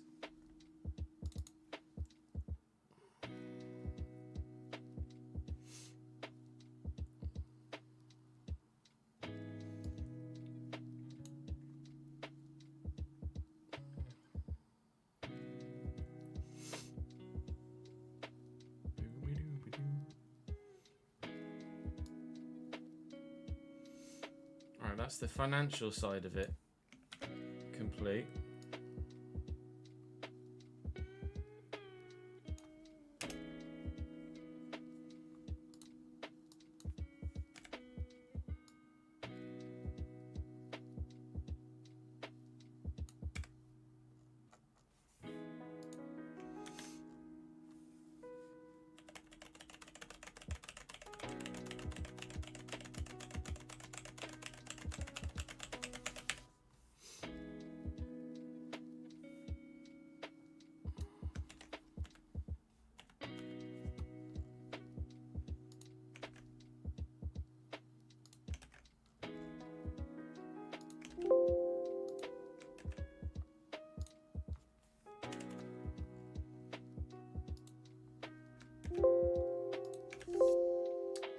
Fuck's sake.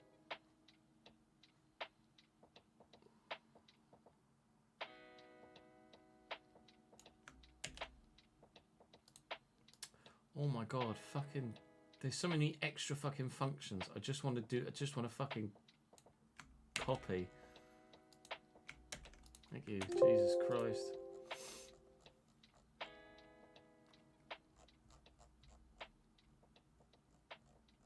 Yeah, that'll do us. That'll more than do us.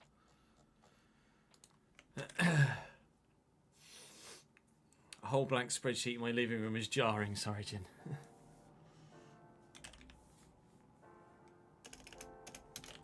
Rent on stadium, £500,000. That's probably going to be the final rent we pay. Bank balance of 35 million. Gives us a transfer budget next season of 17.5. When we started this year with 8.5, so we've more than doubled our transfer budget. Although obviously I've got to transfer some of it into the wages. Good, thank you, Jordan. Survival assured.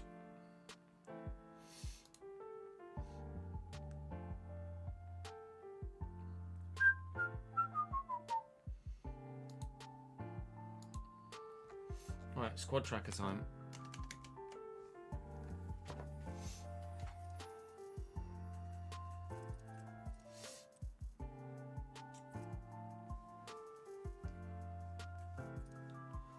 Sam Walker. Hang on. Be up here. Sam Walker. Was it 2 appearances? 2 appearances, no clean sheets, unfortunately. 1, 4, 9. 2 more appearances. Right, Lucas Bergstrom. 50 appearances, takes into 52. 6 clean sheets. Yeah, our defending needs to improve. In 52 games, he kept 6 clean. In 52 games, he's kept 6 clean sheets for the club. That's not ideal.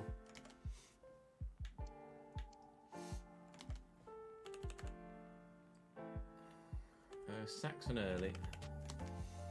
Another 36 games. So 30 is 107, 6 is 113. No goals, but 1 assist takes him to 2. And the 1 yellow card takes him to 4. Morgan Bradbury. Played another 5 games. Oh. So that takes him to 47. Nothing else. Courtney Howes. Courtney's all the way down here. 35 games. That's it. No goals, assists, or yellow cards. Callum Connolly, another 16. Takes him to 41. No assists, anything. Another 29 for Fitz. So another 20 is 59, another 9 is 68. Pablo Diaby in his first season. 34 games. No clean sheets, no yellow cards.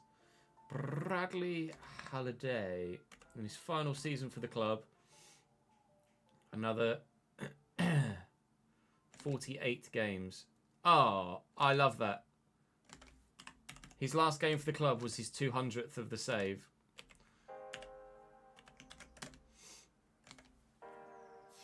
He's played exactly 200 games for the club in competitive competition. That's better than Tavide's 99 goals, isn't it? If only we'd scored 1 more with Samson. Lyndon Gooch with 23 games, 3 assists. And that's it. Cole. Wowie.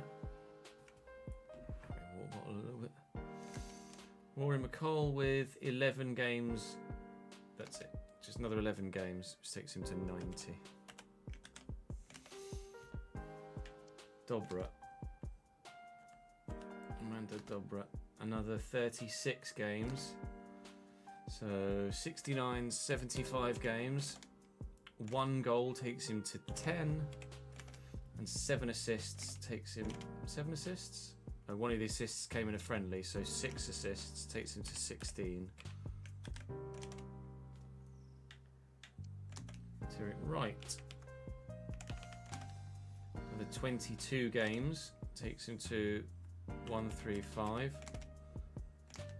for the 3 assists. 3 assists? Yeah, 3 assists takes him to 25. And 1 yellow card takes him to 5. Gabe is up to 68 rated, which is nice. Nice to see Gabe Wadsworth continually growing. Matt Grimes is going to be our next one. He's there. Matt Grimes. 42-03. 42-03. And then was it 2 yellows? 2 yellows. Cameron Brannigan. 45 goals. 45 goals. 50, 13, 5. 50, 13, 5, 1.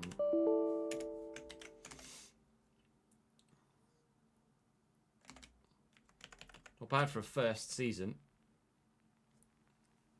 How much wood could Chris Wood if Chris Wood could Chris Wood? 7.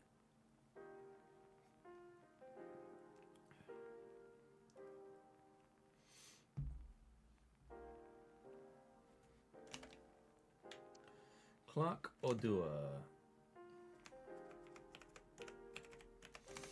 Another 30 games, so 1-3-1. Another 2 goals, so 11. Another 2 assists, so 20. No yellow cards. Jake Doyle Hayes. Another 15 games takes him to 97. 1 goal takes him to 7. 2 assists takes him to 13. And then 1 yellow takes him to 4. Tommy Lee. 45 games. Takes him to 149.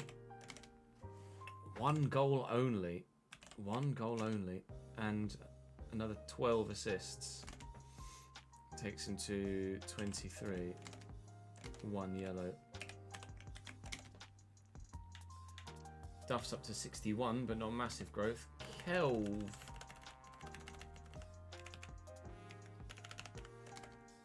with 22. Oh no, hang on. Only 1 FA Cup game, isn't it? So 18. It's just 1 FA Cup game. So 18 performances. 2 goals, 3 assists. 2 goals, 3 assists. It's not spectacular. Although it's only 18 games, to be fair. 6 contributions from 32 compared to 5 contributions. Yeah, he's basically, his output is twice Dobra, which is fine. Lewis Hay was up to 64, which is good growth.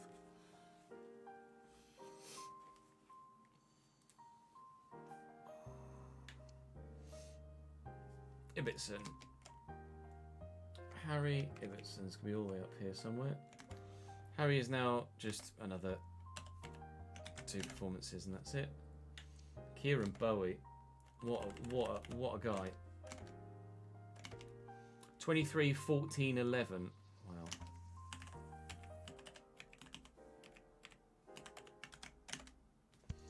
Josh Coburn. 12, 8, 2. Sorry, 15, 13, 5.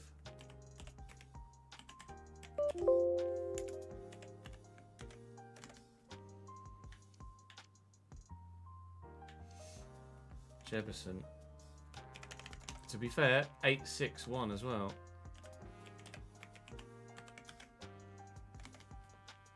And Lewis Pope didn't do that for us. Lewis Pope, I think we sell next season.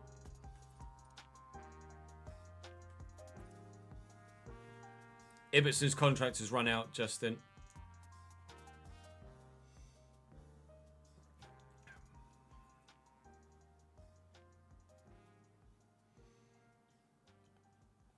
So that is the squad tracker updated. So my stats dashboard now looks like this. Bradley Halliday with 200 appearances for the club. Tommy Lee's drawn level with Sam Walker now.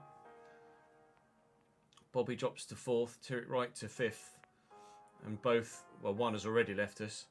Of the 5 people in our appearance makers, only Tommy Lee is making it to the first team in season 5. Turret Wright, we're going to look to sell.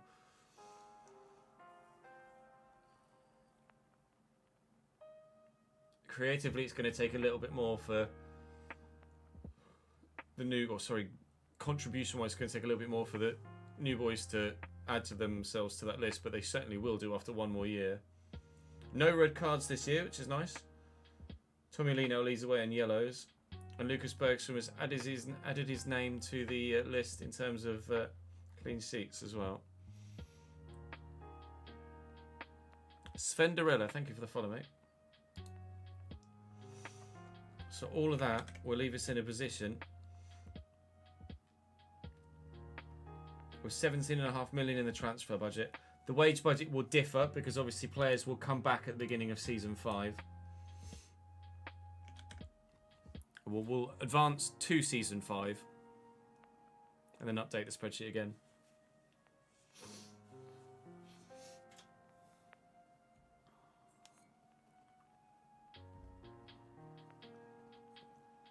We should actually be able to have an F1 upload on the second channel tomorrow, so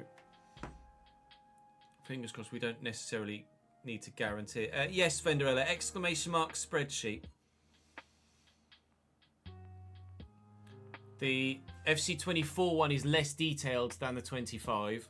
The 25 one that is available for download there does have some of my data in it, which you'll need to remove.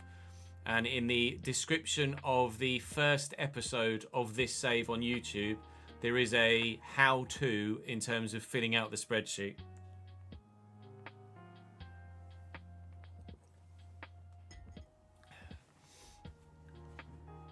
Which I should probably include in that command, to be fair.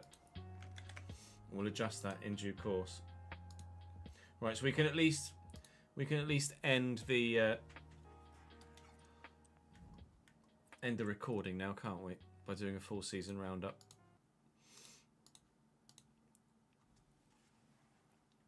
So, as we approach the very end of this 4th season, we can give you a full season roundup of all the competitions we were involved in, all the competitions, major competitions around European football, and of course have a closer look at our squad and our plans, including financial plans for the next season. So, as you well know, we survived in the Championship, finishing 16th in the table, earning ourselves £85,000 in terms of a... it's not much, is it? In terms of prize money, I think actually we might have earned more, significantly more in each of our previous 3 seasons from prize money. To get more than we got in League 2, I need to finish in the top 10. And to get more than we got in the Championship, I need to finish in the top 7. So we're actually going to be earning less money from prize money from the league, probably for a little while. However, that Premier League solidarity payment is, 10 times what we got in League 2. Quite a bit of a jump, that, isn't it, really? And significantly more than it was in League 1 as well. So that'll more than make up for it. We did pay £6 million worth of corporation tax this year, though, so we'll get to that in a moment. But we paid quite a bit of tax this year. So going down to League 1 will be QPR, Huddersfield and Rotherham. And getting promoted up to the Premier League will be Leeds, Southampton and Norwich. Norwich on their way up. They beat Sunderland by 2-0. Norwich finished 3rd in the end, I think. Or was that Southampton? No, Leicester finished 3rd. Norwich finished 5th. Norwich were 3rd and in the top 2, actually, for a considerable period of time. But it was so close there in the playoffs, so you can't really say that anybody didn't deserve to go up. Even Sunderland in 6th probably would have been able to justify their inclusion in the Premier League next season. With regards to the FA Cup, that was won by Chelsea on penalties against Spurs after a 3-3 final result. I bet that was a hell of a watch. Carabao Cup was Manchester City 1, Liverpool 0. The Super Cup was won by Arsenal over Ajax by 2-0. Champions League by 3-1, PSG over Barca. I might be mistaken, but I think that's back-to-back Champions Leagues for Paris Saint-Germain. The Europa League annoys me here. Look, just another fucking annoyance. That changes in the background. You can see the result before it actually reloads itself. Man United 3, Juventus 1. Is that back-to-back Europa Leagues for Man United as well? It might be. It might not be. Conference League, Wolfsburg 3, Molde 1 there. And in the Euros, England top their group in Group A. Group B, Germany top theirs. Group C, Italy top theirs. And Group D, Spain top theirs. Obviously, the international competitions are not licensed, nor do they have the correct layout? Format. Format's the word. They don't have the correct format. So, just kind of say it is what it is with those. Samu did get the league top goal scorer with 46. Congratulations to him. Tavide didn't score another goal for Southampton, so finishes 13th on the list. But is now a Premier League player. So worth the move for him, significantly. More than doubled his bloody wages as well, I think, too, in the process. So fair play, mate. Samu, then Kevin Denke, second in the list. Zion Fleming with 29 goals is very impressive, actually, for Millwall, who finished only mid-table? Mid-table, I think. Creatively, Samu with 20 as well. Presumably that means that Southampton scored a lot of bloody goals. Todd Cantwell, joint with our very own Tommy Lee with 11 assists. So very pleased to see him there. And you're not going to see our goalkeeper on this list because actually he might seem somewhere further down. There he is. 6 clean sheets in 46 games is not ideal. And we certainly need to improve in that area next season without any shadow of doubt whatsoever. So joining us in the Championship next season from the Premier League will be, find out in a minute, Manchester City top the table by a point from Arsenal, Newcastle 3rd, Chelsea 4th, Liverpool only 7th, Spurs 8th, Man United 6th. And joining us will be Burnley, Bournemouth and the team that was our parent club but won't be our parent club anymore, Middlesbrough. When you're in the same division, you cannot have that official link anymore. So we can still do business with Middlesbrough, but they can't officially be our parent club, nor can we benefit from some of the kind of legal benefits of having a parent club, i.e. cheaper wages for loan deals, etc. So it is what it is. We shall maybe look for another parent club, do we? YouTube comment section? Or do we just say, don't need a parent club now, we're financially stable enough to warrant being able to just do everything on our own? I'll wait and see what you guys think of that. But Burnley, Bournemouth and Middlesbrough will come back down. Now, Bournemouth getting relegated could play into the Jebison thing as well. Although, actually, his contract is expiring and he's leaving Bournemouth, so he's not going to play into that at all. Joining us in the Championship next year will be Bolton and Plymouth for certain, coming up from the league below. And one of Sheffield Wednesday, Peterborough, hopefully not, Derby County and Blackpool. Did Cambridge survive? Up the friggin' yellers. 13th in the division for Cambridge United after getting promoted from League 2, after getting relegated to the league before. Year before. Fleetwood, Gillingham, Shrewsbury and Burton relegated to League 2. And in League 2, Notts County, Leyton Orient and Walsall are all back up to League 1 level. Then one of Salford, Crawley, Northampton and Carlisle will join them. Relegated would have been Bromley and Morecambe if, of course, we're on the game. Which it ain't. And never will be, I don't feel. PSG win League. Nobody is surprised there. In the Bundesliga, we have Leipzig winning the league by 3 points from Dortmund. Bayern only 4th, having lost 9 games. A full 19 points off top of the table. Speaking of Germany, the owner of Bradford in real life has links to German football. Do we maybe have a parent club from Germany instead? Or somewhere else in Europe instead, perhaps? Something for you guys to consider. In Serie A, it's AC Milan from Juventus, from Roma, from Napoli. I can now, with a live editor, edit the names of those clubs, so I will do that for Season 5. AC Milan will be AC Milan once more, and all the other ones too. In the Eredivisie, Feyenoord from Ajax, on goals scored, presumably. Points, the same. Goal difference, the same. So, in England at least, it's then done on goals scored. Whether that's the same in the Eredivisie, I don't know. FC Twente in third, PSV only fifth. Terrible season for them. In Portugal, Benfica from Sporting from Porto. I almost checked Romania for some reason then. In Scotland, Rangers from Celtic by a point. Quite the title race there. We might be delving into the Scottish Premier League to find another bloody Kieran Bowie-esque contributional player in quality. Maybe more in a defensive mindset than forward. And Atletico Madrid from Barca from Real. And Atleti by a margin as well in Spain. Real Sociedad managed to finish themselves in fourth, with Valencia in fifth and Sevilla only sixth. So that's how everything happened around Europe. Obviously, our academy has a couple of players in it, or one player in it that I can't have, and I won't have, but when he's 16, we'll promote him. And he can then get released into the world, so to speak. And then we've got a couple here that might be okay, given some time, and a couple of loan spells. These guys, it's a shame that they're as low as they are, but the minimum is mid-70s, so might be worth developing. And Charlie Collier, we changed from CDM to centre-back. He's now 57 rated and hopefully will improve. And in fact, I'm going to promote him to the senior team and loan him out next season. So I'll have to add him to the squad tracker with regards wages moving forward. Live chat, don't let me forget to do that before we advance to Season 5. With regards our squad, we will be losing Bradley Halliday, Sam Walker, Harry Ibbotson, Jake Doyle-Hayes and Morgan Bradbury, as their contracts will expire at the end of the season. Only Jake Doyle-Hayes has agreed a contract to go elsewhere. Nobody else has, as of yet, done so. Sam Walker will leave us at 58 rated. He got a couple more appearances this season we thought he was going to. Unfortunately, not able to keep a clean sheet in either. Lucas Bergstrom was very good at the end of the season. And to be fair, from about 3 months in, was very good.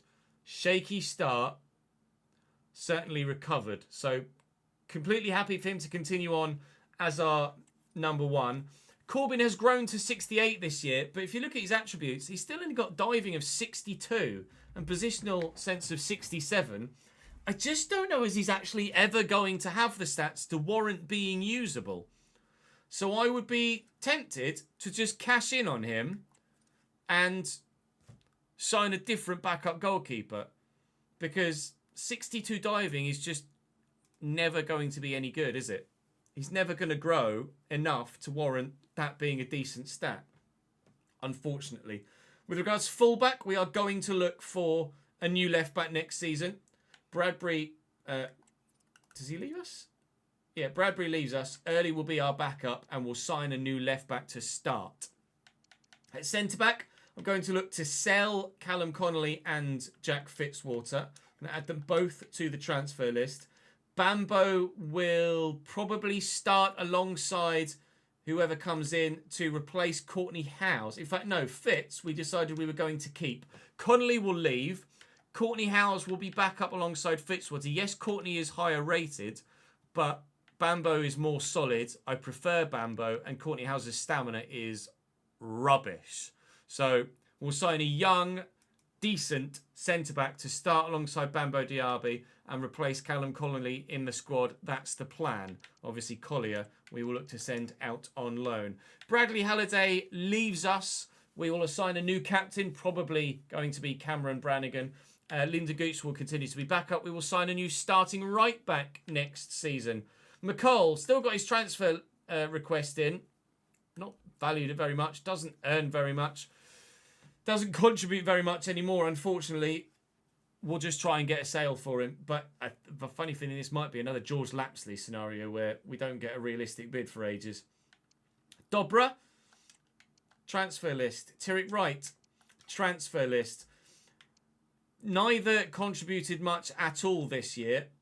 And I certainly feel that we can do better in wide areas. The plan actually is to have Kelvin not start potentially next season and be a backup as a striker and or inside forward for Coburn and Kieran Bowie, because I feel like Kelvin is wasted as a wide player. He needs to be more central. So the plan is to sign, if we can find someone financially, a actual winger rather than a striker that plays as an inside forward-esque out wide. I was slightly underwhelmed by Kelvin. He did contribute more than Dobra and Wright, but I still feel like we can do better in that role. Gabe Wadsworth, up to 68 rated with his loan spell at Swansea. Really pleased with him. He'll be continually part of the squad next year. Maybe... Yeah, no, he'll basically just replace Jake Doyle-Hayes, effectively. I'm not planning on doing much with the midfield trio at the moment. Grimes, Brannigan, Tommy Lee will continue to start in the midfield for us. Clarkador is Clarkador. And then Wadsworth will come in and replace Jake Doyle-Hayes. Midfield sorted, really, I think. Cameron Brannigan, by the way, got into the Championship Team of the Season. So, GG's. And at 32 years of age, with the experience he has, he's the obvious standout, other than maybe Matt Grimes, for a captain's armband. But I'll probably give it to Cam because of the impact he has. Wide men, Duff will go out on loan again next year. Kelvin, we've discussed. Hayward will go out on loan next year, but nice to see him grow well. Ibbotson leaves us. Bowie. Mwah, whoever suggested him, you're an absolute god. Josh Coburn. Wasn't sure about that signing, but you guys requested it. Good one. Jebbo. We've discussed that slightly earlier in the episode, so we'll wait and see what happens on that front. I'll mention it again at the beginning of Season 5. I'll add Jebberson to the shortlist. And then Lewis Pope. I think I'm probably just going to cash in on Lewis Pope because he's just not growing, unfortunately for him. So we will look to move him on when he comes back from that loan spell. And actually, I'll show you the season stats all told because I didn't do that as we were on the way in there. So top goal scorer for the season actually was a man that came in January. Obviously, it would have been Samson Davide, but he left. So 14 goals and 11 assists in 23 games for Kieran Bowie from a wide role, by the way. That's the impact we were looking for. That's what Bobby Poynton never bloody did. Josh Coburn with 8 goals in the Championship in 12 starts and 2 assists as well. I think he's done enough to justify leading the line next year. I will not be looking for a new striker. Of course, bear in mind that at 74, they are our highest rated players now with Tavide leaving. So the highest we could sign anyone in the summer is going to be 74. We've taken a step back, but obviously in most positions, we can still take a step forward from what is currently my starting position. So it's not as much of a hand behind the back as it might well have been. Brannigan with 13 goals and 5 assists. The free kick wizard. Kelvin with 5 contributions in 17 games in the Championship, which isn't bad. It's genuinely not bad. It's twice what we were getting from either Tyrek Wright or Armando Dobra in terms of percentage contributions per game. And it's harsh to compare with Kieran Bowie when he plays as an inside forward, almost effectively as a secondary striker, and Kelvin is out on the wing. But I still feel like we could maybe do better in that position, and Kelvin would be better suited as a backup to Josh Coburn or Kieran Bowie. But it depends what we've got financially, because obviously we need to improve the defence if we want to ever stand a chance of moving up the division. So the defence is the first port of call moving forward. So that's where the squad sits. But we obviously our most creative player. Mistake. Tommy Lee, our most creative player with 12 assists this season, which is not to be underestimated. He sneaks under the radar with more assists than I really feel like I actually give him credit for. So with regards to the financial side of things, spend tracker-wise, we paid, as you saw, corporation tax of basically 6 million quid. We've already paid the rent for season 5. I just added that in so I don't forget it. Will be the last season we pay rent on the stadium, and we will maybe look to either build a new ground, probably, at the beginning of season 6, depending on what our finances look like. We may even consider what AD has done with his adaptation yet further of the financial hub and add in bank loans. So we might take a bank loan to build a new ground and pay that back over time. Something to consider. We'll come to that next season at the point. So overall, we made a profit of 17.8 million after tax. It was 23 point something pre-tax, which was just monstrous, but obviously significantly helped by the profit from transfers. Take out that 12 million and you're about where we've been every single season throughout the course of the save. So it's really only the transfer profit that's helped us have such a big profit loss margin this year. Outside of that, we're basically where we were.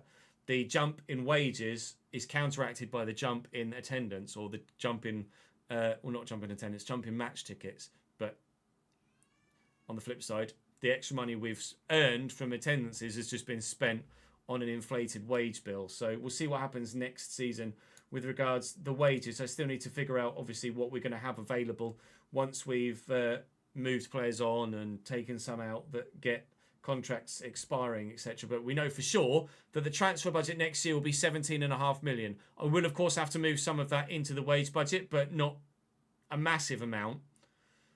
3 or 4 million probably. And with sales looking to be made, we'll be fine. So financially, we're in a very good spot. Stats dashboard wise, Bradley Halliday, really glad that he was actually able to make the milestone. That last game against Cardiff was his 200th game as a Bradford City player. Samson Tavide only managed 99 goals, unfortunately. Sam Walker, with his 2 appearances at the end of the season, actually now stays second ahead of Tommy Lee, who's at 149. Obviously, Bobby Poynton won't make any more appearances for the club because he doesn't play for us anymore. And Tyrek Wright, the plan is for him to move on. But obviously, if we can't get a sale, then we can't get a sale. But I would like to move him on. No change in the top 5 in terms of personnel. But Tommy Lee is still second on the list with 34 now. Only got 1 goal this season, of course. He's now on the list for assists, though, Tommy Lee. As he got 12 this year, I think, up to 23. Clark Adore also up onto the top 5 as well with 20 now. Bobby Poynton still leads the way by a margin, but if Kieran Bowie and Josh Coburn have anything to say about themselves in the next season, they will both be on these lists this point next year.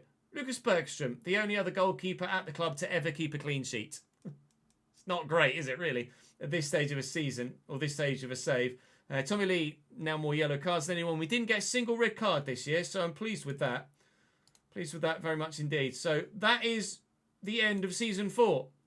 I will advance into Season 5 and update the spreadsheet with the squad tracker accordingly.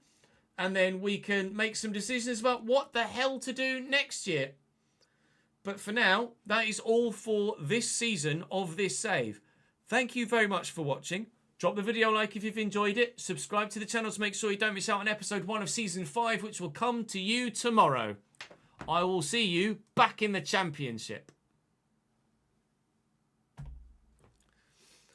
There you go. That only took 3 hours to record the season finale.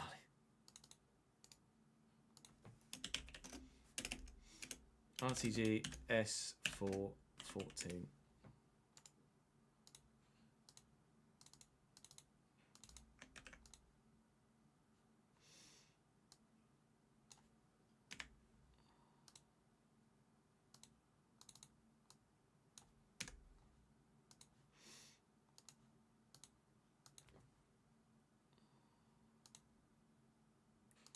And we will now advance into Season 5 and update the spreadsheet again.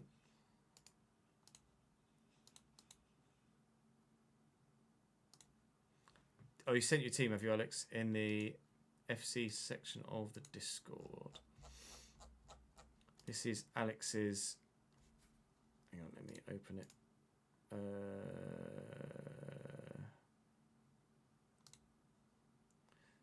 This is Alex's team on spreadsheet. Alex's team on spreadsheet. Alex's team in his save. Fulham should take a 1-0 lead as well. Calvin Bassey. Ziegler at 91. Saba, Phillips, Schlotterbeck, Bard, Bajenho, Asugo, and Mesha, Wright, Cherky, and Gui. How do you pronounce Mark Gui's name? Is it just Gui? I've no idea. Bergfall on the bench. Mika Tadze. It's quite the 11, that. Jin very much approves of Bajan Ho. The goalkeeper's 6 for 8, is he? Christ. Yeah, it's pretty good, that. JW Gaming, by the way, thank you for the subscription on YouTube, mate. Appreciate it, pal. I was mid-spiel.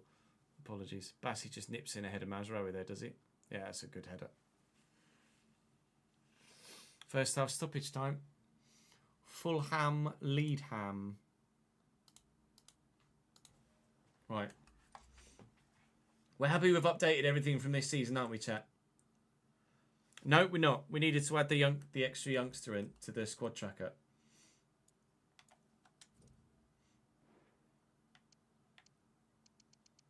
He was the centre-back, wasn't he? Collier.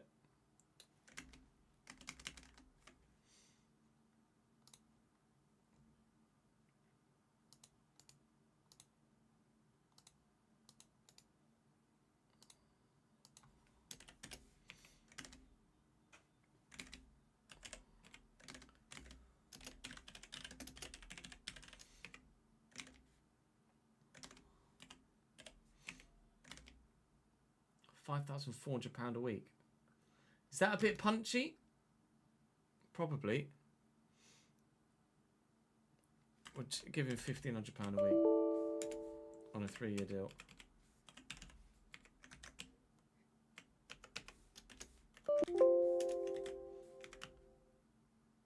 And then we'll change that in the live editor.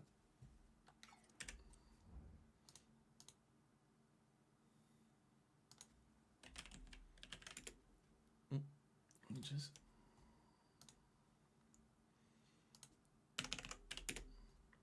Charlie Collier, 73 potential, nice. Contracts 1,500.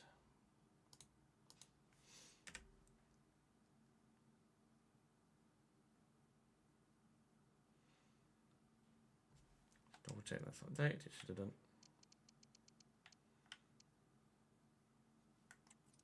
Yeah. Excellent, excellent.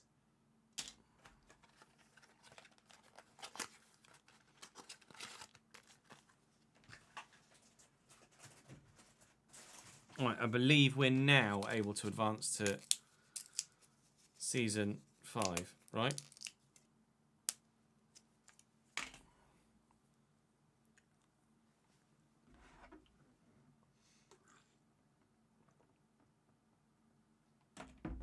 Actually, I'll tell you what, let's update the outgoing players first. So, Sam Walker, 0. Season 4. Released. Let me just reload that.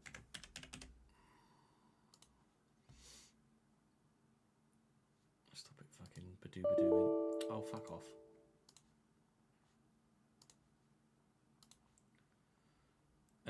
Then Bradbury is also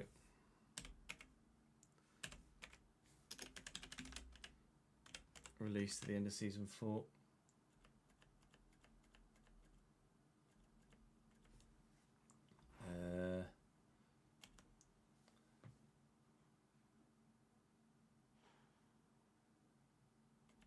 Bradley Halliday is also going to be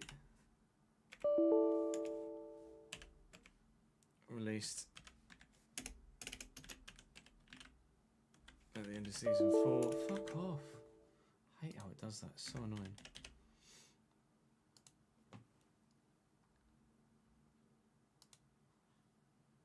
A scheduled upload for Journeyman is midday, Davidenki. But I should have the Belgian Grand Prix to me in the morning from editor Chris to upload at midday tomorrow, so then we can just record a Journeyman and it can go live on Tuesday.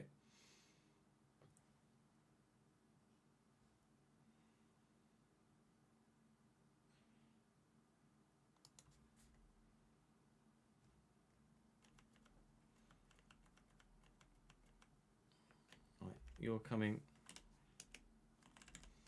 back to us from Swansea.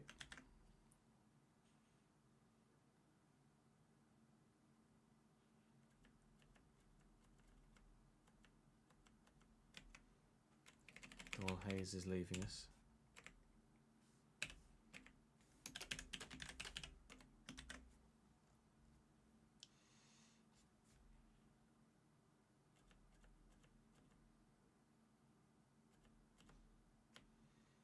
You're coming back to us from Shut Up from Salford.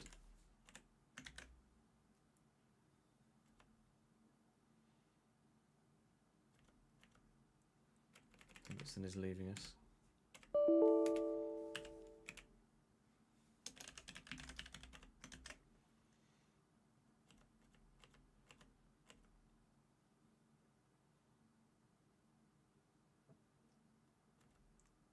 And that's it. Oh no, Jefferson.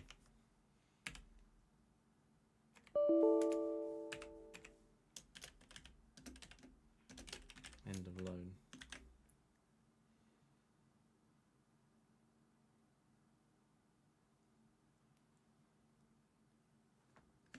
Oh yeah, sorry, you're right. Doyle Hayes would be the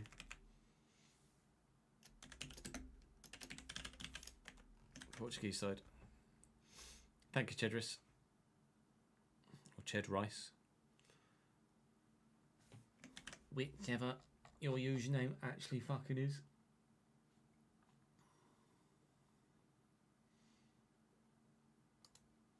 Right, now we can advance to season 5.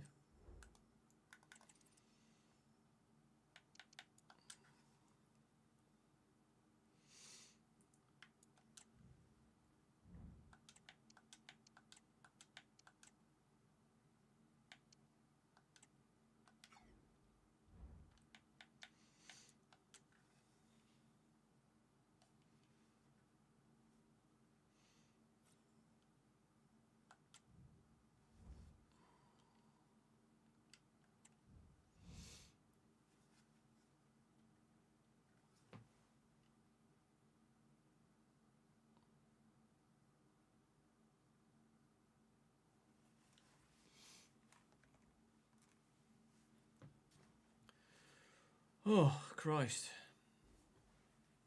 That were intense, wasn't it? Bye. We need to advance today, don't we? So everything updates.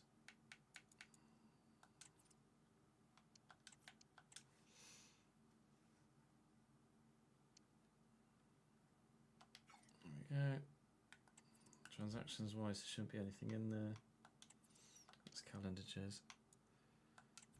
Telemedian. Oh, we've got shirt sales already. I'll take it.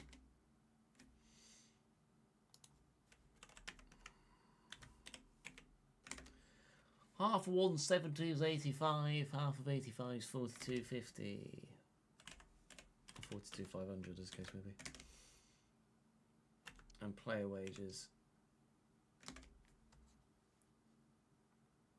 It should now be correct at 205,040. 205,040. 205,040.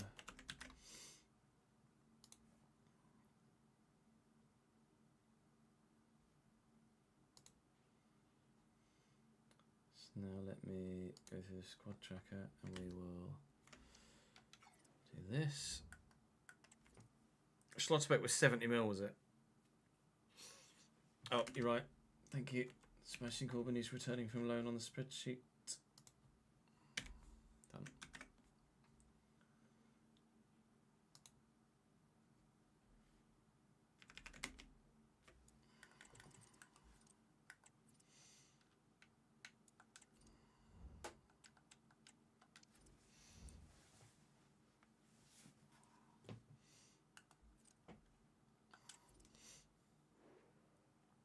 Right.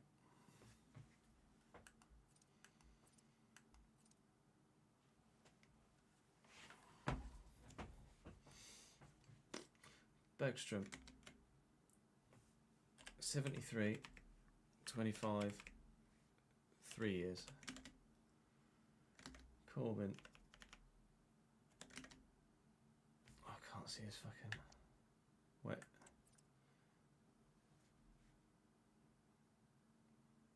68, 20, what? Oh, 1 year. Saxon Early is 69, 25, 1 year. I'm presuming it's correct, yeah. Courtney House is 73, 32, and 1 year. Connolly is 68, 30, 1 year. Fitz is exactly the same.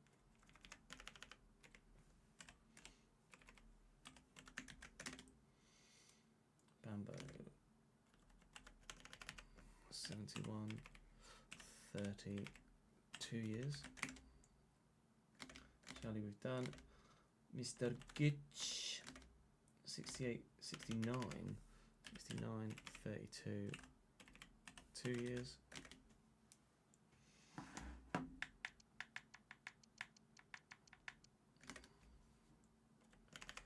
Cole 65, 20,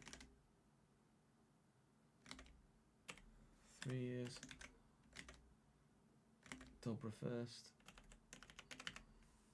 69, 27, 3 years. 26, 68, 1 year.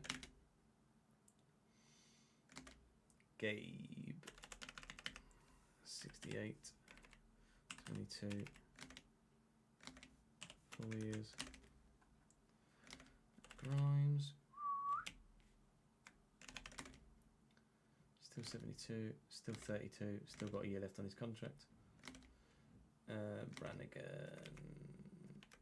71, 32, 2 years.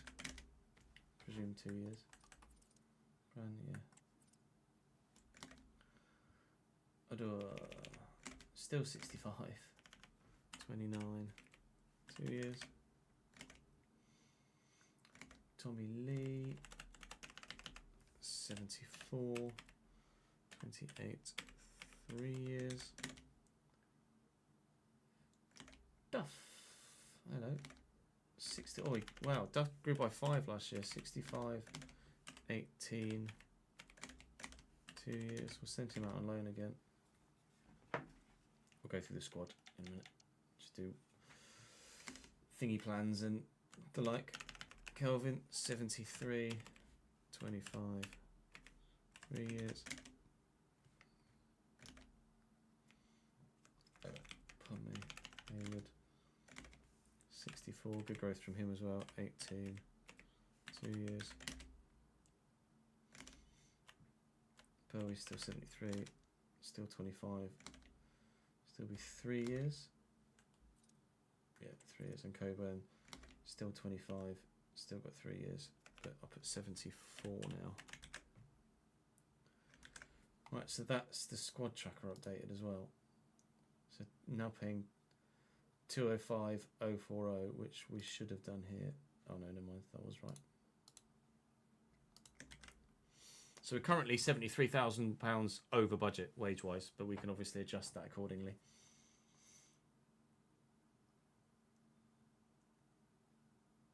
Yep.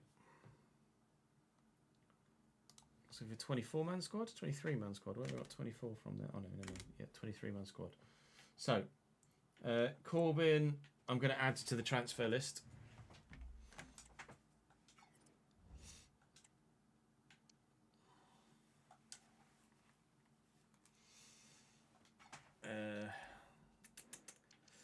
Everybody's fucking peaked. Gabe has not peaked, intriguingly.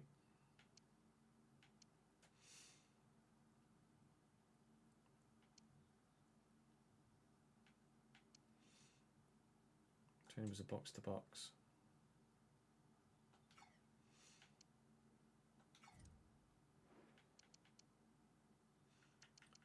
Dobra's transfer listed. Jerry Wright's transfer listed. Brannigan has not peaked. Nice.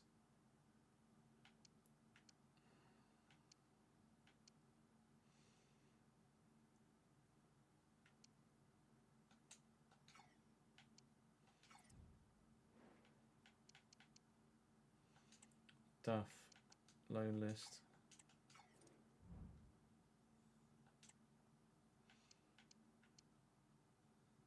We need to go through and do skill moves and weak foot, don't we? As well.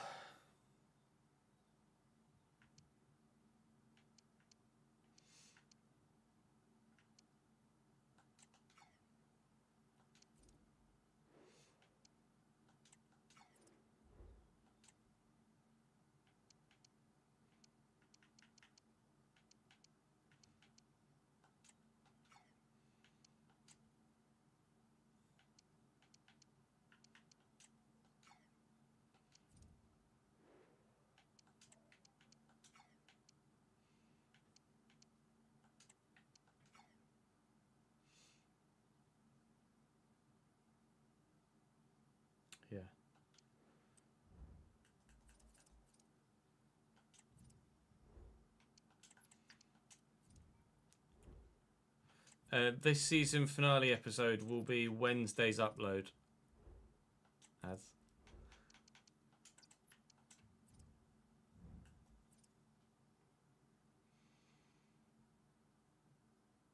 Yeah, I'm not surprised, Alex. Looks like it was a lot of fun. Right, where do we send youth scouts this year?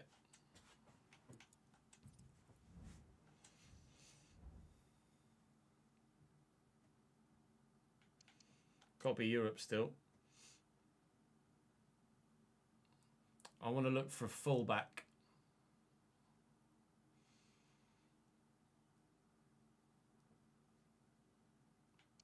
Can look for a Romanian fullback, if you so wish.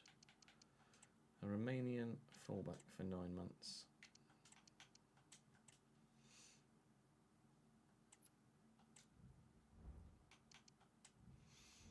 And then maybe somewhere a little bit closer to home. Let's scout Germany. Germany for, I'm going to say a CDM and or centre mid. Because Cameron Brannigan and Matt Grimes are getting on a bit now.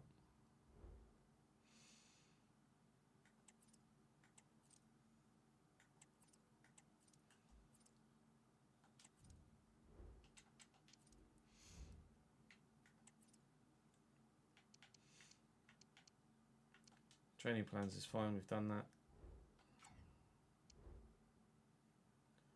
Board objectives. Mid-table they want this year.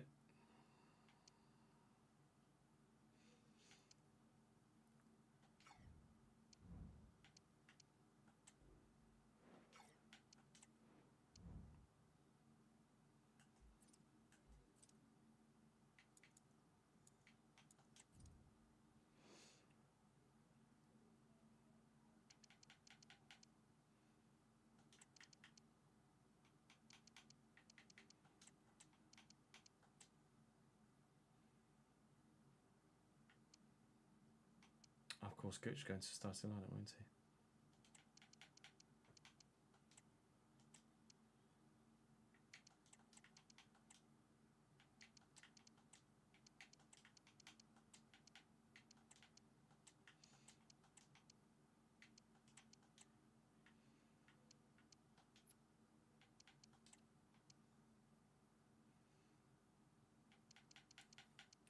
Yeah, I'll just put anyone there for now.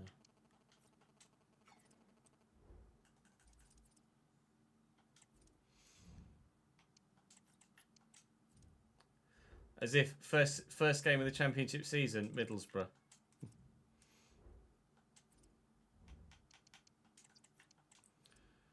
Right, let me have a quick toilet break, chat, because my bladder is about to explode. Then we'll start having a look through transfer windows, etc. BRB.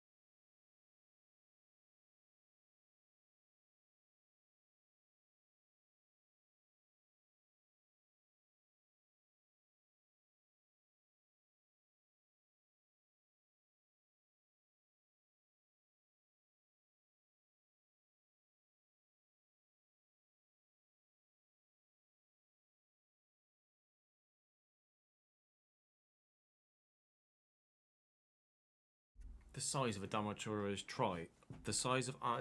Traore's thighs is ridiculous. Right.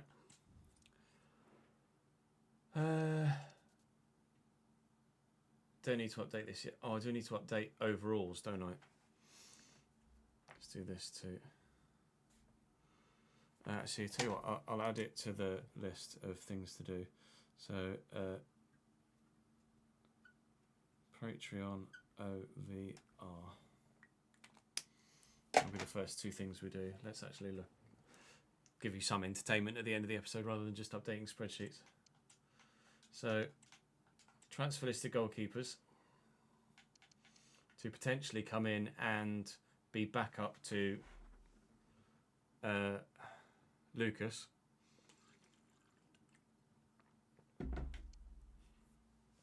I would be open to signing elsewhere, like signing from abroad now. Not loads, but some.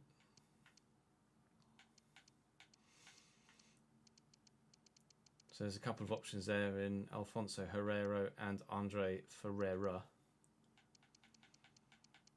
Obviously, Daniel Peretz would be great, but it's too highly rated and we're not looking for a starter.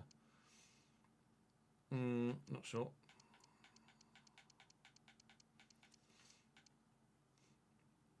Maxime Dupé would be unbelievable as a backup. Would probably decline, but will tide us by, won't he? I'm good, thank you, Lucas. How are you, mate?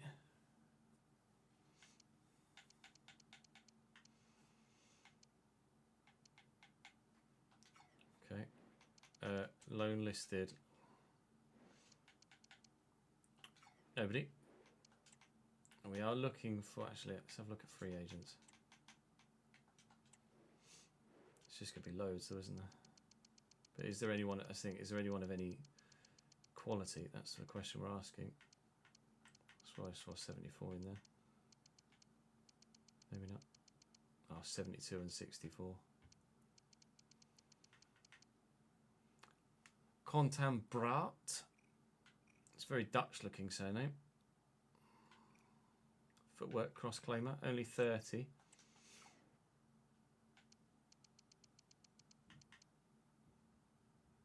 And a Cantero. Jose Caro. Only 6 foot.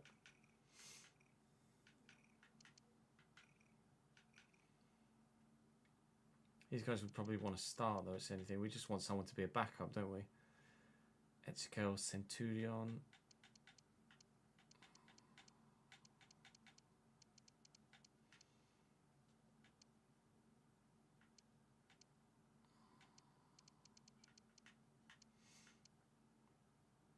It's only 27, Will Dennis, so not sure about that either.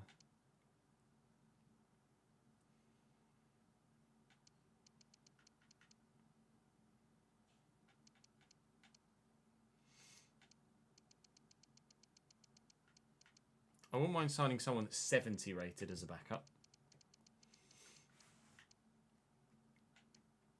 Daniel Grimshaw's still available on a free.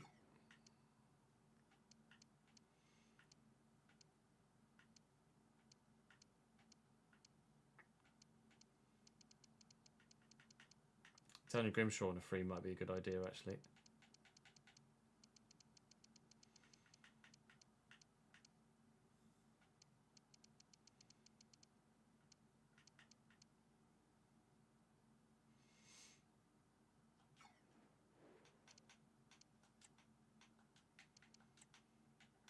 Look at transfer listed right backs. Not much by the looks of things. Transfer listed right backs, there really isn't much. Brandon Cover was very good for Wycombe when he was on loan with them, but he doesn't look like he's not really going to advance our cause, is he? Loan listed. Not really anything. Pardon me. Free agent wise, let's have a look. Or regions. 75 is too good, unfortunately, but it doesn't have the stats that I'd want anyway.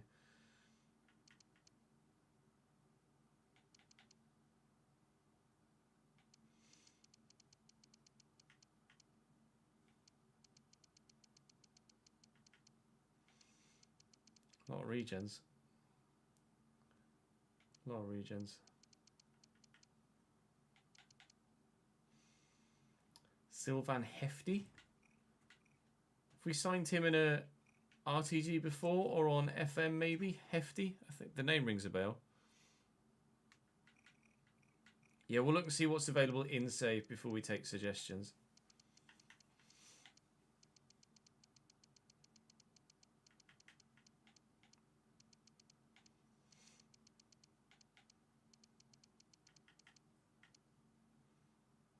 Kane Ramsey, 72.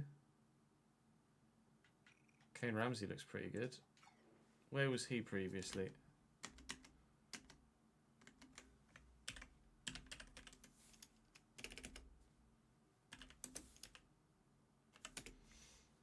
Charlton.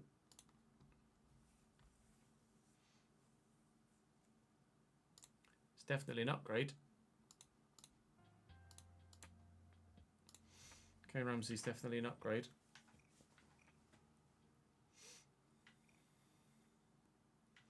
That certainly could be something we could look at. Oh wow. Julian Ryerson's available on a free. If we were Prem, be all over that.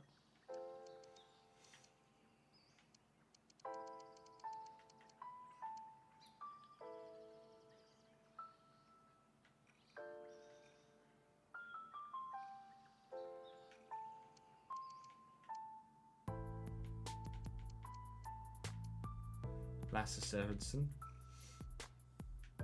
Not quite so good, but worth adding to the shortlist. Lucas Stevenson. Is he former Liverpool? Not so great in the tackle, but all round quite good technically.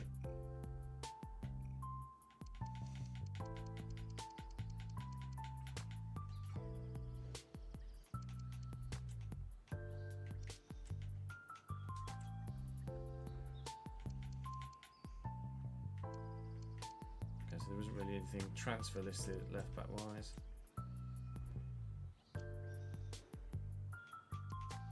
You think Lucas Stevenson is the obvious option? 24 as well. Fede Ballo-Touré, he's played in the UK before, hasn't he? Ballo-Touré? Name rings a bell.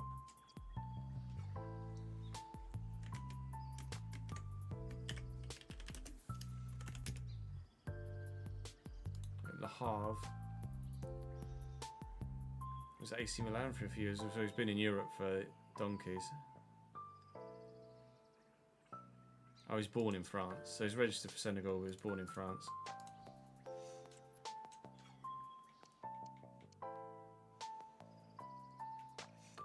Shame we can't quite sign Buchanan actually, because he'd be very good. Gonzalo Costa. It's very good going forward. Gonzalo Costa.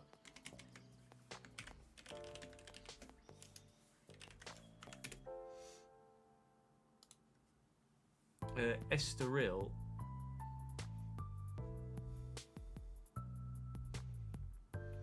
Sporting Portimonense Estoril.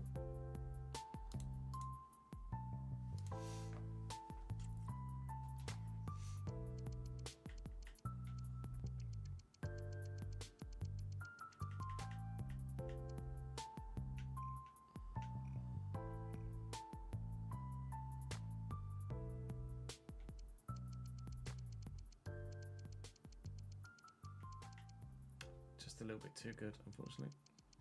74 is our peak, isn't it?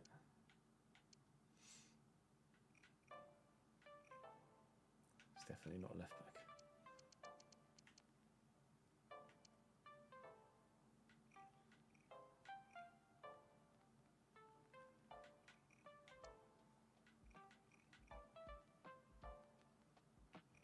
We might have just found... I mean, we might have just found a centre back and a left back in the space of two. Depending on where they used to play. Bruno Onyemaechi, Nigerian player. He's at Olympiacos. Probably a bit much. Olympiacos to the Championship feels like a little bit too much of a stretch.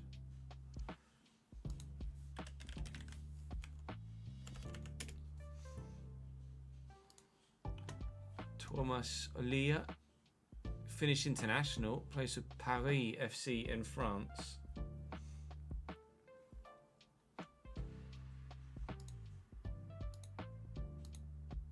That one I could justify, I think. Nuhu scored two goals this year. Both have been own goals.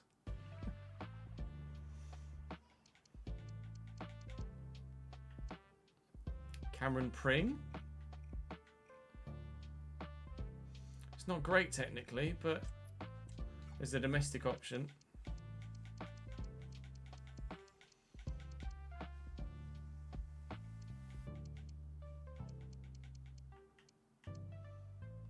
Kai Wagner's not. Well, Kai Wagner's not really realistic, actually, is he?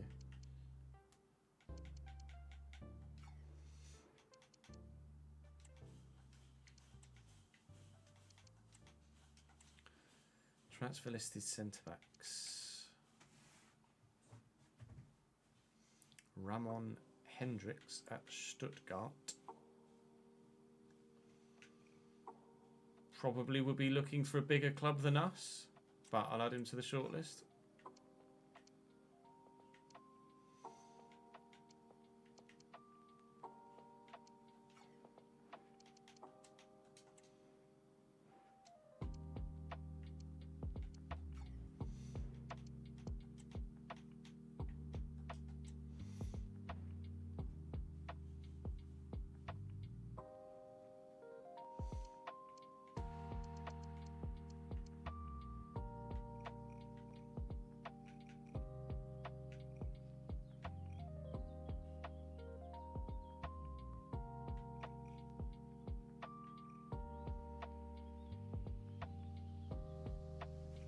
It's okay.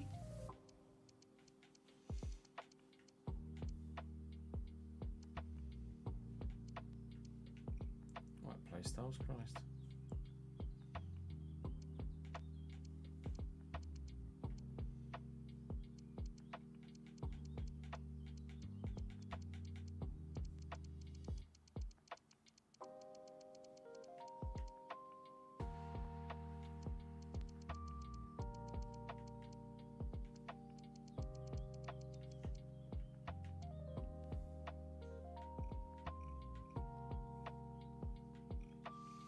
Would probably be looking at someone bigger than us, right? Appreciate it, Danny. Thank you for the 5 bits, mate. Lingard, thank you for the follow, pal. Ayu's not a bad option. He played in Birmingham, did he? Manuel Ayu. Okay. Loan spell from Cremonese at Birmingham. In the Championship 2 seasons ago. We also have a look at Kevin_Dix. Kevin Dix is FC Copenhagen in the Danish Superliga. It's regular Champions League football, that, isn't it? It's not really... Can't really justify that one, I don't think. Dix does look great, but... probably not justifiable.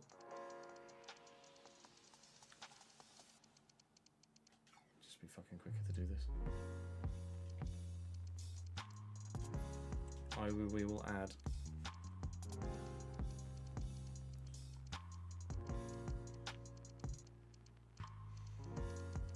I'm happy for you, SF.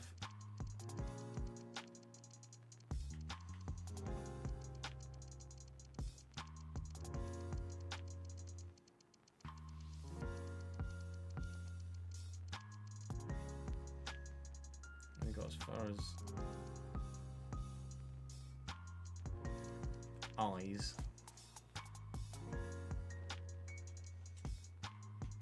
might be a free agent that could be repurposed.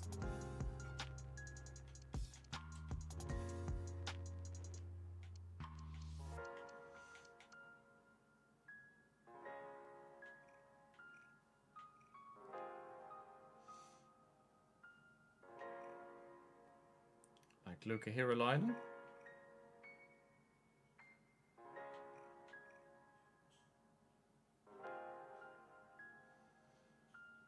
Could we justify that?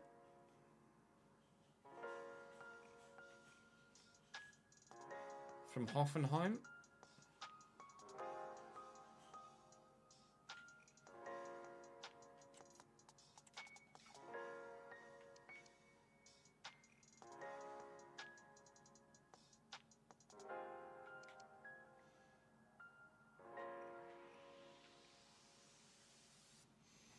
Some Finnish flair. With 55 agility and 46 balance. I wouldn't say flair would be the word. A loan deal might not be a bad shout, actually, yeah. To then play him at CDM. Sorry, to play him at centre-back.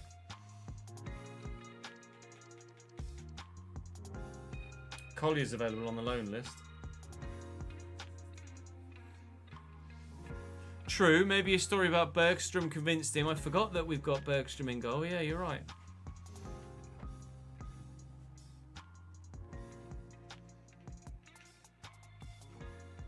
I don't mind that storyline either, actually.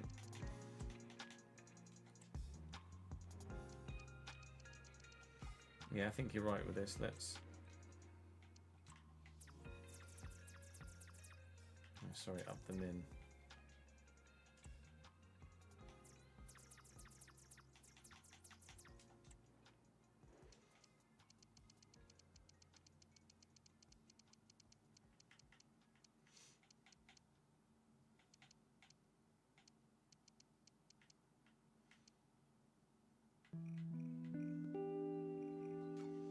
We'll do that, but we'll do it with first centre backs. Got as far as I, didn't we?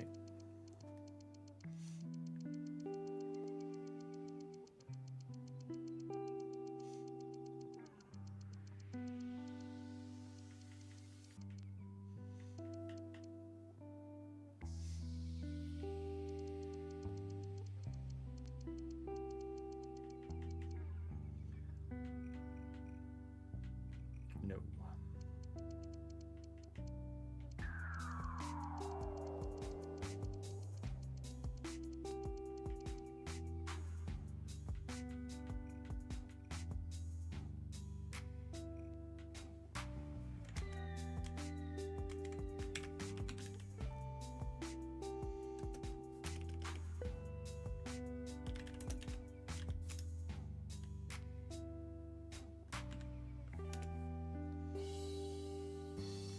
Ryan Lee's he's playing in Mexico. Never mind. Not an option.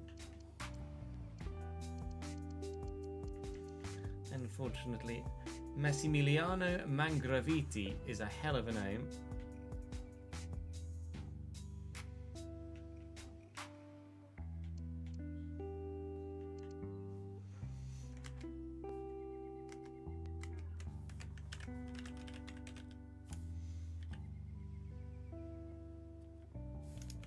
Massimiliano Mangraviti plays for Cesena. I mean, in terms of calibre of club, it's doable. It's not much of a step up.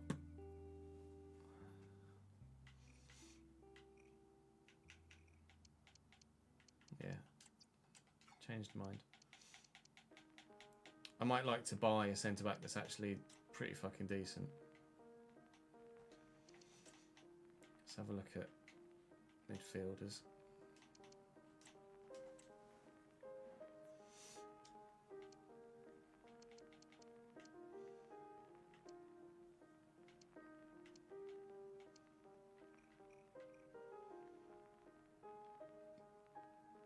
I want a winger.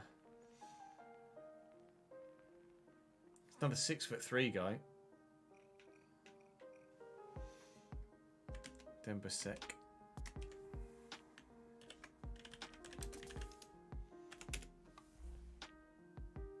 Plays for he's still at Torino in real life.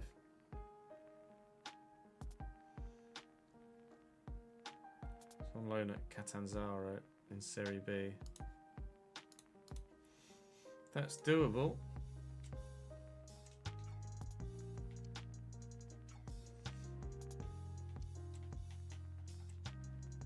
Man United 1-1. Bruno. Aaron Durnham from Toulouse. His passing's not great though. Physically he's sensational, but technically not quite good. Darko Cherlinov from Burnley. Intrigued. Transfer listed. Contract expiring in 11 months. Burnley just got relegated to the Premier League. Relegated from the Premier League. It's a great finish from Bruno. And complete striker too. I think we're looking for a starter ahead of Kelvin. Yeah, someone that is just a genuine winger. Emran Soglo. English.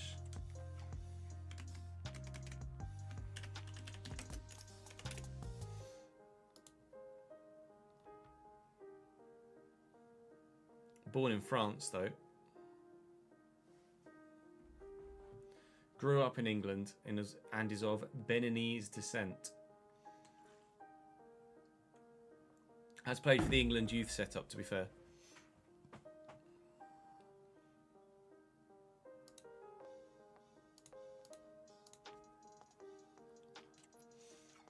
Doable. Can play at left back as well. He's got decent tackling too.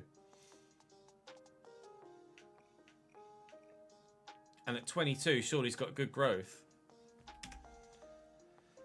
Presumably. Let's have a look. Oh my god, Casemiro on a football pitch. Is it Soglo? Soglo. 73 potential. Okay, so not massive potential, but in terms of initial quality.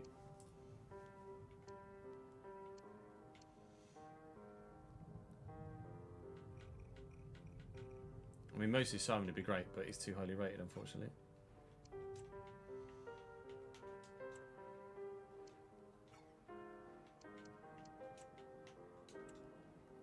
Soglo does look good, doesn't he?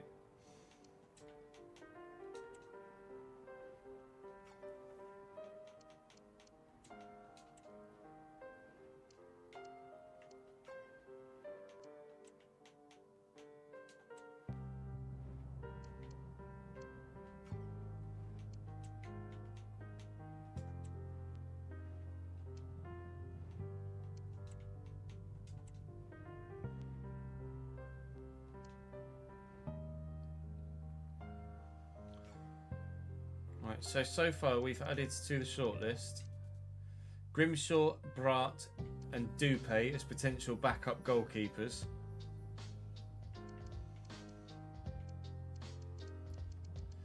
Potential right backs Lucas Stevenson, Lasse Sørensen, Kane Ramsey and Sylvan Hefty. Hefty the higher rated, more experienced. Lucas Stevenson probably with a higher ceiling. At centre back we have Hendricks at Stuttgart. I don't know. Let me Google him.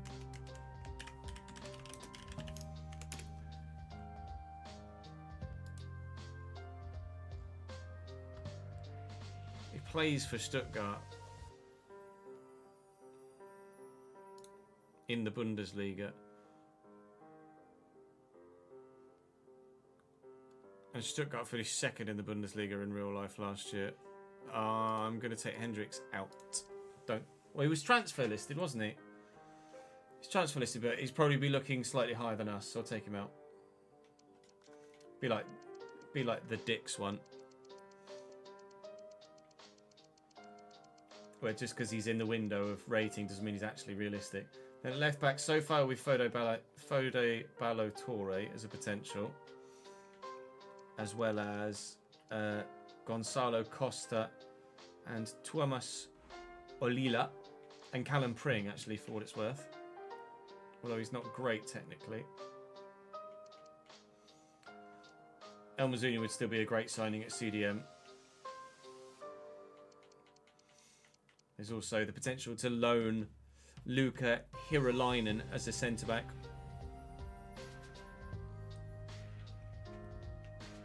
I'd be curious to know, actually, what... it'd be a 71 rated centre-back.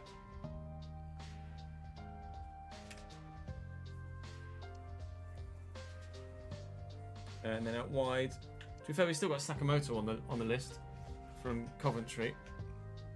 Although his passing's not great. We still need to look through the Championship at players, don't we? We need to look at the clubs that were relegated from the Championship as well. Dembusek looks really good. Dembusek looks really good.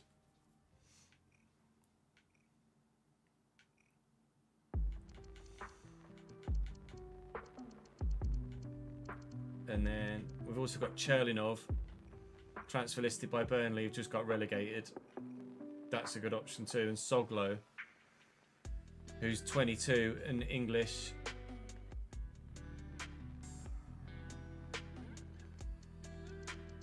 Josh Stokes is still here. Josh Stokes is still an option. He's 71 now. Is this the moment we sign Josh Stokes? Shakai Ford is still on the shortlist as well. Not got great passing, but good at everything else.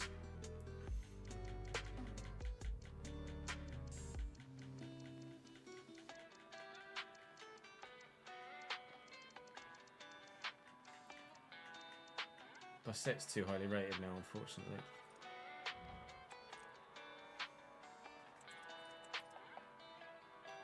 Who had 63 passing, Davidenki? Got Ford on your RTG. He's good for you, is he?